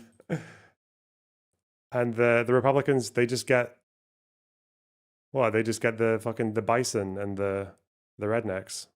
Yeah. High rate of letting recidivist criminals out on the streets to poop everywhere. Like, if they're paying more taxes and getting less for their money, like, I'd rather them take that. Why don't we do something where it's... And then if my taxes are lower, I mean, that's all I think about. Like, if my taxes are lower, then I'm kind of on board with her, but she does not get to be president of one of the countries. But here's you know what you're talking about in a weird way. Okay, so the Democrats were already doing this with sanctuary cities. They were creating islands that were independent. Right. Like, why can't somebody say, okay, this is going to be a sanctuary city for taxes or a sanctuary city for a specific thing? And it's an experiment. You always do controlled experiments in small ways, Terry. What say you? First of all, it's because states have some rights, but obviously there's still a federal government because it's still part of the country. Like, if you want a state to just so if it doesn't pay taxes to the federal government, then how does the state get anything from the federal government? I mean, that's fine if they want to go and fucking build all their own roads and bridges and maintain their own water system and their own electrical grids and everything else. Then I suppose they could do that, right? Why not? Can we just acknowledge that dude had like 4 or 5 just banger jokes on that bit? That was nice. You know what he's like? He's like having somebody at home on the show. You know, so when you tell jokes, he'll just like in the middle go, "That is funny." No, you are on this show, Terry. You are not home. You are not home, Terry. Trey, I want to thank you. I want to thank you for your. Feeling pretty funny. You got your dig in at the Green Beret. Yeah. Yeah, I get it. I get the idea, but like, if there's a divorce, how does it? You're an idiot. So, This is not the one I was thinking of, where the guy spurgs out. Okay. Still, even on the stupid comedy shows, you get stuff. Okay. Something changed. All caps. What's this? FBI agent Darren Mott, who Okay, spent this is 40 minutes long. I'm not watching this. Sorry. We will never know. I think it's just the same thing, isn't it? It's just news cycle. Okay. TPUSA. Well, Andrew Colvett joins me now, executive producer of The Charlie Kirk Show and Charlie's friend for more than 8 years. Andrew, our sympathies to you and to everybody at Turning Point and in the Charlie Kirk Show team. I know you're like a family, and obviously this is a deep, tremendous loss for all of you. So welcome. Yeah, thank you for having me, Martha. Tell me a little bit about how this came together today to do the show at the White House in the vice presidential office, and who joined Vice President Vance, and how all of this came together. Yeah, it was the vice president's idea.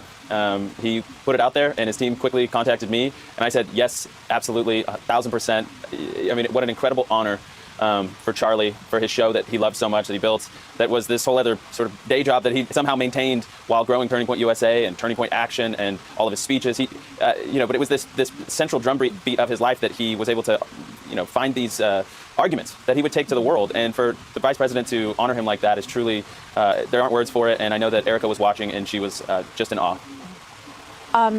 As the vice president said, Charlie is irreplaceable. His personality, his energy, his passion for what he did. And so what is the plan going forward, Andrew? The plan is to go forward. The plan is Turning Point USA is going to grow. It's going to expand, and we're going to head forward in new, bold ways that we couldn't have ever imagined before. And, case in point, Martha, we had 3,500, a presence on 3,500 college and high school chapters, campuses across the country.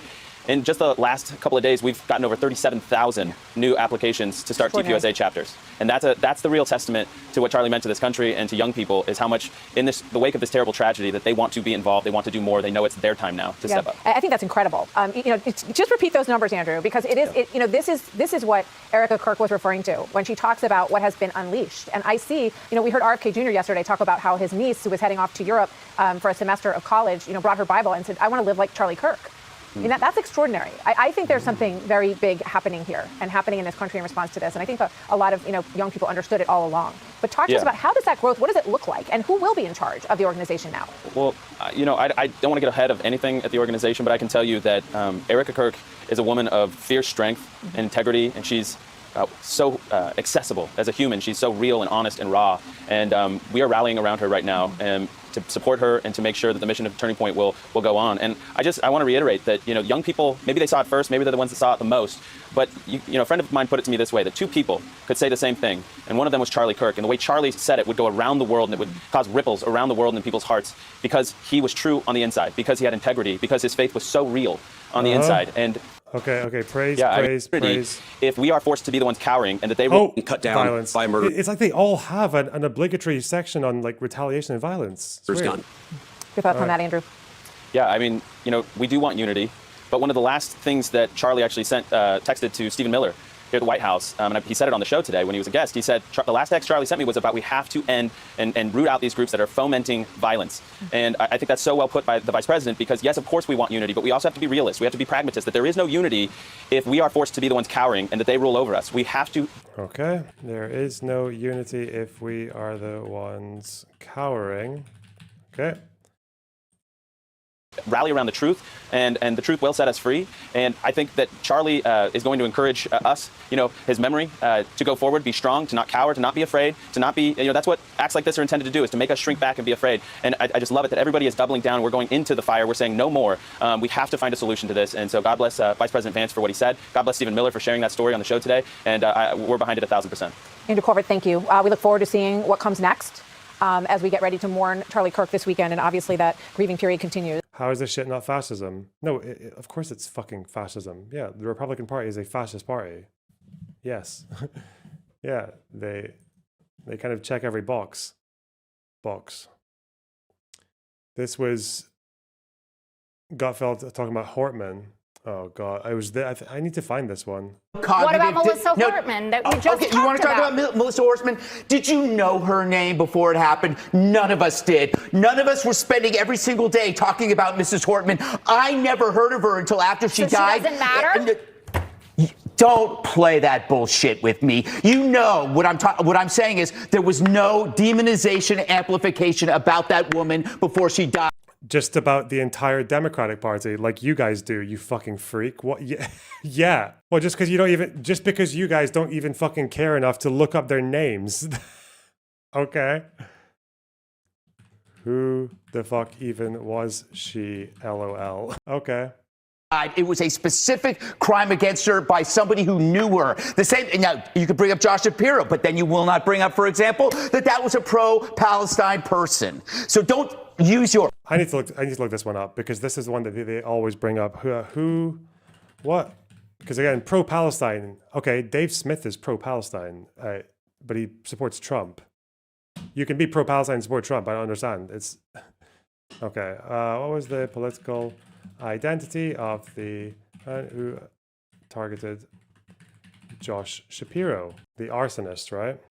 Not very coherent. What did you look into the Shapiro guy? I need to have this one because right-wingers always bring this shit up. Said he hated Josh Shapiro, would attack him if they came face to face.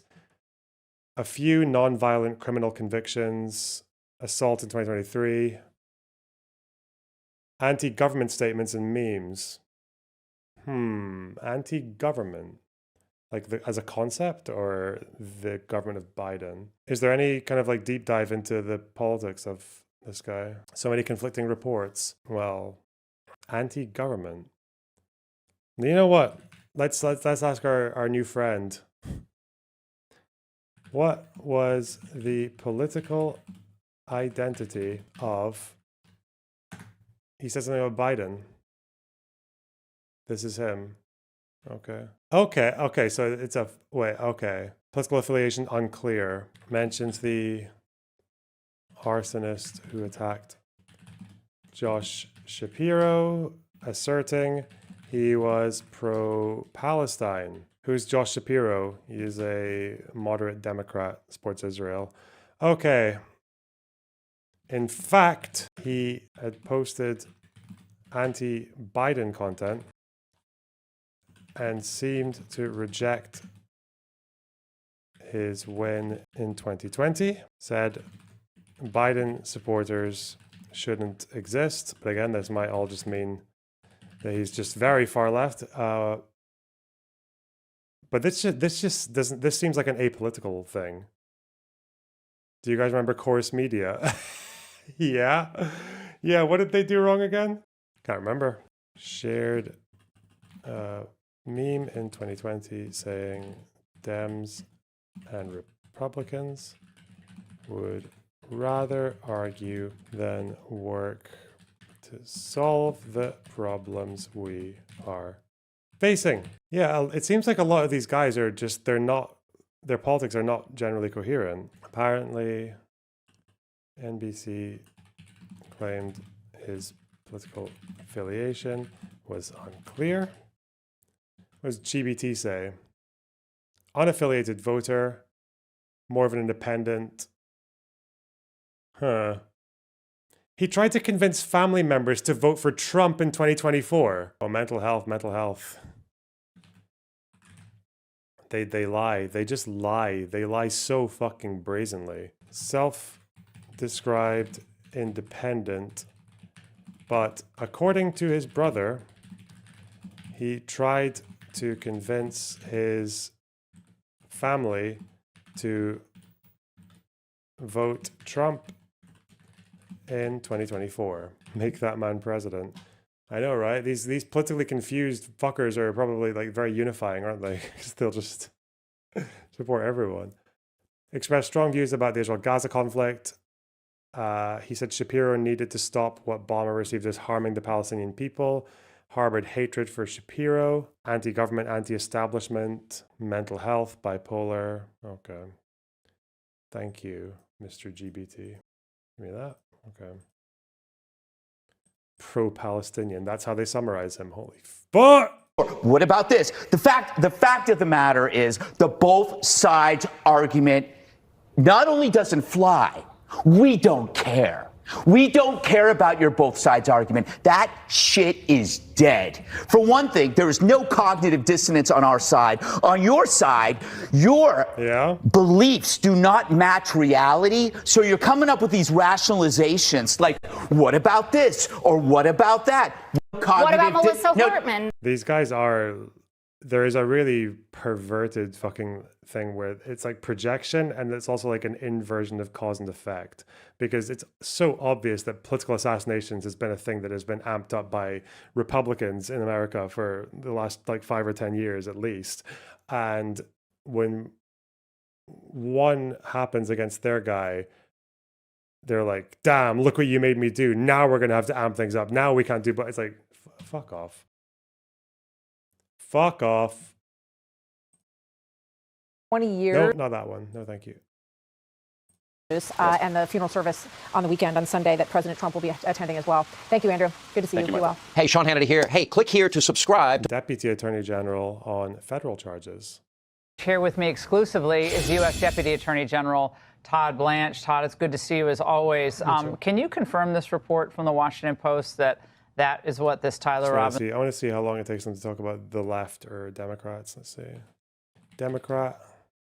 Nothing about Democrat. Okay. Left. At the end, they talk about it. Okay. President Trump, we hope.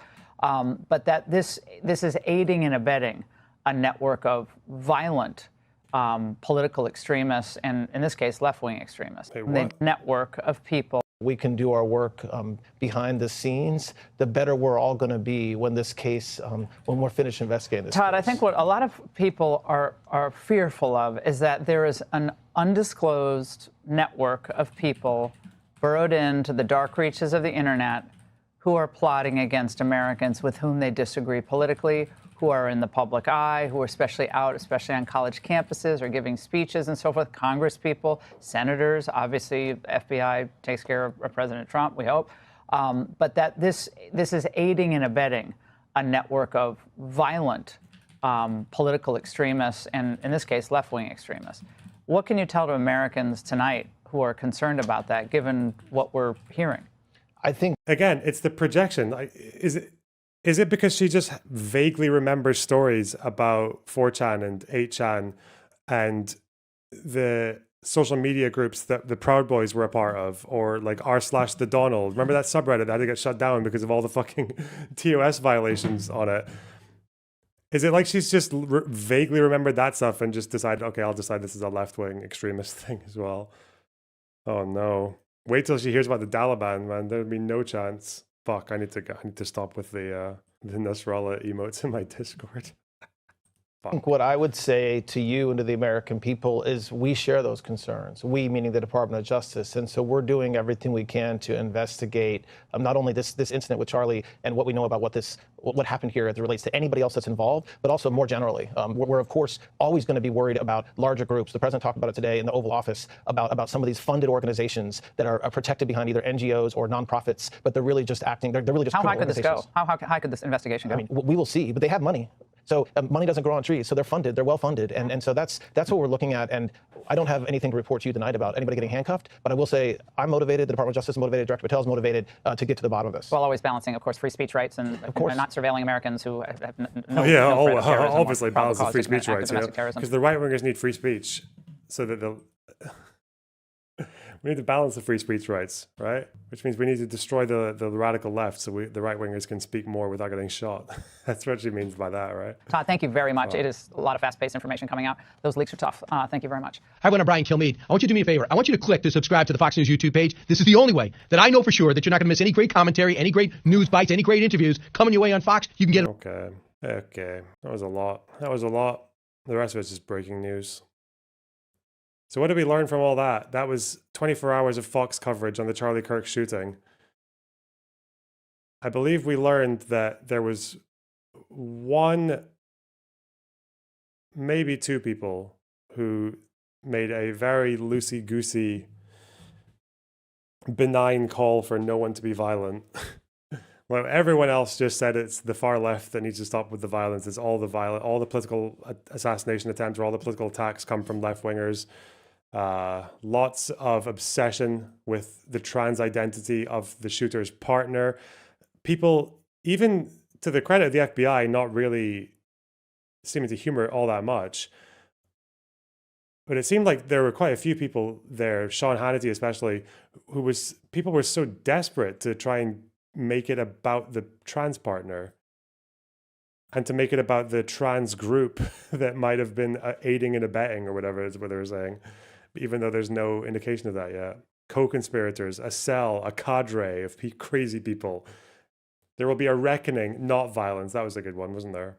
But we're also at war. The best they could find was AOC, I think, talking about how, or Ilhan Omar saying that Charlie Kirk's clips are out there, so you shouldn't lie about what he said. AOC saying that how could you blame people who advocated for gun control? That's the best they have from the Democrats in terms of turning up the temperature. It's fucking insane. Lots of communists, apparently. Lots of communism. Deeply indoctrinated. A guy with a skull on his shirt saying, support your local insurgency. Talking about politically and economically destroying his enemies and saying that his guys, he's got a lot of experience dealing with high quality violence. Fuck me. Undisclosed network of online people plotting against Americans. Well, there's that one lady as well who said it was the entire Democratic Party. It's not a fringe. I'm gonna say it's very concerning, guys. I'm very concerned about these people.